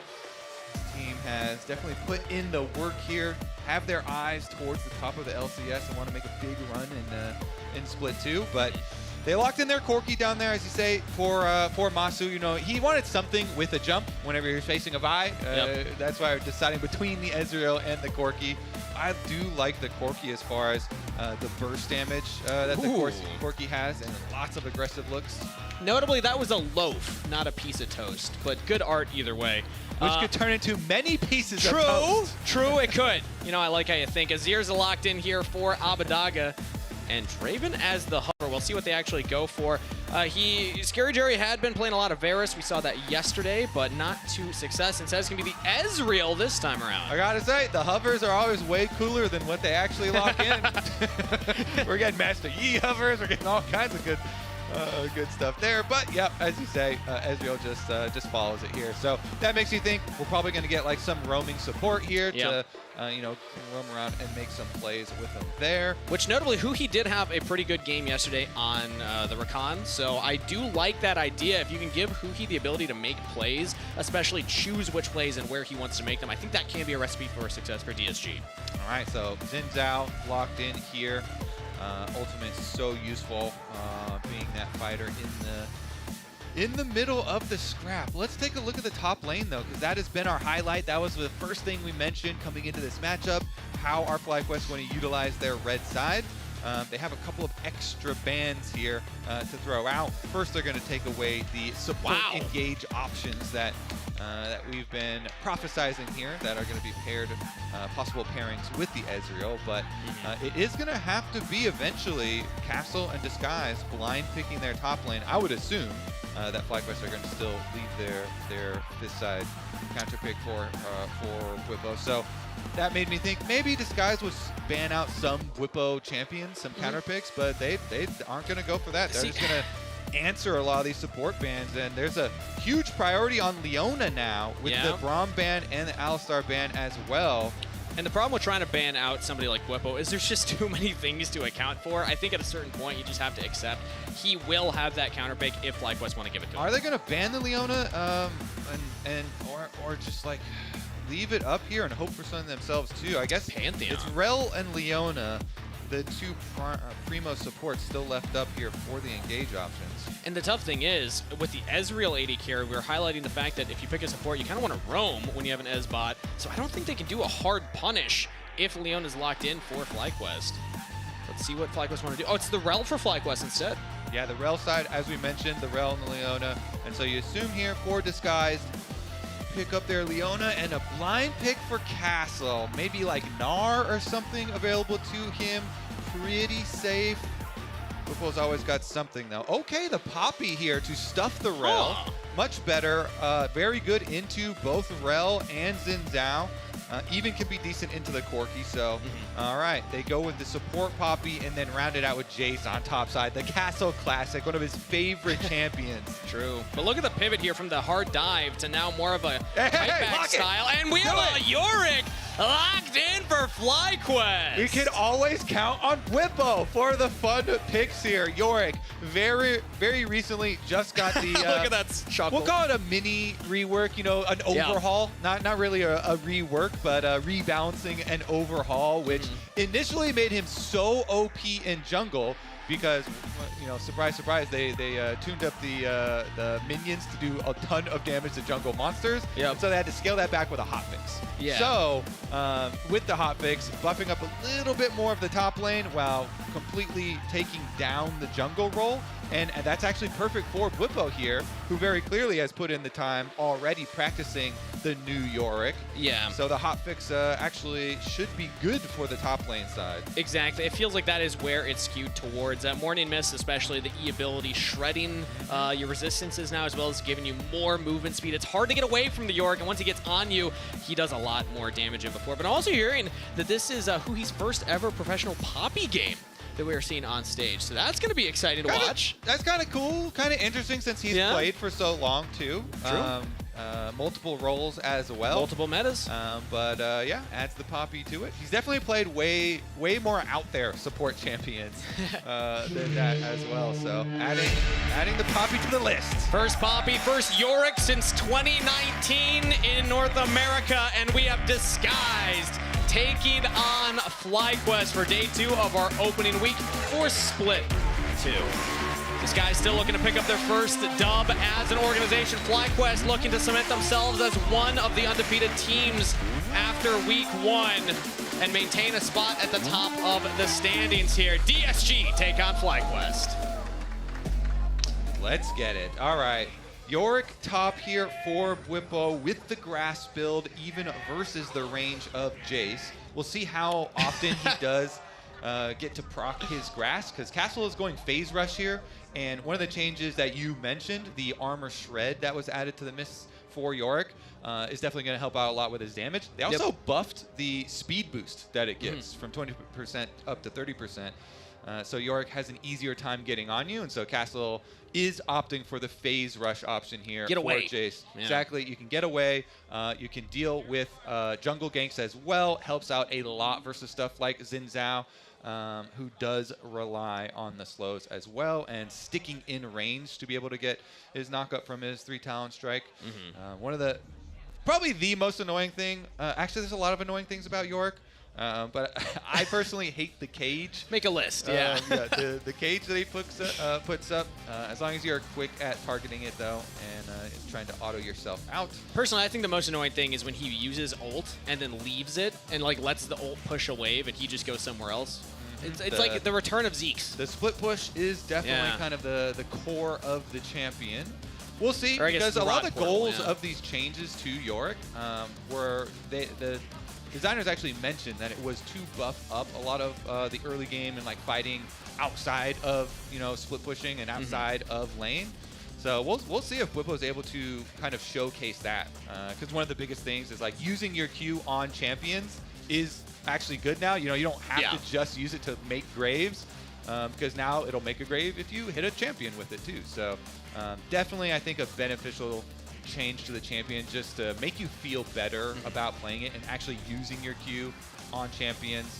Harder to punish him. And of course jungle monsters as well, though. I really do think the jungle was hit pretty heavily by those hot fixes. Yeah, which is why we're seeing it top lane now. It's still exciting. We'll still keep our eyes on how it does in the top lane matchup. But we are hearing that it's looking like a keyboard issue for Abbedagge, so all league officials sort that out. We're going to give them time on stage to make sure everybody is happy with the state of the game. So that is the reason for our Pagoda pause. Stick with us, everybody. Hopefully we hop back into the game shortly. But I want to talk about the rest of the composition here, because highlighting the Vi early in the draft, we saw XU pick that up. That's all about the dive, but then the rest of the composition doesn't really feel like it wants to dive with that Vi. DSG have the Jace, plus the Azir, plus the Ezreal. Much more long range, so you're kind of throwing Vi in, and then everyone's trying to follow up with their damage. Maybe Azir will go in as well, but that can make XU's job a little harder, because now it's dangerous if he decides to go in. Yeah, I mean, the Azir, like you mentioned, is kind of the main partner there. They do have to choose their moments wisely when they go in, but a lot of the times it's about softening up with poke first, and then the moment will choose you. If you've got a target low health, then you get to jump forward into the action. And hopefully we will jump forward into the action fairly shortly here, because I want to see how this lane phase goes for Yorick. We haven't had a lot of data since the changes to Can we check with Twitch chat? Do we have any like experts in Twitch chat? Any Yorick one tricks? I know a caster, Ravish. He does Valorant, he does some League stuff. He plays a lot of Yorick, but he's also bronze, so I don't think he's the best to ask. A couple of years ago, because I always like doing like off-meta jungle champions, there was this Australian who mained jungle Yorick for a very long time, Australian challenger. Yeah. And he would spam it. And so, you know, I looked him up and like, you know, copied it and tried it a couple times. Just wasn't for me because I don't like slowly walking around. And, you know, I like dashes and more. You prefer a bit high more action? active. Yeah, it sure. Was a lot of like Respect. farming stuff. But that's the type of thing that you want to do when you are jumping ahead on a new patch change like this. And Whippo is one of the professional players that I think does that really well. Whippo always contacts one tricks of the champion, high caliber one tricks, you know, maybe a little bit higher rating than the challenger Twitch chatters that we all have. Well, Twitch chat's saying they think you're talking about Ninetales. That's who they're claiming that you're talking about right now. There we go. Ninetales is the Australian guy. Yeah. See, they know. And There's a lot of knowers. He's been doing it for a long time, years and years and years and years, way before these changes.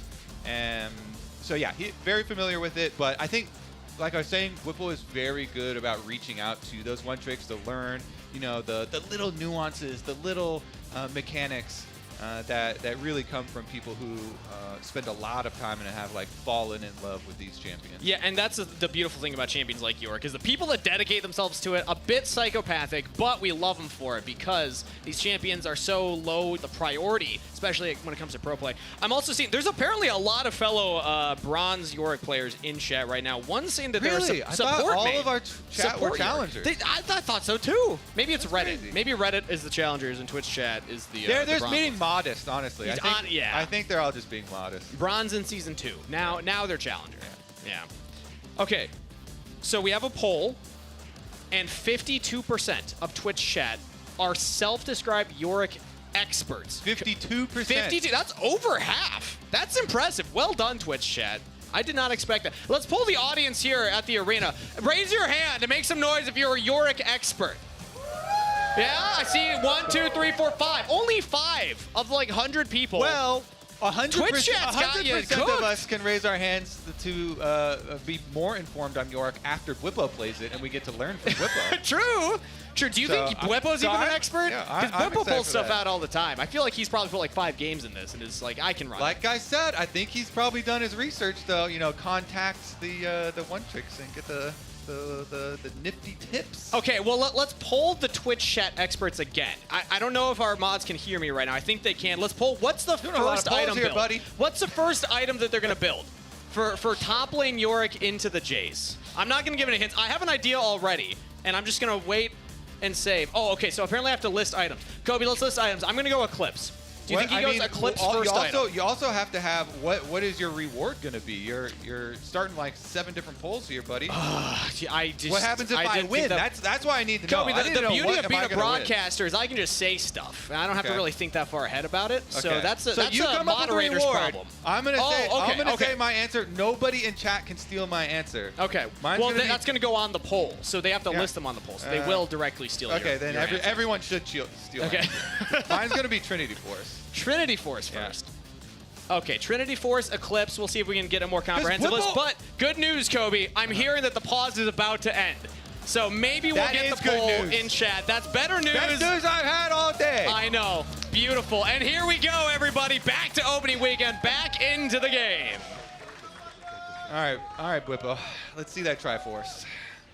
We got Castle waving his little pinwheel around, his arcane pinwheel.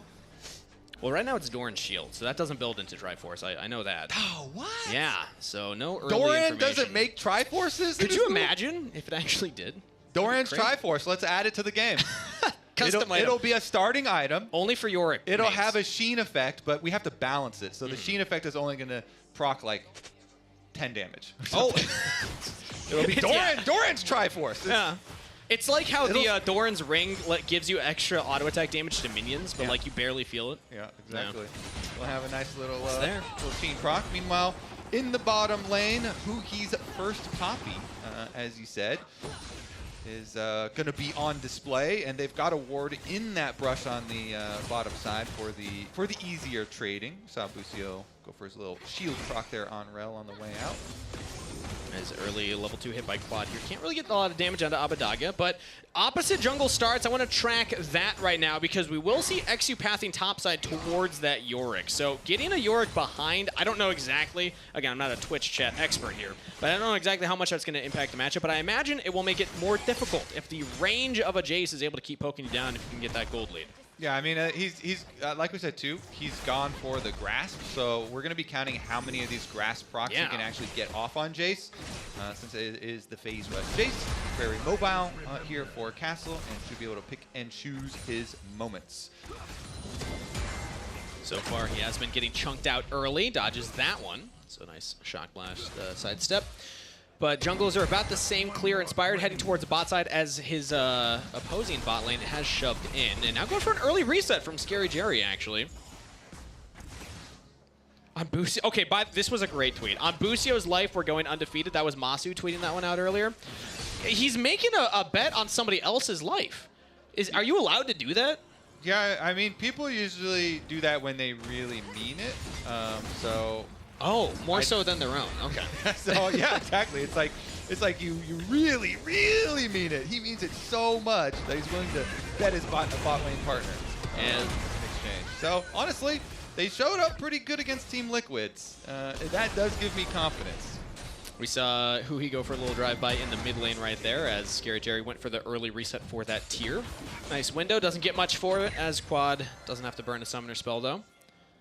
As now Inspired looking for an invade here, and Huhi is just body warding to see if it happens. She's going to turn into a ward place of the Raptors, and then a reset as well for Inspired. So no early focus on lanes. And Inspired had an insane first game when they played versus Team Liquid. You know, he had 7 kills, did not die a single time. He was really active. He was the one that also got Whipple's Vladimir very far ahead in that game. So we'll see, because on resets, he is going back to top side, and Inspired is currently looking for his second clear. But since Whipple's got him in front of tower, we'll see if there's any setup. Whipple's very low with also very little mana, so. There was actually a window there.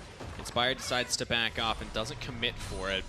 But yeah, I think you're right. Because Bwipo is so low, they decided, no, call it off. We have the Krugs that just spawned. Might as well just take those. But the control ward will be nice defensively for Bwipo as well. Yeah, if you can land the Yorick cage on him and Zinzao shows, then you could probably get a flash from Jace.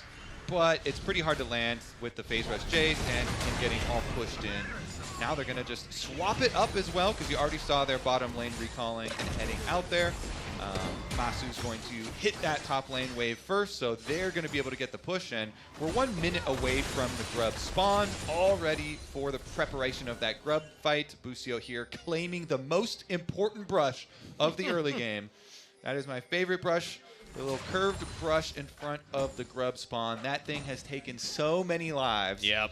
So dangerous to walk in there. That is my single favorite control ward in the entire game of League of Legends. They don't have a trap set for it right now, because instead Inspired's going for the bottom side, but it still gives information, because if at any point XU walks up there, they know that's a free dragon.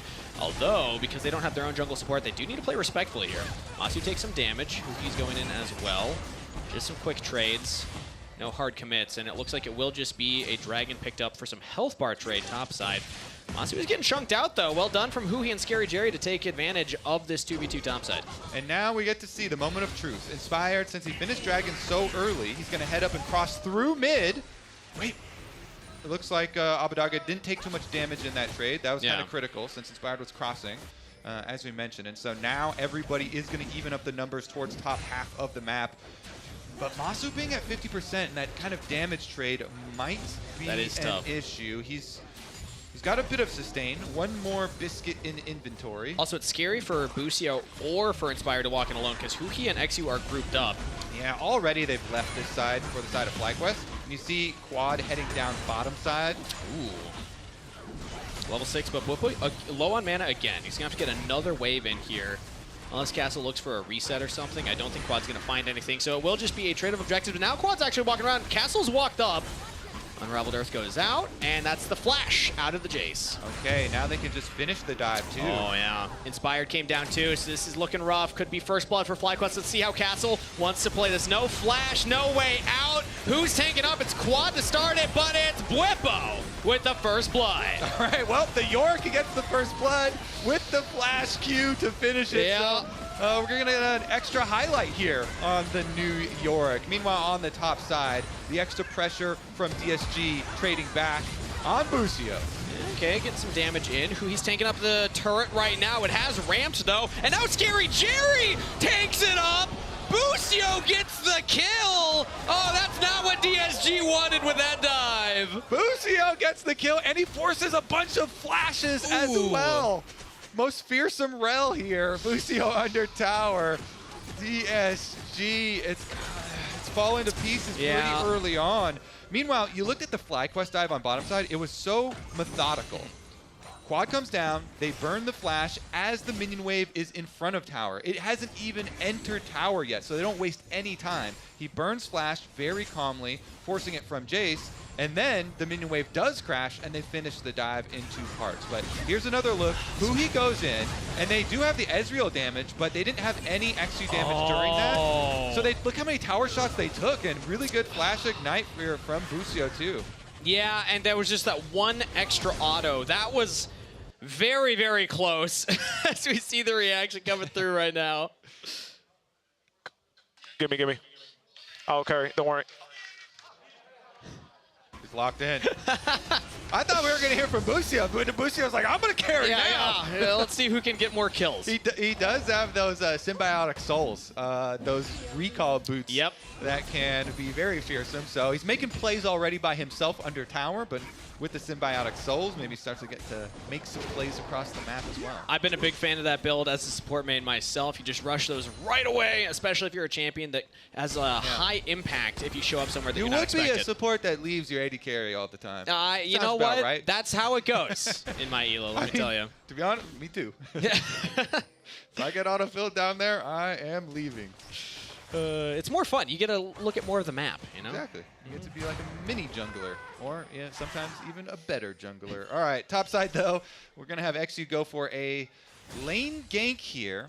Is this like a shadow play? Because I don't think Quad is going to overextend and like expose himself to anything. Yeah. So maybe this is more of a coverage play since the minion wave is pushing towards him. And who he is here too. Now they see XU. Doesn't know that he's on the ward.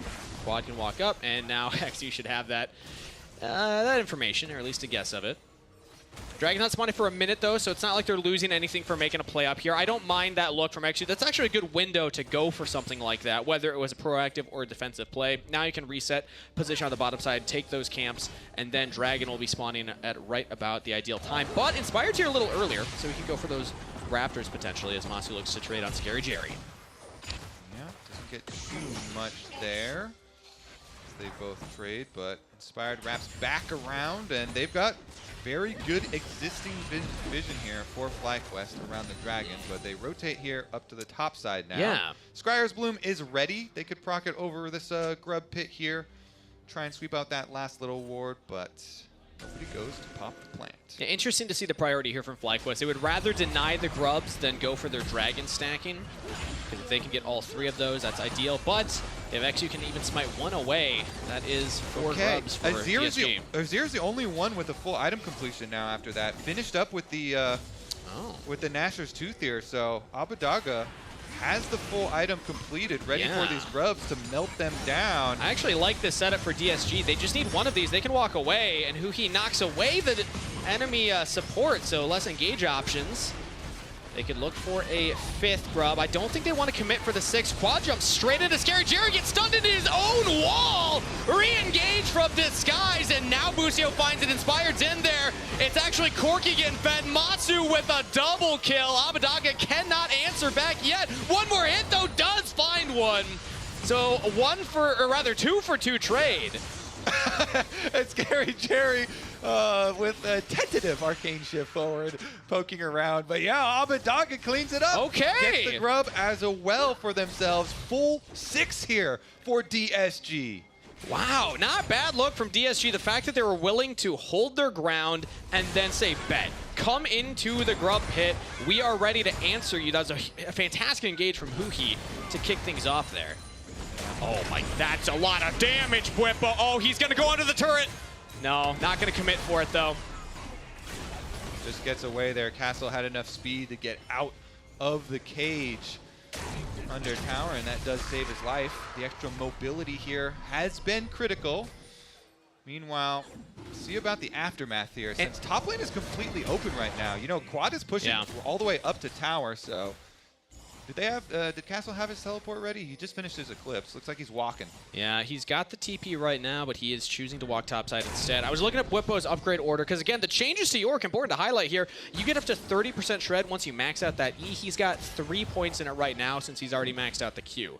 So that will just do more and more damage as the game goes. This is lethality poke Jace. This is not the tank Jace, so this guy will get shredded if that E lands, and the York is doing a lot of damage, but DSG also, right he's now, building Trinity Force, just saying. Oh, you know, congratulations, anybody in chat, if we ever got that poll up and you answered. All right, here we go, on the Dragon.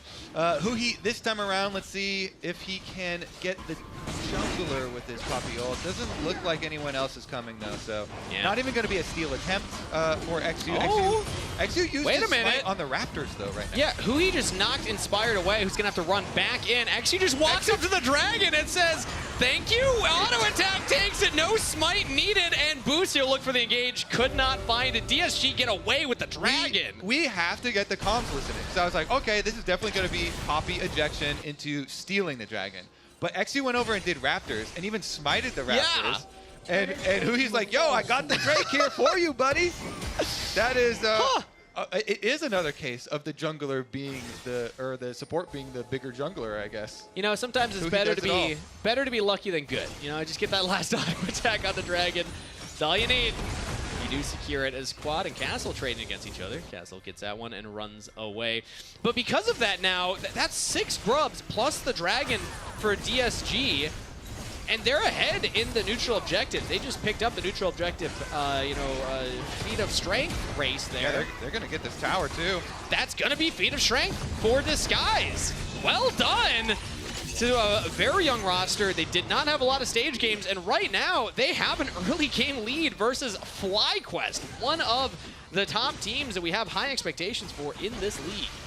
Some good stuff there. I mean, the first Poppy game for Huhi is looking like a winner. Yeah. At least for the moment. Let's take a look at how they finish this one, though. Quad here on Talia. Actually, let's get a comms listen in on that one, because we were asking for it. I can come after this. I'm hovering this. I ulted him away. Okay. Ulted him away. Can you take it? Yeah, I'm coming. I hit it. Look for finish. Just take it then back up. Take it then back up. We want to back up after. We got it. Just run. I'm out. Yeah. He was like, I'll come after this as he's doing the Raptors. And he had 2 charges of smite, so he used the early one. But the second one did come up for the Dragon still. Notice how he didn't say, don't have smite. He didn't say, not 0 point in that comp did he say, oh, I just used the smite. But it doesn't matter. The plan comes together. All that matters was Huhi's comms. I got 2 with the Poppy ult. And I'm happy you highlight that, as another turret might just go down here. Now Castle's going to get bullied away from that, but Huhi, the man that's saving DSG right now, he has made play after play, and now they're in a 1v2. Bwipo's doing a lot of damage. XU's coming in as well. Castle's going to die to the little Yorick minions, and it's a 1-for-1 trade for Bwipo. It took him a long time to shut him down, too. Man, Bwipo loves these like 1v3, 1v4 situations. He had the 1 versus TL yesterday on Vladimir, and he was able to get a counter kill in that one, even timing his kill on the bailed out target perfectly. Yeah. As he died and then getting it afterwards there too. This time, he's still good for one. He still gets the counter kill onto Castle with all the resources being sent up there to try and deal with him. And that was a lot of resources sent up there. I mean, at the end of the day, if FlyQuest weren't able to get that much on, they didn't pick up a turret or anything for that, but DSG had to send so many members just to deal with that for it to be a trade. Bwipo won't have flash anymore, but neither will Castle, and Bwipo's going to be really hard to deal with in the sideline. All these flowers there just sitting unpicked. Some good experience and some good adaptive force, We need to teach these players some gardening. Yeah. All right, let's take a look at this. What do we got here? Ah, the beginnings of it. So, the tower does go down, but the minions do so much work. Yep. And even when the maiden turns away, the little ones don't. The Mistwalkers. The Mistwalkers are coming. There's also a couple range minion autos coming in there. But back to live. The Herald fight's starting off right now. Inspire taking a big chunk of damage, but Masu zoning everyone away with the help of Busio. DSG jumping back. Quad goes deep. Bwipo's in there as well. And here comes the Yorick. Shut down, picked up for Quad, and Bwipo once more. Huhi running for the hills. Busio's able to lock him down, and Bwipo with the damage can get another one. Kill credit to Masu that time. Uh-oh. They are turning it up now. FlyQuest getting very aggressive with it. I mean, that ulti from Quad all the way into the jungle. He took it the entire way to make sure they could kill this Azir. No flash on Abbedagge now. Plus with the Azir being down, gives them control mid lane. Ooh, big damage on Masu. Do we have a true shot barrage? No. Cooldown is still not out for Scary Jerry, so Masu can walk away. Calculated, right? Yep. Yep. Never sweating there. Masu survives that shock blast, and Bwipo will be able to get the solo tower gold up here as well. Yeah, turret picked up now for FlyQuest, and he's going to push another wave in here.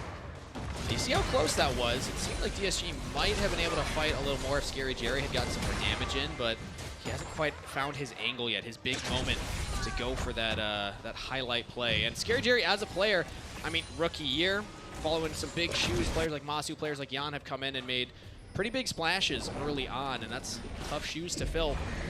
Scary Jerry's still looking for that big moment where he can pop off and say, this is why I'm in the league. It really is. It is tough coming in because, like you say, you know, we've had, wait a second, Bwipo Castle, here. maybe find an outplay. No, wait, Bwipo, he's just going under the turret more.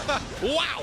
All right, nothing to worry about. And Castle just dies. Dude, the Mistwalkers do so much damage, man. And the speed buff, when you have that thing on the Jace, the minions can even chase him down and they finish the kill. 30% additional movement speed towards the target, and they just chase down the phase rush Jace. Well, I am sorry, solo queue, for some York. That's gonna pop up. All right. The 52% of Twitch chat is probably very excited right now. I mean, it is definitely looking good. Yeah. Did get the first blood as well, you know, playing over to the York, getting that one flashing forward to finish the kill. And now they've got the outer towers here down on the side lane. So York gets to play, and he's playing into Abbedagge right now, but Abbedagge is doing a lot of damage to Busio, who has to jump away. XU looking to punish Bwipo, who backs off from the turret dive. Flash forward from XU. He has Huhi behind him. Do they have enough damage to kill Masu? XU does it himself. Shut down to the Vi, and Scary Jerry can now unleash. Abbedagge trying to reposition as well. Flash forward from XU. Big damage. Busio goes down. Scary Jerry continues the chase, and Scary Jerry, this is your moment! XU follows up, they dive deep. It's only Quad left in the fight. Huhi stuns into the wall. XU's there too. Scary Jerry from X range. Shut down for Quad as he'll punish the young AD carry from walking up. XU equalizes it. That's still a big play for the Sky. it was a huge play. It was the biggest play of the entire game there. That was a full ace. And Castle wasn't even there. He gets to take the tower as well. Objective on top of it for DSG. Huge swing as Disguise. It seemed like maybe the game was slipping away from them with how big Bwipo was getting, but signs of life still. Let's get another look at that replay, because this started off, this was a long play. So this is the one we already saw where the minions end up chasing down the Jace. That was the key right there. You saw the mist stuff get put onto Castle. That gives them the speed boost for the minions. Holy shit. Champion. My bad. Yeah, no flash. a perfect troll face from Whippo too. That was incredible. And here's the other replay. So this was XU hard committing and really deep diving. Yeah, and so XU is actually the one that also gets paid the most for this.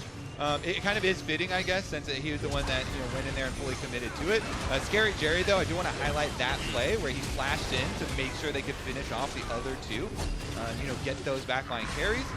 And it's just this last little, whoop, never mind, that bit of damage there. Okay. Oh, we could have watched the rest of that, actually. We Yeah. could go in some replays. No, this was We're gonna important. pause. We had to hop back in and see that that we were in a pause moment. That was so funny, though. So many people have had that reaction when they're playing against York because the minions do so much damage.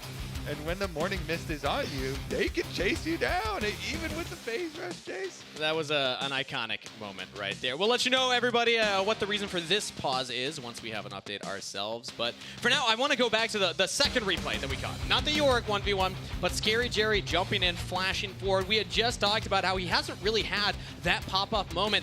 That was a good pop-up moment, and it reminds me of why he was given the shot at the Tier 1 level anyway. In NACL, at Tier 2, when he was playing collegiate as well, he had excellent target selection and killer instinct in fights, and we hadn't seen that. I saw a lot of hesitation in Split 1, but that being said, low sample size of games. I think the more comfortable Scary Jerry gets on stage, the better he'll look as the split goes on, and that's a great way to get your confidence up as a player. Yeah, and meanwhile, XU got so rich off that. He got multiple shutdowns. He got the first one onto Masu, and then he got the later one as well. I believe it was the one onto Quad afterwards, but regardless, it's going to be a lot of money in the hands of the Vi. Yeah. And so you're going to start to see the dual dive of the Vi and the Azir have tremendous threat. Because he also went Trinity Force, so he's got plenty of damage, behind these dives to take down those carries. I mean, we saw how quickly he was able to pick up that first kill, yeah. So we'll see, because XU has also been this player that we've highlighted for a long time in the league, even when he first came in on Dignitas, and then even moving over to DSG. He's a player that has a lot of coaches, I think, have had a lot of good things to say about him specifically. A lot of the coaches that worked with him early on, talking about his attitude as well as his views on the game. So we'll see, because this was a very big moment for Disguised overall. To get that full ace is a tremendous gold swing, in addition to getting the outer tower that Castle is able to pick up afterwards. So it's moments like these where you just got a bunch of gold versus FlyQuest, who so far in the very first weekend of Split 2 are looking like one of the very best teams in the LTA. Yeah. You are now set up. I'm watching Rel. You're Here's W. You're no flash, 10 seconds. I can come to Corky. Can you Yeah, have go should look. Watch Corky. Watch Corky. Coming. After Corky, it's done. Guys, No, nice, it's good. Look us in. Look us in. I'm hitting. I got him. Keep looking. York first. Talia ulted behind. Talia is behind. We're hitting York. Yeah, York Talia has is behind. York, no flash. Watch Talia. Q in 3, 2. I can block for you. I can go on Talia. Yeah, Talia. I have Q. She has E combo. Oh, he got me. Q in 2. I'll kill him. He's dead. No autocon. I really do like those comms. They're actually very clear. Yeah. And even in XU leading a lot of it. Yeah, in key moments, the one I'm listening to or honing in on was the after they get Corky, and he's like, after Corky, it's done. But there was a very quick, I believe it was from XU. No, we can keep going. And then there was no second guessing on that. Yeah. There was immediately like, yep, and then they followed the new call, and they are able to get the full ace there and finish it off. And even the hey, we can block the Qs from Talia. Watch out for the Talia E combo. Micro and the macro range. calling. Yeah, it's So beautiful. exactly, it's talking about can we continue the fights? How are the actual fights going to go? Who can block for who? So I do like the comms listed in there. And we have an update that the reason for this pause in particular, everybody, is another keyboard issue. This time it was a quad. So take your bet. Who's going to have the next keyboard that we have to replace on stage? Hopefully nobody. I'm betting nobody. Okay. zero pauses in our future. That's All what right. I'm saying. All right, I like that. I'm gonna knock on some wood for you right there, bud. But I also want to highlight not only just how impressive that play was from Disguise, but how important it is for them. They have yet to pick up an official series win. I know we're only in best of ones now for the first 3 weeks here, but this technically would count as their first official win on the scoreboard. Yes, they picked up a game win in a best of 3 earlier, but this is a dub officially for them if they can take this against FlyQuest. And that's such a big momentum builder, a play like that, to give them the confidence to keep going for plays. Yep, and confidence really is key here to be able to, pull off plays like we just saw. Be able to follow through when you do have the lead in a fight like that, to get more out of it and not just stop at the one shutdown on Corki, to go get every single other kill here for themselves. So let's see what Disguise can do with their newfound gold. That does just bring them about back to even in gold here, total gold. But of course, they do have those feats of strength, which has a little bit of gold value in it there. But like you were talking about with XU getting the kills from that earlier play, now has an item completed. It's 2 items, one and up over Inspired. And he doesn't have the Trinity Force, actually. He has the Black Cleaver combo off of this. For another play on a Whipple right now. He didn't get the cage down. Has some backup this time, so we have to get out of there. XU, good buffer on the stun from Busio. Okay, yeah, Otacon is available, so it's a little risky here, fully committing to those fights on the top side. It can get, the rewards can get very, very big there. I really like the Flower Otacon, gives you so much of a power boost with all the adaptive damage and the experience here. Those levels so critical towards this mid stage of the game. So we'll see. They just got to keep vision of it at the moment. I don't think either team is in a position where they're going to be the ones that just want to start it up raw unless there's a very big mispositioning by their opponents. So that's going to refocus our lens on this Yorick. How big is the split pushing threat of Yorick with the Hull Breaker done? And Trinity Force Hull Breaker here for Bwipo. So old Yorick, massive, massive split push threat. I expect this Yorick also to have massive, massive, massive split push threat here, and that's just what he's doing with his Maiden up and pushing in 2 items very good. And it's tough. Oh, I was going to say it's tough because he has the TP. He can still look for the Otacon plays, but DSG are not afraid of that. They're going to start the Otacon. They are getting the debuff from it, shredding the resistances, but FlyQuest are not checking very fast. I think they're going to get this. Can they get the flowers afterwards is the question. They still need to get those. Inspired knocked away. That was Busio actually knocked away. Get the flowers. They have to get all these with the auto attacks, and now here comes Quad. Otacon claimed a slight split of the flowers, but still not bad from DSG. They got the majority of those, plus the Otacon buff. Let's see, so it's 36 to 19. So FlyQuest here with just 19 flowers afterwards, picking up some. They teleport down for a play onto him, but Whipple's going to teleport out in answer. So straight up teleports there. But yeah, the 36 on the side of GSG for flower pickup.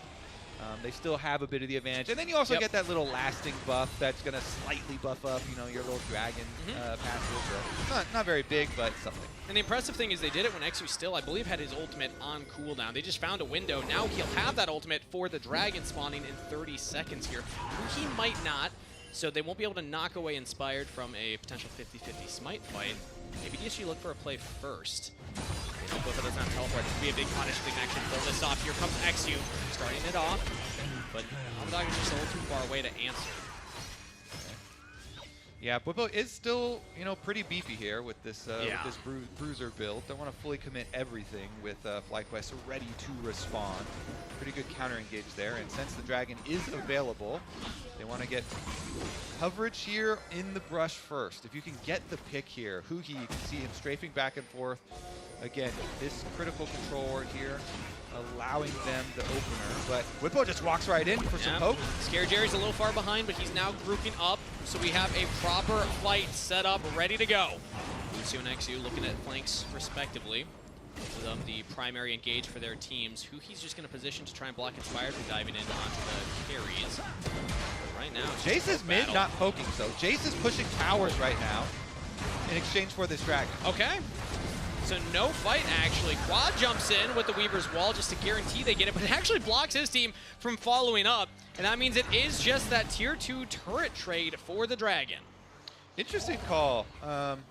Because, as soon as you see the J splitting, you're like, well, DSG are definitely giving this one. And they're trading it for the mid inner tower gold, but that is dragon number 3, which puts you to a very dangerous soul point here for FlyQuest, because the last one you can give. York with the Cloud Soul becomes super insane.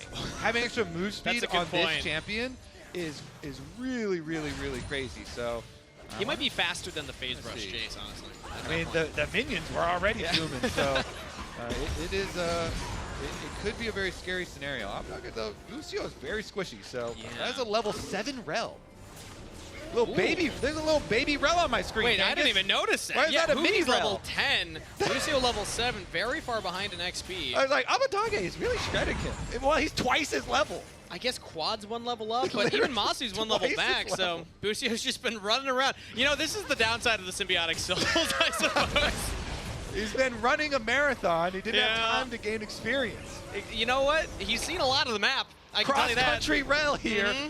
Traversing Summoner's Rift. It's a marathon, not a sprint, okay? He will catch up at level There's a eventually. 3-level support lead. That's kind of crazy. How much health is that? Just like raw stats. That's got to be like Click on that. 300 Click on that Rel. Yeah, let's look at the health. 1639 for Rel. Now, can we look at Poppy? Actually, Bucio, speaking of the Rel, finding Huhi right now, who's got 2470. That is 800 health advantage for the Poppy right now. Dude, please, Bucio, just get level 8, buddy. He's so close to level 8. You can do it. Soak some experience somewhere. No, he wants to get out of that jungle. Get out of there. Nope, this is where he needs to be. Minions are dying on top side. Minions are dying in mid lane. Just soak a little bit. He's just like me for real, Kobe. This is exactly how I play the game. All right, well, speaking of, he also has a slight itemization difference. Both of the supports going for the movement speed first item, but Huhi's will make him a slight bigger threat as a tank and also some more damage too. And right now, it's about jockeying for control over the Baron. That is the big objective that's on the map right now. If anybody gets picked out of position, if anybody goes down, that could be a big objective pickup. Meanwhile, the split push here, Whipple's got that secondary tower on bottom side down to 50% with his constant pressure. And he's level 16, so that Maiden is buff. Max Maiden at the moment, even able to stop these recalls, harass over and over. Here we go, finish up the tower. Look at that damage, man. Whippo is unanswerable in a side lane, and it means that the team is just going for the Baron here. They already used the Keeper's Verdict to try to knock away Inspired very early. They don't have enough DPS, and now they're going to have to go for the fight. Teleport in from Whippo, who he picked away from the rest of the team. Bucio is going to sacrifice his life for it, support for support. But there's the shove from Abadage. Is it enough to keep Inspired away? I don't think so. Matsu made it in, and they are shredding through the health bars of DSG. FlyQuest hold the line. Scary Jerry, 1v1 against Whippo. He takes it.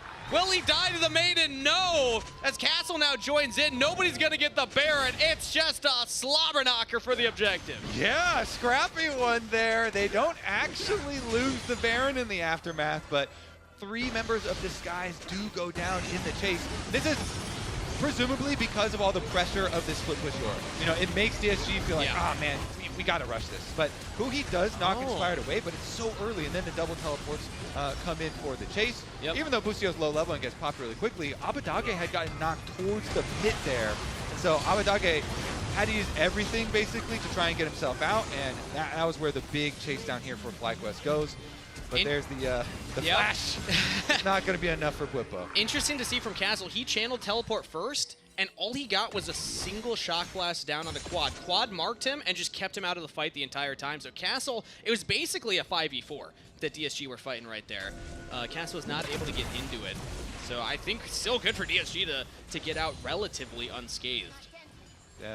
FlyQuest there getting the tower on bottom side before the fight even started too, so they're going to be really looking towards Abadaga. No flash on the Azir now after that play, and broke his arm guard, so no arm guard either for this Azir will be the prime target. But they have priority in the bot side. DSG actually can play a lot of control around mid right now. Somebody from FlyQuest is going to want to catch that wave. They're losing a lot of XP and gold.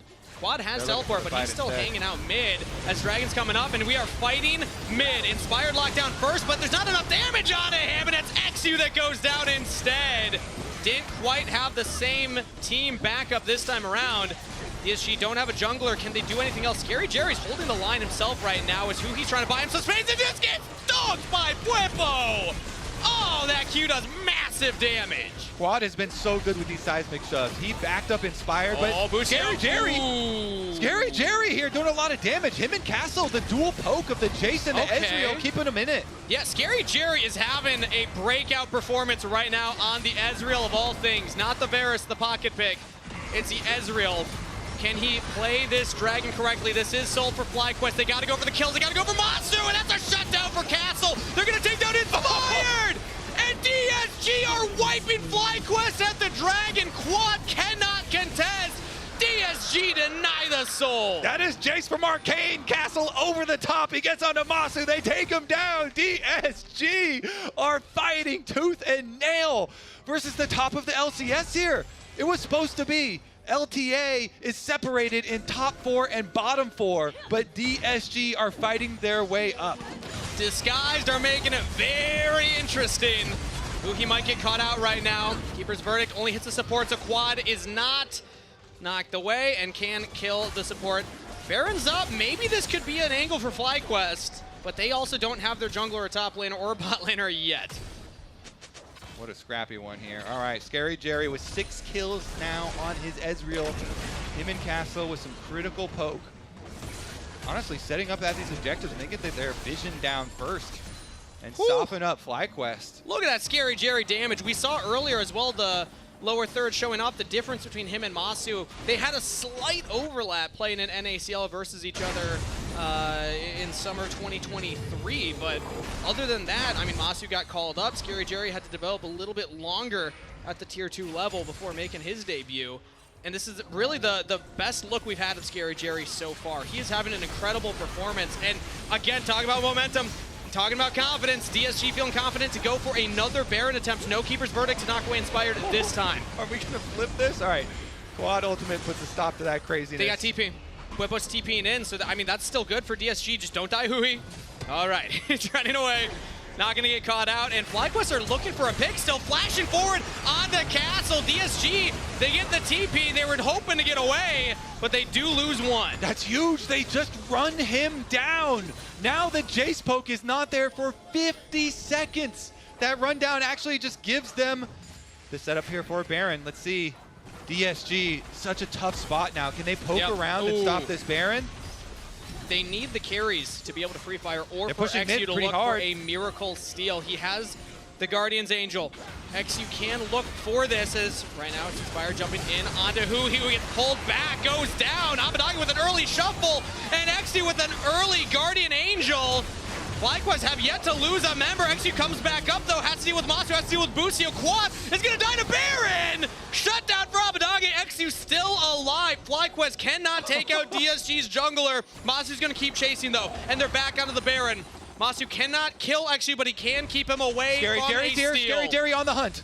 Scary Jerry might just take down Masu. The Ezreal, no flash available, but Arcane Shift in. Masu, no flash available, has 7K health on Baron, 5K health on Baron. They're going to go for the Baron, and Masu in the brush does lose it. Scary Jerry with the 1v1 kill. Baron picked up by FlyQuest. Oh, can he get out alive, though? FlyQuest now, they're going to take their chances in another chase down. Whippo's looking for it, but Castle does get away. They lose the bottom inhibitor. DSG, they lost the push bot side. They got the teleport from Whippo, but he had minions down there. The Mistwalker's helping shove the wave, so even though FlyQuest, they lose their bot laner, they lose their mid laner, they get the Baron, and they get the bot inhib for free. Wow, what an exciting one here from DSG and FlyQuest. Now with the Baron, though, your split push Yorick is a absolute terror. Yep. Ultimate is there for Whippo, right immediately back into the side lane. He, with the extra power here of the Baron split push, I have to say, DSG are gonna have to like go jump on the play early. They have vision through their jungle, so Whippo has to be a little bit careful about not going ahead of the rest of the team's pressure. Look at that, 4 Mistwalkers joining the wave. Like, it's so hard. That's why I was surprised that DSG had control over the bot wave earlier in the game, but they have struggled to maintain now that Whippo is focused on that side lane yet again. Dragon's coming up in 50 seconds, though. That's going to be the next big objective here. So it's still sole point for FlyQuest. And now with Baron, theoretically, their control over that, plus the Supers pushing for free on the bot side, should make it much easier for their approach. All right, let's see if DSG can get some poke damage on FlyQuest early to soften them up. FlyQuest have been so good in these fights, though. Especially Inspired creating a lot of room on the Xin Zhao with his ultimate, and then Quad being able to follow up and get seismic shoves on individual disguised targets to be able to get them their kills and get them their picks. I want to highlight something. Bwipo doesn't have TP. It's coming off cooldown shortly, but I don't think it'll be up by the time Dragon's up. Abadage could teleport in, but then they just lose the top side. So Bwipo's basically making an ultimatum here. He's like, nobody can answer me. My team's on the Dragon. What are you going to go for, Disguise? Do you deny the soul, or do you stop me from ending the game? Well, Azir's going to try and stop that split push, but... There's just no way. Can't do much against that undead army. Has to throw the shuffle, and it's just dying to the Mistwalkers. Abadage has the flash. And no, DSG have actually controlled the Dragon approach right now. FlyQuest have to walk back in. XU might still look for it. Instead, they're in onto Inspired. Shuffled back in. Quad's got big damage. Inspired takes down XU. Inspired still alive and can take the Dragon soul. FlyQuest have done it in a nail-biter ending. They get the soul and the base. Bwipo on the Yorick shows up huge. FlyQuest take DSG. Split push is back on the menu.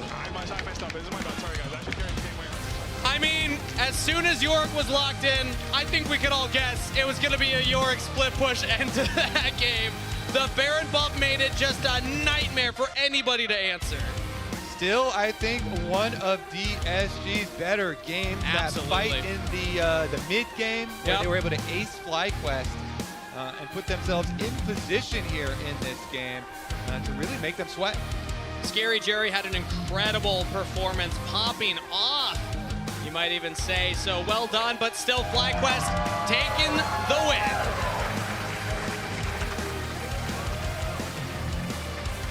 And again, this is expectation, I would say, for a team of FlyQuest caliber, but still, the fact that they had to work so hard for it, that made things very entertaining, to say the least, for this game. Yep, they did certainly have to sweat, but definitely a fun one to watch the newly buffed up Yorick in the hands of Bwipo at play, and some creative stuff here from this squad. Really looking forward to, as we get further into Split 2 as well, we're going to get into some, best of threes in our next stage, and then playoffs, best of fives, and we get super deep into some of these drafts. So if you can lay the groundwork in this early stage of the best of ones of some of these more creative champions, and just further open people's minds and further, make them worry about some of these off-meta champions, then that can benefit you later down the line as well. Speaking of the pilot of the off-meta champions, let's send it down to Raz and Bwipo on stage for an interview. That's right, I got the victorious Bwipo right next to me. What do you have in your hand? It's my emotional support shark.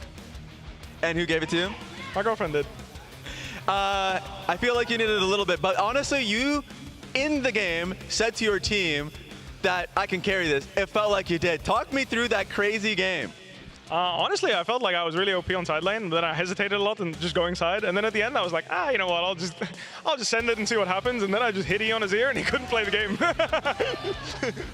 Talk me through the Yorick pick just a little bit, because you are somebody that will always come in with creative picks. You had the Vladimir, the Swain, you're never afraid of it. Even earlier on we heard from Fudge how he's like, you're willing to pick unconventional picks. Talk me through Yorick, because it was carrying this one. So I think Yorick is really strong if you're just smart about split pushing. I think that ultimately this champion is just really oppressive inside lane. Like, he kind of just pushes with the Maiden, so if you're playing against characters that kind of want to have push so they can position themselves and get poke like Jace, not only are your ghouls blocking his poke, your Maiden might block his poke, it's also really hard for him to escape the baby cage. So whenever I look for a gang setup or in general just push him in, he really hates that kind of game. Okay, and that was a lot of fun. How has the offseason overall just been for you guys, like the prep that you guys have been doing, especially in Korea? Honestly, I think it's mostly just been reevaluating what made us successful in 2024, understanding what Fearless changed for us, because obviously we were a team that came into a lot of Fearless situations where we would win game one and then we'd falter in the second and third games. So I think that in general, best of ones are definitely in our favor, and it's too early to say that we're like the best team ever, blah, blah, blah. So we want to keep practicing and make sure that we have more in the tank than just, a one and done. And last two questions for me. just faced off against DSG. Any assessment on them as a team? Because we haven't gotten to see them too much in Split 1, and this is your first one going up against them. Honestly, I think they played a pretty good game of League of Legends, so that was pleasantly surprised. I was pleasantly surprised in game. I felt like the enemy team was actively making good proactive plays. They were fighting on their timings, and I think that that's the start for a good game of League of Legends, so I had fun. Final message for the fans out there that are cheering for you? Thank you very much. I appreciate you guys. All right, thank you. And of course, before we hit the break, LTA Fantasy is live right now. Our all-new daily fantasy app allows you to compete against other LTA fans, us, Mark Zimmerman himself, by assembling the best possible squad. Select the player, and then select the champion you think they'll play that week for a chance at bonus points. And the top 100 fantasy players in each conference at the end of the split will earn a skin. Sign up at ltafantasy.com. And after the break, we'll get Lyon versus Dignitas. Thank you, guys.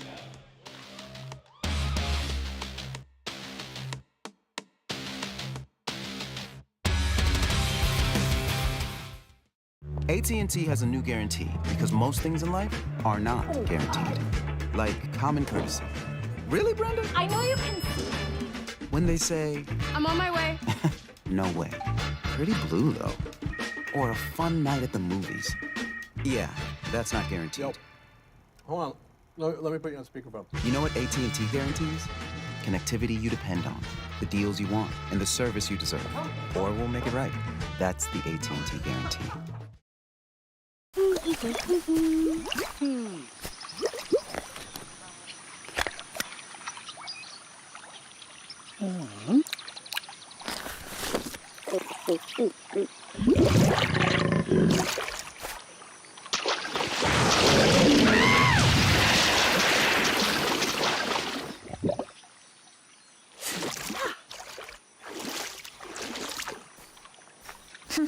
Red Bull gives you wings. Rich in the ground before Dub can even get there. In time to try to knock out as Impact gets burst. Don't feed. Get fed. Scan the QR code for LTA deals only on Uber Eats.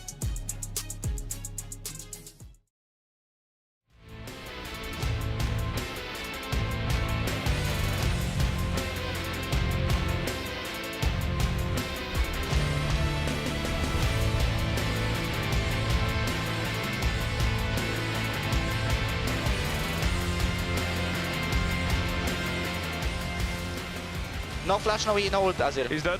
Jay's behind here. Poppy no flash, Poppy no Yeah, flash. I'm going Poppy. That's the only gun target I can go. I can reach.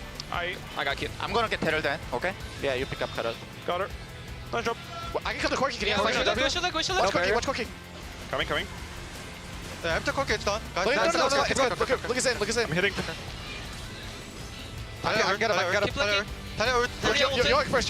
Talia ulted behind. Talia is behind. We're hitting York. Yeah, can you guys go?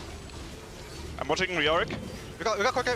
Corki's dead. No flash. Look. Look us in. Sin's dead. Fight. Got turn. I got turn. Poppy's Bye. Why in G? I stop them. I'm doubling out. Azir, I come to Azir. Azir no ult. Zoning Ezreal. He can't fight. If I flash out, I can speed you. 씨발 바로 온. It's okay. We can just do dash.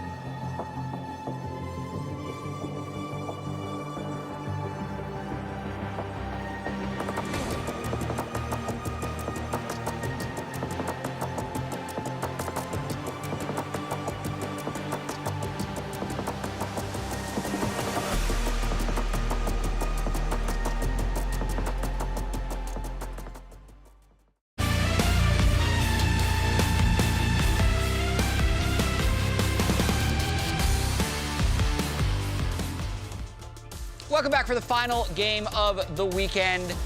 Lyon versus Dig. And Lyon, not only did they look good yesterday, they have a chance to be the only one of the 2 undefeated teams at the end of week 1. Everybody else sitting at 1-1. FlyQuest right now in the books at 2-0. So let's talk about how good Lyon actually looked yesterday. It's shocking to me. And I think I'll start with what's not shocking. Hannah and Saint are great. Like, they're great carries. And so that was an aspect that I already anticipated. We knew how good Saint was. There was already the hype coming into this one. Like, Emily, what did you see in this? I mean, the big thing for me, again, I watched Saint a bit in LTK Challengers. I knew he was good individually. The thing for Lyon was going to be, okay, can they get on the same page? Have they had, out of all teams, the least amount of practice going into split 1, and then did not make it past their initial few stage matches. So they did the boot camp. That's the thing I was most curious about. We've talked about the breadth of countries and languages represented across this roster, which is very, very cool, but also does make you wonder, like, what is their communication going to be like even after going through the boot camp? Boot camp looked like it helped exponentially, especially in terms of the way Audi was communicating with his lanes and with the rest of the team. I thought Saint looked great, and I also thought Lions looked really good too. Like, I was not sure how good he was going to look coming onto this team. He had some great engages. That was the surprising part for me. The fact that we got to see Lions perform incredibly good on the Nico, find amazing engages, not in just the first replay, but also we just saw in a bunch of them. So I think overall, the glue of Adilan and Lions, if we get to see this level of performance, this could just be a team that's punching for top 4 quite easily. It's going to be really interesting because I know in the South in split 1, their 2 previously LLA teams were at the top of the standings. Yep. And then Lyon, with little practice, was at the bottom. So there was an assumption, I think, made that, oh, okay, they're just not that good. But maybe they challenge it here in split 2. Let's talk about, though, Cani and Audi, because there is history between these 2 players. Yes, they were just on Rainbow 7 together. Like, so when LLA had this historic run in play-ins, by, unfortunately, knocking out North America and pushing them into the bottom bracket. So, like, they pushed them into the lower bracket and made it life difficult for us. It was the success that Cani and Adilan had with Summit in the top lane. Cani was incredibly talented with LeBlanc and Lucian, and Adilan was somebody that was there always to support him. Yeah, and I'm always super curious to see former teammates when they're a jungler and a mid laner go up against each other, because I feel I'm going to be looking at Adilan and being like, okay, how much do you know Cani? Like, what timings do you kind of want to try to disrupt his lane? That can always be super, super interesting. And on top of that, I kind of want to track if Saint is going to be one of the top mid laners in the whole league. Because if you follow the trajectory of other good or top LCK challengers mid laners who come to North America, it takes them a little bit of time to ramp up, but then they've generally been pretty amazing. Quad, Quid, we have a couple players that have been big-time success stories in the LTA, so it could be looking good. My eyes are on Saint. True, 100%. And I think something that I've noticed from Adilan is that he has great relationships with the Korean talent that he's played with in the past. Like, he was streaming when he was in Korea, and at the time, like, Bong, a former top laner that has been in international events with him, basically was in his chat just like bantering with him. And so, like, stuff like this where you have that same experience, it's like, it's gonna be fun going up against a former player that you know very well. So good luck, Cani. He knows your tendencies. I mean, I just love Adi in general, obviously. Like, he's had so much experience and history playing in Latin America, but then, I don't know, it's just, he seems like someone who would also just be a very fun teammate. Like, this team seems to have, like, really good rapport with each other as well. So yeah, we'll see. We'll see if Audi is gonna be gunning for Cani early on, especially in, like, the early laning phase. He's gonna do it. I mean, going back to what made Lions successful yesterday was Adi's early ganks. I mean, he went top lane once, right? He went top lane through the turret and got Licorice a lead there. And that is what I think Adilan's greatest attribute as a player, is that he does impact lanes early, consistently. It reminds me of Contracts just a little bit, where, like, in the first 10 minutes, you have to be having eyes on where Adilan can be. So I want to see if that's something that Dignitas has prepared for, especially since we haven't seen too much of Shaden, and when we have, it hasn't been the best. Yeah, he's not even on the stage right now, Rez. That's true. Yeah. Where is he? He is left for a quick, well, he's coming back. That's not him, that's Surdy, but Surdy and Shaden left together. I mean, is it the dreaded offensive to say bathroom they break? went for the bathroom break? Is it every team has gone through this moment? Well, they went to the break, but they're There he coming is. back. I do want to see, another one's gone. I do want to see Staggered bathroom breaks has hit the LTS Surdy once can again. actually have a solid early game. Because I feel like we keep having the story, and I know the sample size is small, but it was in the split one games, and it was even in the game yesterday, where the team is in a bad situation, or he's in a bad situation, and you're like, ooh, he played that well, because he gets a kill when surrounded by 3 people. I want to see him make a good play from a winning situation, right? Because there's just something that hasn't quite clicked in finding winning situations for him. And his history, for those of you who aren't familiar, is he was a solo queue god. That's how he got noticed. He was 2,000 LP in North America. He spent a year with FlyQuest Challenger or Academy team and did need to fit into the mold of competitive play. And he said himself that solo queue actually made him a worse pro player. So I do feel like he's still finding his niche. I know he has the drive, the skill, the laning to be a successful tier 1 professional, but actually manifesting that on stage is completely different. I want to see him be able to do that. So that's apparently all the time we have as well, because we're about to start the game. So let's get Dig versus Lyon underway. Thank you very much, Jet. We are taken to the stage for Dignitas versus Lyon. They're hopping into pick and ban. Lyon picked up a win yesterday. Dignitas have yet to pick one up here in split number 2, and this is our closer for opening weekend. It's been a great time here in split 2. New format, new teams. Same League of Legends as we see the first couple of bans come through. Okay, so immediately targeting what Lyon used in their previous game. It was Saint on the Yone, it was Adilan on the Sejuani, so Dignitas are like, very straightforward research here. Immediately ban what you successfully used last game. That's called, and you know, that's not necessarily result-based analysis, but it's called doing your homework. Let's put it that way. They were watching the bots. Vi as well. It has been a prominent blue 1 pick here. So Nefiri's still up. Maybe Lyon go for that one. If Adilan wants to play something more aggressive. Yeah, I feel like I really do like when Adilan is on some frontline like utility stuff.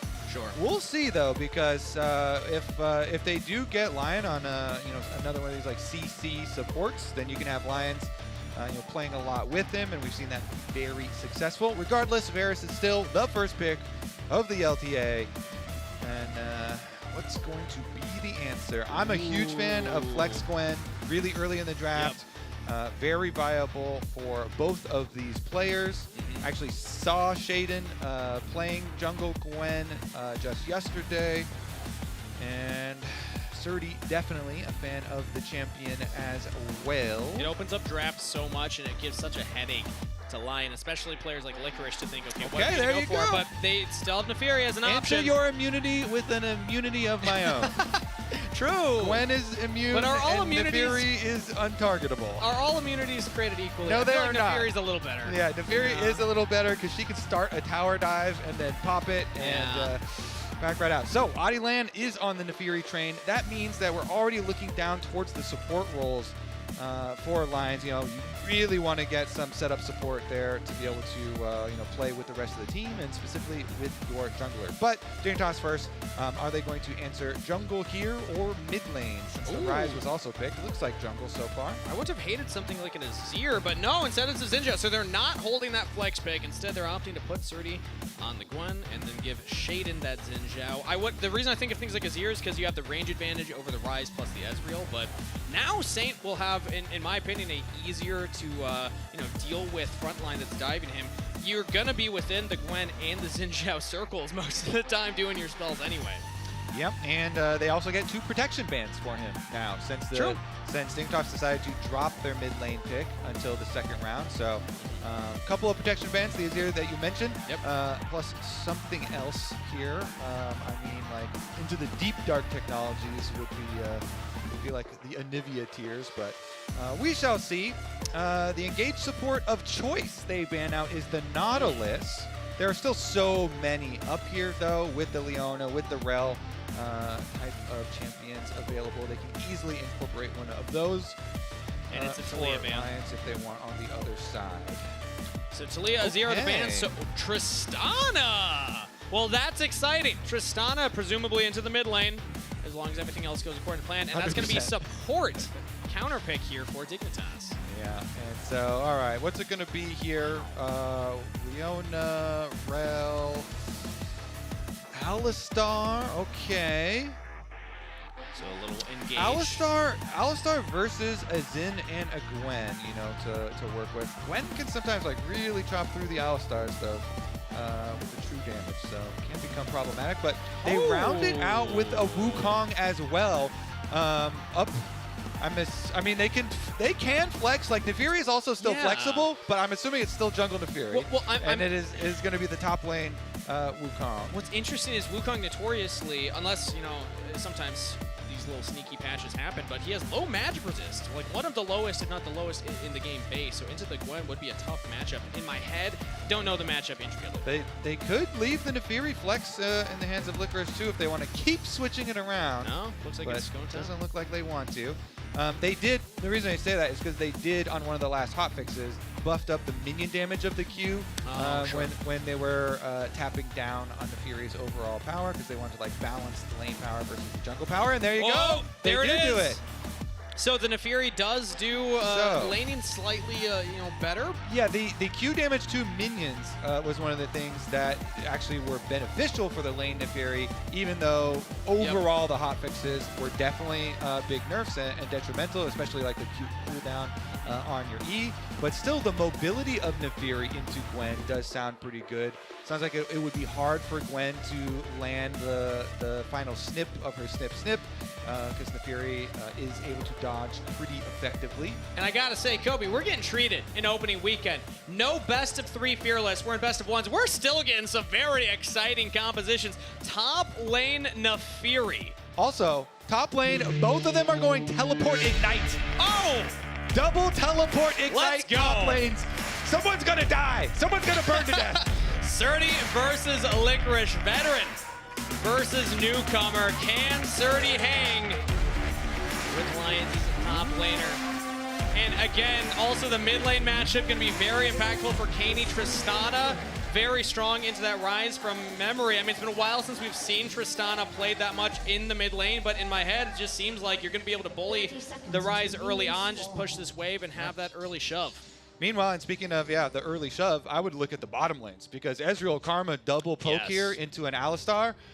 You're going to think, Tomo and Isles, they've actually played together a very long time on previous teams in multiple leagues. And them with an Ezreal Karma here, generally versus Alistar lanes, when the Alistar is still level 1 and cannot combo you, you really want to make the most out of your poke, kind of bully them, get them under tower, and push them through. Meanwhile, this is Lions, first split actually being here. Yes. So as far as live games played together, him and Henna just have yesterday that they're going off with their synergy. Notably, it said on stage. That's very literal right there. So this is only the second time the Henna and Lions have been sitting next to each other on the LTA stage. Will it be beneficial for them? They picked up their first win yesterday. They'd like to keep the ball rolling. They could start off 2-0. That'd be a fantastic start. And they do have supporters in the audience as well. Not much a level 1 Alistar can do in the face of the poke, so Isles going to step up, he has brush control, continue to harass as much as he can, then dodge back into the brush, drop the minion aggro. Meanwhile, they also still want to maintain their push, and Wukong is starting bot side, pathing up towards the double teleport ignite lane, which if I ever see that, I am always pathing up towards these no flash top laners. Both Nefiri and Gwen do have their own dashes built into their kits though. That's why they feel like they can afford to run without a flash, without that extra mobility summoner. But junglers getting up there might make it a little bit more dicey. Meanwhile, Shaden is pathing down towards his Ezreal Karma, which you do like to see since they want to play off that pressure, shove you under tower, poke you while you're under there, and work off some turret plate money. And Tomo did take one turret shot there, but otherwise, this is what we're expecting. A health advantage for them because they have that range advantage, constant shoving in as well. I want to talk about that mid lane matchup a little bit more too as well, set the expectations, because Ryze notably takes a couple of items to really come online, and if you're constantly shoved in farming under turret, he's already missed about a wave's worth here. Able to pick up a lot of that one, but this is a tough matchup for him because it's hard to really maintain that control, and as well your mana, you have to burn a lot of that to answer the push of a Tristana. Certainly do, and maybe the Rod of Ages buff where he can start with a couple of ruby crystals there pretty early on, but it's a decent little trade. Again, the poke damage of Qs plus the dogs going and jumping immediately on you provides for such a strong advantage in lane, and Licorice really trying to abuse that. You see those Qs going through the minion wave plus hitting 30, trying to take advantage of those minion damage buffs as well as the very strong harassment. And using his dodge ability on the snip means the Licorice is just heavily trading against Surdy. Shaden now on the bottom side. They actually might look for a dive. Scary to do against an Alistair, and it's actually answered top side here. Adiland going for it early. First blood for Licorice. Successful dive. It is answered bot side. 1-for-1 cross map, but still first blood picked up by Lyon. Let's see about the push afterwards. Instant recall. Ooh, topside minion wave is just a little closer to tower, so it's going to push nicely towards Licorice as well. And Licorice with the first blood money got his pickaxe plus boots by. Going to be very, very nice for him. Meanwhile, they're just going to send Surdy after that back down to the bottom side. Not answered by Lyon, because Licorice is still heading topside, and they just teleported Henna down bot. So Dignitas have the earlier delayed lane swap. I know it's not the same traditional starting lane in a lane swap, but we have seen a lot of teams do this once we hit that 4-minute mark. They actually start looking for this. So we'll see if this gives Dignitas an advantage now, trying to get Gwen out of that Nefiri lane. Yeah, Varus is pretty annoying too. Yes. to deal with as far as the lane. So Surdy might have gotten out of the fire into another fire as far as that lane goes. But it's just going to be the recall there for Henna, so they have the option here on their reset for Grubs. We're at 5 minutes, so 1 minute towards Grubs, and they're going to send the Varus on top side after quickly shoving that wave. Now we just have to look at Licorice on his recall since he's got his teleport. If you want to go and kind of swap on over, he's actually going to use it immediately. So first minion, does he get that melee? It's a long channel. He gets it. All right. Just in time. It's all of them. All right. Perfect teleports. Now the reset from Surdy, and he's going to save his TP. So this will be a teleport advantage now for Dignitas. But still early game. We'll see if that actually amounts to anything. Objectives are spawning here. 20 seconds for the Grubs. No one went for that early dragon. Instead, Shaden's hovering the top side. So it looks like we're setting up for the Grubs. And I would say level 5 Wukong, a pretty big disadvantage versus level 5 Xin Zhao. Xin Zhao really good at skirmishes. Unless Wukong gets to pull out some crazy like juke with his W, then straight up hand-to-hand combat, Xin Zhao beats you every day of the week. Wukong really needs ultimate, so you basically never take those Grub fights. He wants to go for the mid, little pass-through instead. And it is going to mean at least the first Grub is taken without the use of Smite. Shaden actually goes in onto Lions, who's just trying to buy time for Saint to Realm Warp in, and now Shaden could be in some trouble. Does not have the ultimate available. Saint might chase him down. Damage to push Shaden out of the pit. No flash available as a 1v1 breaks out bot side. Surdy wins it! In the 1v1, still has the teleport, might be able to reset TP topside, and Lion know that, so they're going to back away. Oh. That is a big one for Surdy. The solo queue god of North America says, nice counter pick. You got no teammates this time around, buddy. And they take him down. In the double ignite usage, they both just throw down.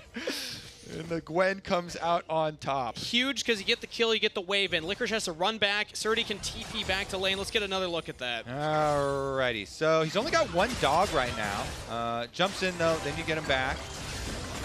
W resistances and the ulti nice. Didn't really get to, Yeah, he did dodge the first needlework. Yeah, didn't get to dodge much with it. Ooh, let's listen in. I'm dead. Rough. Yeah, I mean, Licorice knows it. In those types of moments, it's tough, especially when you got that early kill on your lane opponent. All right, let's see, because those types of matchups do snowball. You know, when it's ignite, teleport. Wait a second, teleport up to the top side to catch that big wave. Ezreal gonna head down bottom side to catch that one, so it's gonna be a much bigger wave for Ezreal that he gets as a reward here, and only gonna drop one of the melees before the cannon takes over aggro, so nice little swapperoni there. Since Dragon is the next objective on the map, you know, you want to get your pieces in place here to fight that, and you can see Karma here, Isles doing the prep work for it as well, into the enemy jungle, getting some wards leading up to it. And nobody in range to get that turret plate that went down to the minions as well. So Dragon, like you said, is the focus. Currently, there's a couple of wards placed down by Lyon. Flanking wards, but no teleports available, so I don't think that we'll actually see a big flank come through. It would just be a traditional front to back if we can get our front line set up. Lions is heading down there, but we actually have Audilane pathing topside, so he wants to grab these top camps. If Shaden goes for the Dragon, he would be uncontested as of right now. Said it's some poke damage in the mid lane here, and Shaden just waiting to decide where he wants to go, what he wants to do here. We see him on the mini-map, and now he's approaching the Dragon, so it looks like Dignitas will get the neutral objective. This is their second of the game, as they got all 3 grubs, so they're on track to get the feats of strength. Yeah, I mean, 1 kill for the feats of strength, plus only 1 more objective for whatever the objective one is called. And they also have been able to work off a lot of turret plate money. So I would have to say, across the board, going pretty well here for Dignitas in this opener. Aside from that tower dive at the very beginning of the game that Lyon were able to pull off against Surdy, really everything else kind of going nicely according to plan there for Dig. But of course, Wukong, we always talk about the level 6 and level 7 here with Flash. Audilane is positioned to be able to make a play, so maybe you get to see the big Wukong moment. It's kind of hard to like choose where you're gonna make it though, and almost like has to be on the Gwen. But then it would have to be like, is he gonna go for like a lane gank or something, try and slip in there and like surprise the Gwen or something, because Tristana is kind of hard to pull it off against, because Canids got pretty good reaction time, and then Ezreal Karma also is like very avoidant. Yeah, really already on top of them. Yeah, so maybe if Lions can work with Audilane and you get the Alistar combo with the Wukong ultimate and Flash, they'll be able to pull off the big play they're looking for. I will say Lion's night and day performance from when he was playing remote compared to yesterday when he was playing in person. He did find incredible engages as the Nico, and hopefully he's able to pull that off again here on the Alistar, because Wukong, I like it more as that secondary follow-up engage. Maybe the Chain of Corruption can set it up, but really it's Lions on the Alistar that I'm looking at as that guy to make action happen. And this is it. This is where they want to make it happen. Vision control, though, very quickly taken by Dignitas. Licorice big damage on the Canids, who actually jumps back in. And Licorice says, all right, bet. You have to Buster shot me away just to survive. Yeah, ult for ult trade. Honestly, you know, not bad there. Not bad for Caney. The Ignite from Licorice was used. You know, Licorice does dodge the rocket jump with his W, but then just an ult for ult trade and teleport back for Caney after he gets his Yuntal. So Caney's gonna walk now. Caney's holding his teleport at the moment until this grub fight actually goes off. Oh, Lions looks for the big flank and is not able to land the pulverize, but Saint's in there as well. Now comes Audilane. Big cyclone damage on the Caney, flashes in. Hanno with the kill secure. Surdy's looking for the flank right now in a 1v4 situation. He gets one. And that is Feats of Warfare secured as well in the middle of the fight. Dignitas pushing Lyon away from the objective. Nice rebuttal. They should be able to get these grubs. Ooh, a scrappy one. 2 for 1 here. Plus, as you say, though, the objective also going their way. Very quick on the feats of strength. Everything acquired here, presumably by Dignitas. As soon as this grub goes down, you get the alert, and that is full 6 grub buff, plus the feats, plus the gold lead here kind of ballooning for them. Dignitas looking strong. And the earlier Dragon stacking only one in their pocket right now, but let's get a replay because Lions has a nice play. So take a look at the flash here. Ooh. Yeah.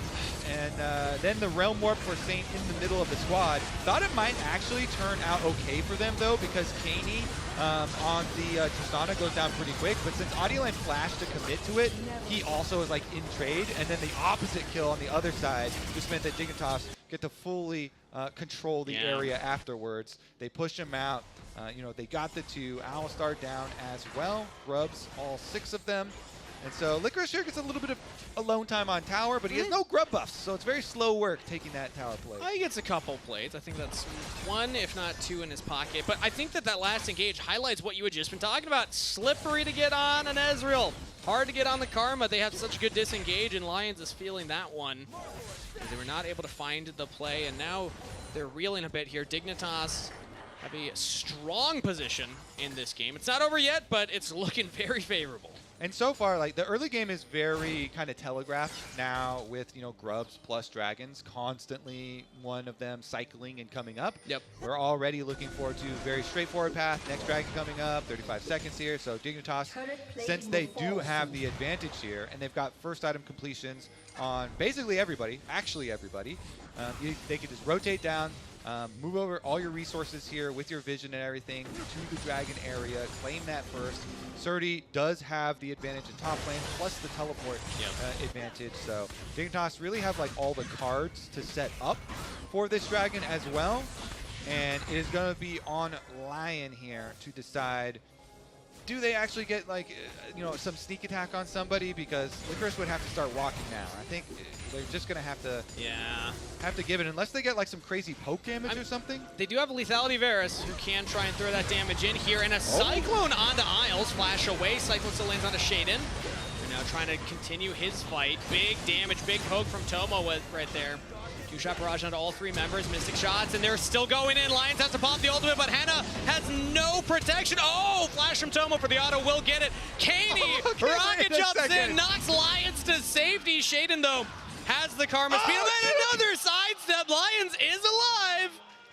Yo, Lions is definitely on land here with that dodge. He is in studio. He is on stage with that dodge. That was a 0 ping dodge right there. Ooh, Licorice shaking another one going against Surdy. This time he's going to win it. It looks like the Ignite burn. One more auto. Can he dash in? There we go. Shut down for Licorice. Okay. They get one back on the top side. The ego battle of teleport Ignite top laners does go their way, but unfortunately for Team Lions, they completely dropped the ball here towards the dragon fight. Yeah. I mean, they tried to, they did get Karma. I guess they got Isles' flash, but then they stick around there, and Shaden massively punishes them. Shaden is the one that does so much of the damage. Really good use of his Xin Zhao ultimate. When Audio's in on his Cyclone with his ultimate, Shaden does not just like run away with Isles. Shaden jumps right back in onto him because they got the root, because they got that full reveal. He got his W, and they go with the Xin Zhao ultimate. He immunes all of the Lion like counter damage. He even got it there with Henna's splash. Yep. Still getting the knock up because his auto attack had already started. And then Caney with the little save towards the end. That made contact. That's crazy, but you know, still well done. It's all right. They still got so many victories there in that fight. It's okay. They let one go. Shaden's up here. One becomes lightning hitting onto Audioland, but not going to continue up with the follow. But Herald is now on the map as well, so Dignitas are just controlling the access points. They got their wards down. They're tracking Audioland to make sure he can't get in and actually force him to use the clone. And also poke on Alliance. So this is still just objective control being the name of the game for Dignitas. Lion have not really found a way to push them off of these. Even though the gold are very even, the objectives are so heavily in Dignitas' favor that you have to give them the advantage right now, unless Lion can find a way to slow these down. Yeah, and the thing is, too, we've seen with a lot of games, even today specifically, even with one team controlling all the neutral objectives, as we set up for another one, they actually might go for this. Yeah, watch for the engages. Again, it's Lions and it's Audioland. Shaden actually Toys around with the idea. Teleport in. This could be a flank from Saint. Realm Warp. Teleport in now from Surdy.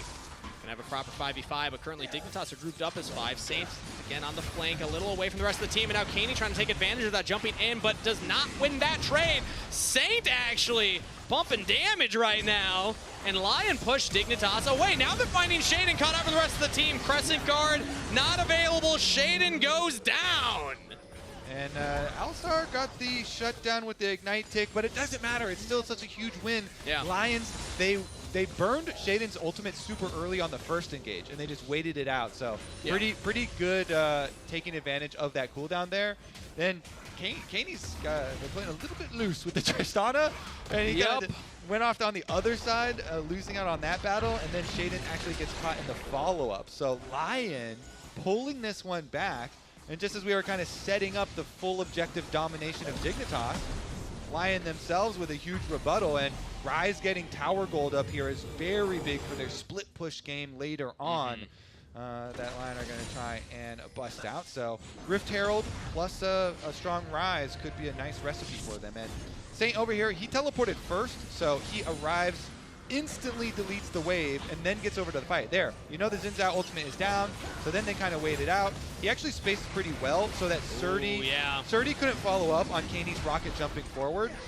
So nice little damage trade there from Saint, but then it is Shaden who tried to walk back into his own territory, into the open arms of Licorice, who was waiting for him, who had hopped over the wall there with the Nefiri. So nice little wraparound, as it seemed like everybody was kind of distracted by Caney in the mid lane, and they were kind of looking that way, and they got distracted when they were kind of trying to reset. And the reason I was excited for the Tristana into the Rise was for the laning phase. I'm surprised at how quickly we've gotten to a point where Saint is just out DPSing the Tristana in that 1v1 though.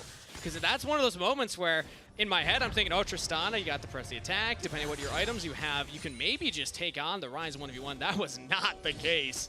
So Saint showing that maybe this is not as ideal of a matchup. And he did a good job with, like, he has bone plating for the initial, like, burst damage. So the bone plating, and then he used the phase rush afterwards, you know, for to control the distance, to get the better trade as he's trying to jump out. So it's going to get worse. It's definitely going to scale well. Rise here with the double stacking items, of course. So that makes our game super fun here, Kangas, because 6 grubs on the side of Dignitas, but gold leads securely taken.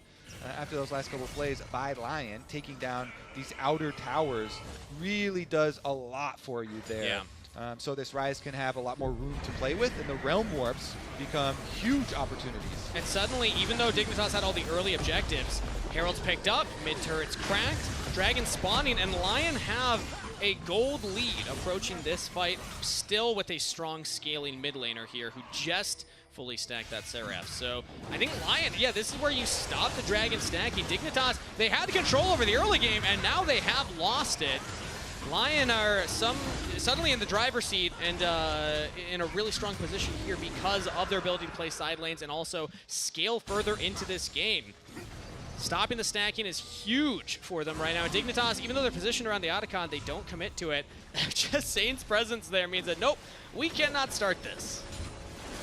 I want to see, too, since Nefiri on a little bit cheaper of 2 items here, since Eclipse is a fairly low cost one, gets to the 2-item power spike, and maybe he can try and force something on Surdy again. Like, the top lane Ignite teleport battles are one of my favorite parts about this game.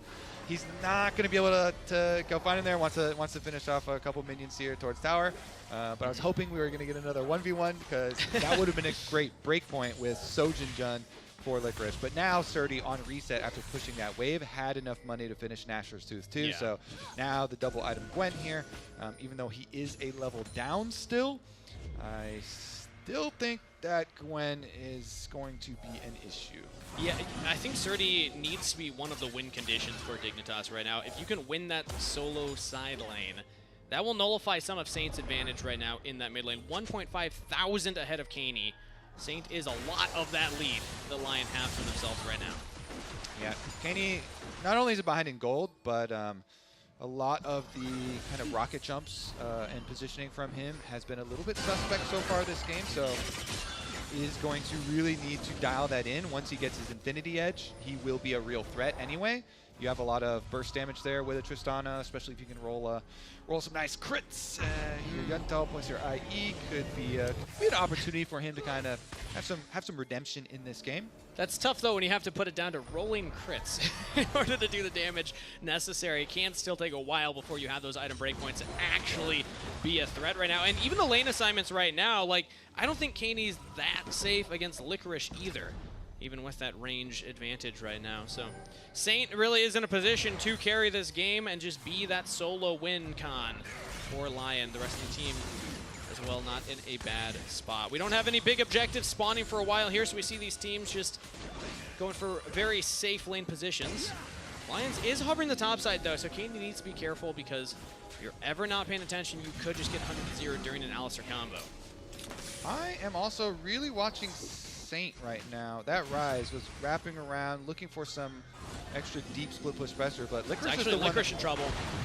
He can try and jump away. Remember, no flash. Isles flashing forward to follow, and it looks like Licorice is punished. Shut down gold over to Caney. That will get the Tristana back into the game. Saint teleports topside, but the play's already over. You're just going to try and catch this wave.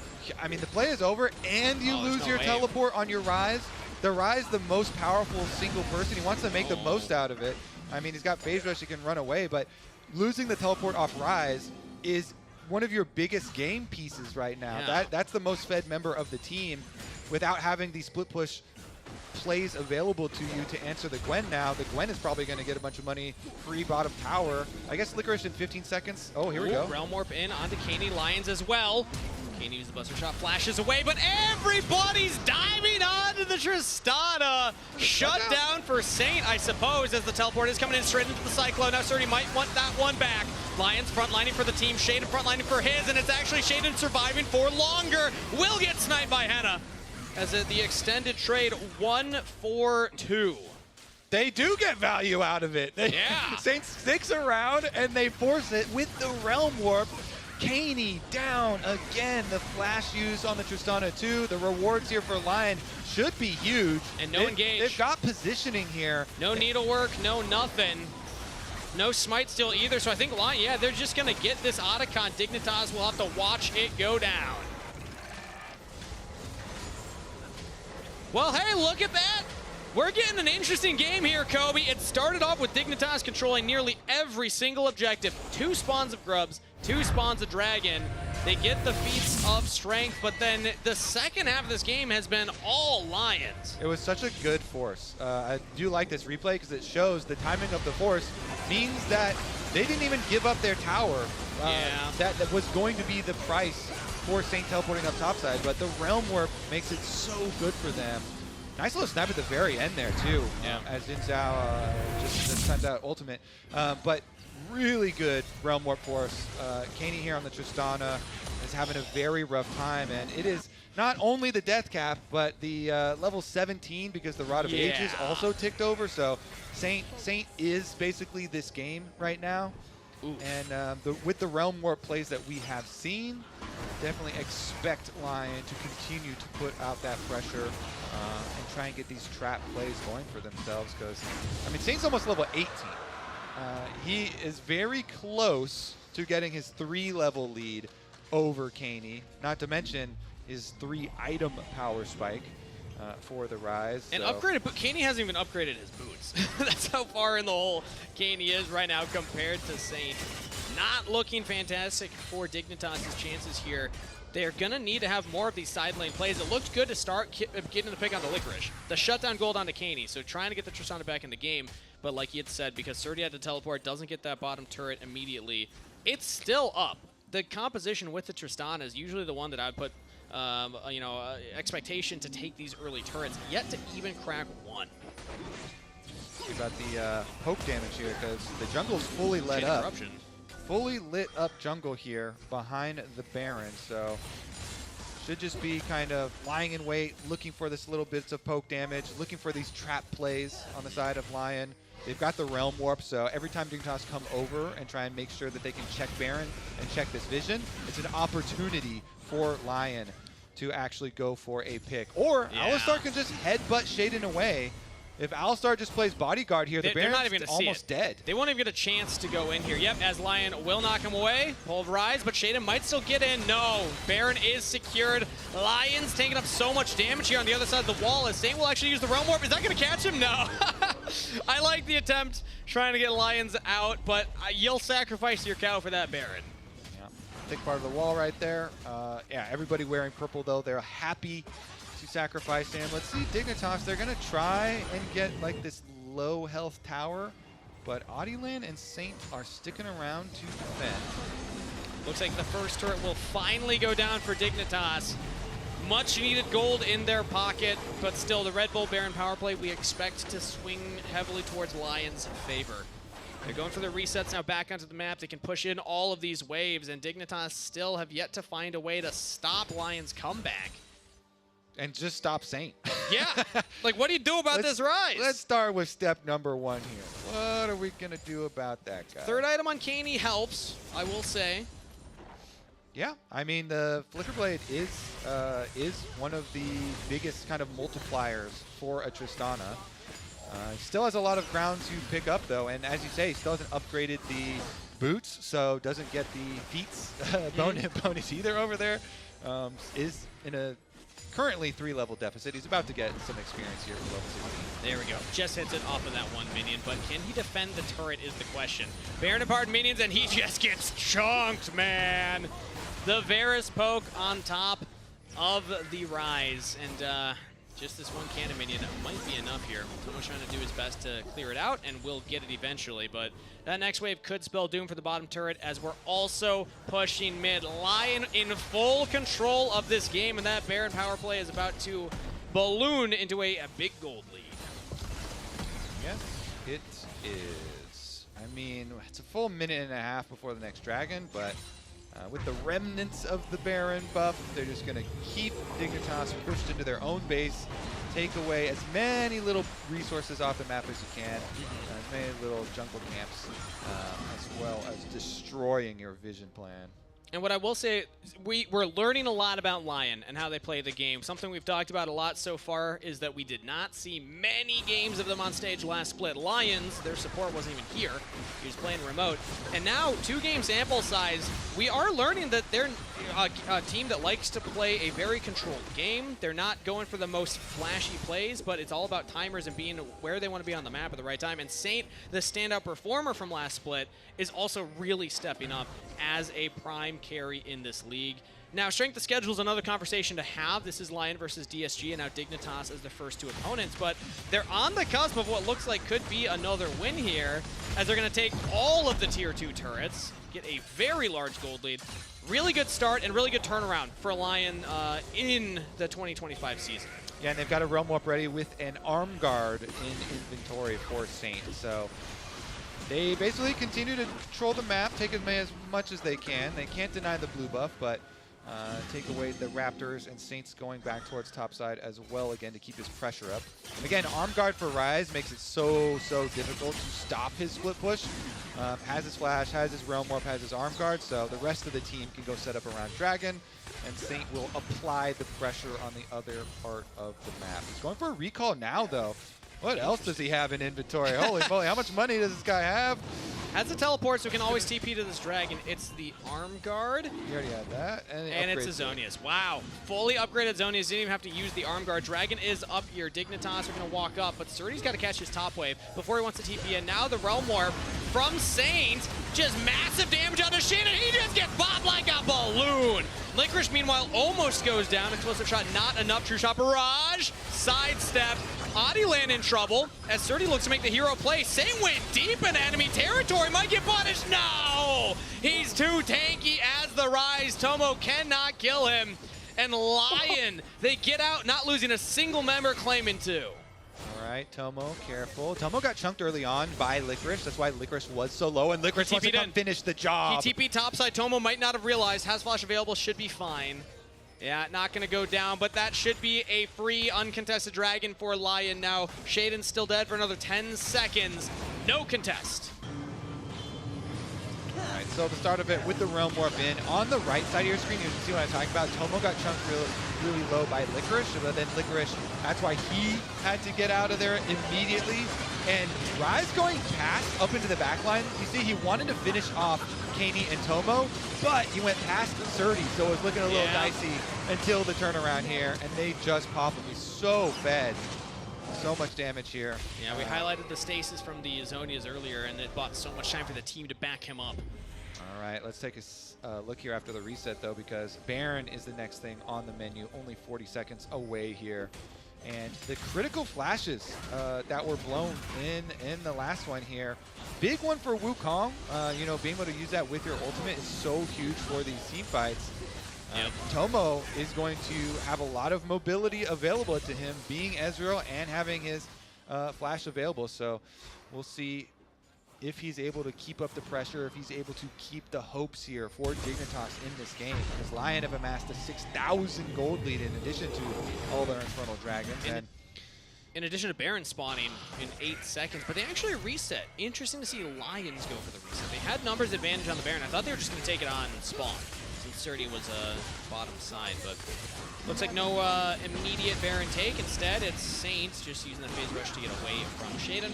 Teleported from Cani as Dignitas will try and control the river here towards that big purple worm. Oh, they're just going to start it?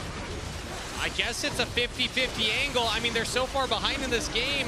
Maybe this is going to work. They're shredding it really fast. Wow, Adilan can't get in. That's just Baron taken by Dignitas. Lion, maybe they chase him down. No, they can't get on them. They might get one. Licorice jumps in. That's a rampage. Surdy goes down, but the rest of Dignitas in full retreat. Maybe Lions can stop this. Maybe Alistair can thwart the retreat. Here comes Licorice. Flash away from Isle. Shaden trying to buy space. Isle still in trouble. Shaden rooted down, but they got back to the turret. Dignitas, get out of there.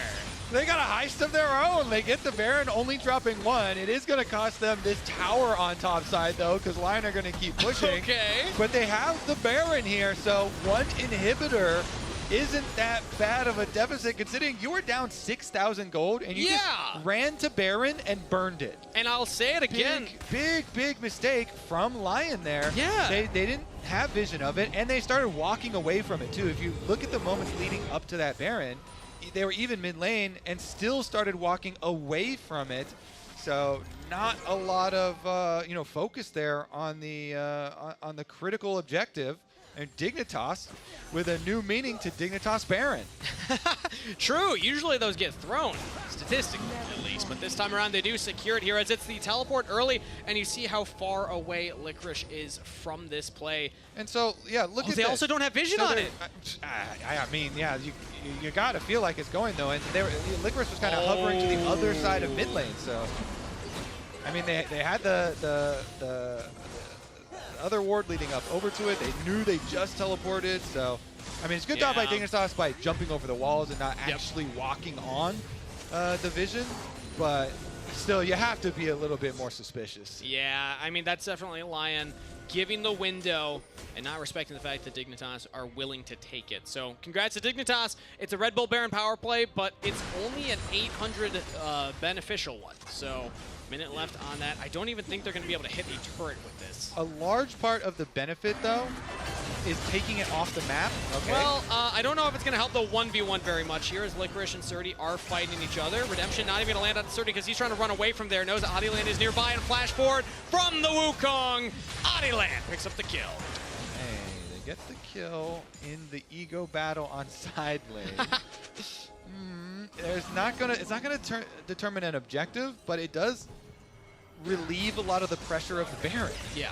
So now your Baron that you talked about not having a big gold advantage isn't going to have a lot of pushing advantage, and Tomo's under attack. Yeah, Shaden's actually under attack as well. Woo. Saint has just so much damage. Saint on the rise is a threat to be feared. And Saint is the carry right now for Lion. Everybody else trying to use these Baron-empowered recalls to get away from there. Tomo's not going to make it out. Tomo's going to go down here. Flash and Barrier not even going to use them. Hannah with the kill credit. All right, Dignitas may have snuck away the Baron, but they are not going to retake control of Summoner's Rift. Lion will make sure of that. Saint will make sure of that. These Realm Warps again. catching them off guard. They chase them down, cutting off 2 Kangas. That just leaves your base wide open. Yeah, this might be the game-ending push right here. Lyon, they take down the first turret right now. They have Super still pushing topside, pretty far away.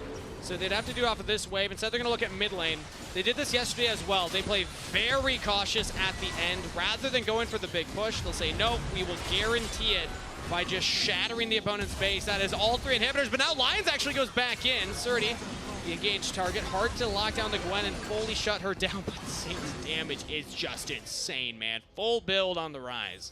Yeah, well, that Rise is about to get an Infernal Dragon as well. Yeah. Infernal Soul buff. So that is... all 4 Infernal Dragons, too. That is maximum DPS Rise. Well, I guess he could sell his boots and get Sword Shield. True. Oh, hey, close. I like the look, though, Mo, but not going to work out here. And Dignitas, they're on the last leg. They're going to look for a miracle to close this one out with a victory. Lyon on the precipice of a 2-0 start to their split 2. This would feel fantastic for the team that really struggled in that first split. It was a short one for them. 2 losses in best-of-3 series in a row. This would be a complete 180 from that. Yes, it's best of ones. There's going to be the group stage after this, but still, you're starting that momentum and you're showing us what we can expect from this team. All right. 3 inhibitors down, and you've got all the buffs and the time in the world here, Lion. What are we going to do? Well, we're going to look for Caney again. Saint does have Realm Warp, but the super minions are lagging a little bit behind, so we'll have to wait for all these lanes to close in. You see bottom lane pushing itself down there, and the rest of Lyon closing the loop. Everything around Dignitas here closing in. They have to make their last stand very soon here. The walls are closing in. The Realm Warp's coming in. Caney in trouble. Able to buster shot 1, but cannot lock down Adi Lan, and that means he is dead and dusted. Licorice over the top, pushes Isles back. Surdy's down. Double kill to Saint. Double kill, triple kill to Hannah. Lyon with the victory and a 2-0 start to their split 2. Undefeated Lyon Gaming here in the LTA. Not a bad start for the team from the LLA. They struggled heavily in that first split, but this is a fantastic start to their split 2, a resurgence for this roster. And again, riding that momentum. Players talk about it. You can feel it when you get those wins stacked up. It can help with the mental. It can help with everything when it comes to scrims and preparing for that next weekend. Yes, again, strength of schedule, arguably on the easier side to start off, but a win is a win, and 2 is 2. I like it. The flex pick Nefiri there for Licorice, taking it up into the top lane. Huge Rise performance from a Saint.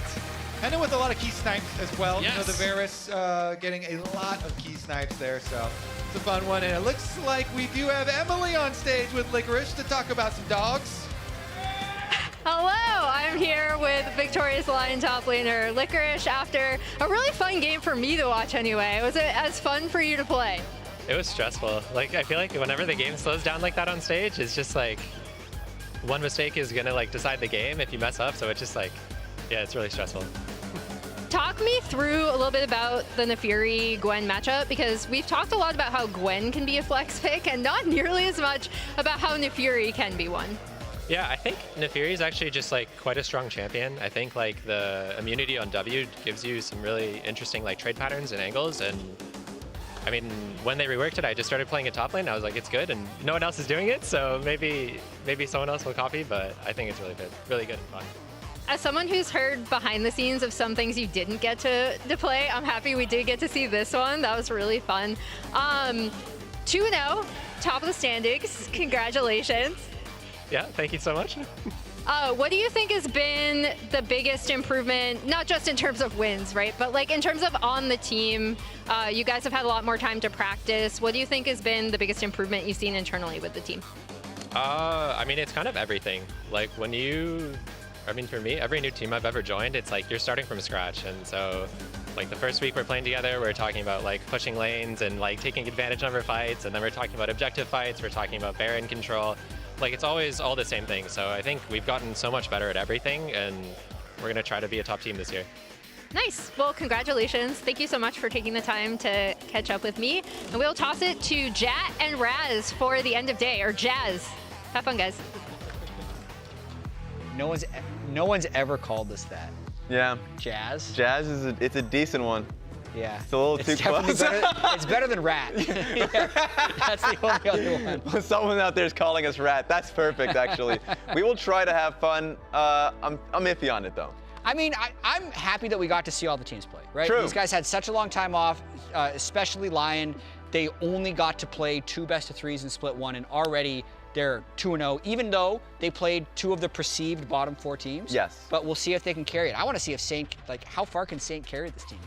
Saint is so good. It is really interesting to see how good he is. Like, especially with, the games can still be messy, but like they can really lock in at just playing around him. Like there are certain TPs that he had this game as Rise that were like super impactful, and the details of like basically forcing them to lose waves on bot lane, mid lane, then goes for the play. I'm like, he's really fun to watch, and it's nice to see that he's on a winning team as well. Yeah, absolutely. Definitely a hyped player from LCK Challengers. Yep. But because we didn't see much of him in split 1, he's just been sneakily under the radar. I don't know what to think of Lyon going into next week. It'll be pretty exciting. That is a great question, because it's always when you face the perceived bottom teams, you're like, well, where are you really?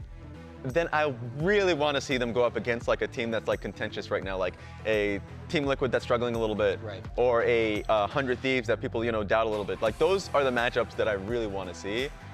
So you know what, Lyon could be the surprise this split. Yeah, we don't have to wait long. We're going to see them play those teams in the next 2 weeks. That's true. That's just how it's going to work. Actually a So fact. let's check out the players of the game for today's games. Thanatos, APA, Bwipo, and as we're talking about, Saint. Saint was a big one. Of course, we just came out of a York game from Whipple. That was Gaming. So fun to watch. No one knew how much damage he did. Castle was like, what the hell? Everyone that Abadaga, who was trying to just like, okay, I can just match him in lane, and I am dying under turret from full HP. APA on an Azir game, which he has been adding to his champion pool. Yes. He said to me in the interview, finally had a good Azir game, and Thanatos was just gnar. He was just gnarring. He has his champion pool. He'll play it. Best of one. No one can stop him on that one. Rage management was awesome. Yes. On that gnar. Anyway, let's pull up our Samsung SSD Fast 5 for this week of LTA games. Surdy did win something. True. Fastest 100 CS. There we go. That guy's a winner right there. If we had anything else that's interesting, I would say, I mean, fastest to level 6 for me is always fun just because you can catch out the full clearers out there.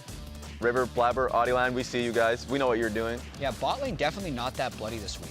With the removal of lane swaps, it didn't necessarily make the bot laners go all in. That's true. Earliest kill bot lane was 620. Third place was 11 minutes. Wow. That's the most digits I've ever seen on carry fastest kill, I think. We need to speed this one up, guys. Okay, fair enough, Raz. Upgrade your storage and load games fast so you can play more and wait less with Samsung SSDs. So, Raz. All right. I'm prepared. I'm excited. Bwipo or Saint? Oh my God. Those are the 2 candidates. Those are the two 2 candidates. 2-0 teams. It's hurting me. It's hurting me. You say it. So I voted for Saint. We now have all the votes. Yes. The player of the week is... Your MasterCard player of the week is... Saint. It says Saint. I was faking suspense. Anyway, there we go. Look at this. 11, 1, and 10 on the week. It is tricky, though. Like, I will fully admit this is tricky because it's perceived strength of schedule. Yes. Which is why ultimately I did go for Saint, because we actually don't know if the teams he beat were bottom 4 teams until we played more in the LTA. It does hurt my soul, my heart, because Saint is insane, and you want to be able to, like, give someone their praise, and we did. Bwipo had an incredible game, but Saint, his gameplay throughout these 2 days, especially with how big of a surprise it was to see Lyon's glow up, and a lot of it was around his Yone, his Rise. We know how good he was in Split 1 and the hype that is surrounding him, and he is just performing. Yeah, I'd say his Yone game was just immaculate team fighting and also just got an advantage in laning phase. Yeah. Had, I believe, a solo kill, if I remember, on Amadaga under the turret when he was trying to dance around the Victor W. And then this game on Rise, just like, I don't know, just a rock. Like everywhere he moved, he was just pushing Dignitas back, and his Realm Warps were actually engages many times in that game. True. I think a lot of people were questioning how strong Rise is right now. We got to see Quads Rise, which was really strong, but then just seeing how much of a carry force Saint was in this game really answers that question. Yeah. The fight would look losing constantly. Like, there was a blue side fight that was happening, and he was like, no, you can't get past them. because he is going to nuke you, and he has, like, he's fairly tanking through HP. Yeah, absolutely. Okay, we got standings now that week 1 is in the books. Standings in the positioning phase so far. FlyQuest and Lyon, the surprise 2-0 team. Another one against Shopify, which maybe they'll be able to win, but then it'll get a little bit harder with them for Team Liquid and FlyQuest. And I'd say the schedule for next week, it is going to kick off with DSG versus C9, and we're going to see at the end of the day if Lyon can actually move to 3-0, because who knows what's going to happen at 100 Thieves versus FlyQuest. There's a possibility Lyon ends up in first place. It's possible. After 3 games. It very well is possible. 100 Thieves versus FlyQuest has to be my favorite one in that bunch. But then I'm also looking at teams like Dignitas and Disguise who are hunting for a win. That is a very tough fight for Disguise that has to go up against the Cloud9. So interesting to see. They need to level up quickly. Yeah. That's what I'm looking out for. Okay, Raz, it's been fun. It's been fun. LTA's back. Way more days than in Split 1. Woo! Way more Yes! days. 23 days. We're only down with 2 of them. We'll be back next Saturday at 4 p.m. Eastern, 1 p.m. Pacific for DSG versus C9. See you then. Actually, you know what? Watch Waiting Room first. 30 minutes before that. Nice. There we go. I have a flick on Talia, by the way. I have a flick on Talia. Yeah, okay, I'll go with you, Christian, after. Okay. Okay, if I die. On my way to you. Kite back, Christian, a little bit. They don't know me. Yeah. Paul's coming slowly. Yeah, I'm heading back to Dragon, guys. Okay, nice. I already was push buttons. That's all fun. Nice, someone go buttons. I want to play Herald now, okay? I'm chasing. They're stuck, okay? We can keep fighting after. Okay, keep fighting. Isurus, maybe, guys. I'm going to TP mid. We have AIDS, but we win. Nice. Oi. Right still 100%. Yeah. Oh, that's good. I'm looking slowly too. Yeah. I'm feeding I'm here. I can't set it. They're TP behind. Can anyone mark me? Yeah. Jan, come to us. 2 seconds. Hop. Yeah. It's nice. Watching throw. Pin right still. Guys, we can end, okay? Place. Navir.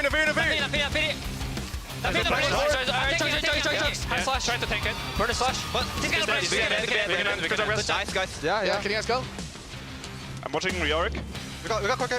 Corki's dead. No flash. Look. Look at Sid. Sid's dead. I'm winning the game, guys. Okay, I'm killing their nexus. I'm here. Just fine. Do your thing, okay? Jason's dead. I block it for you? Yeah, I'm fine. Nice.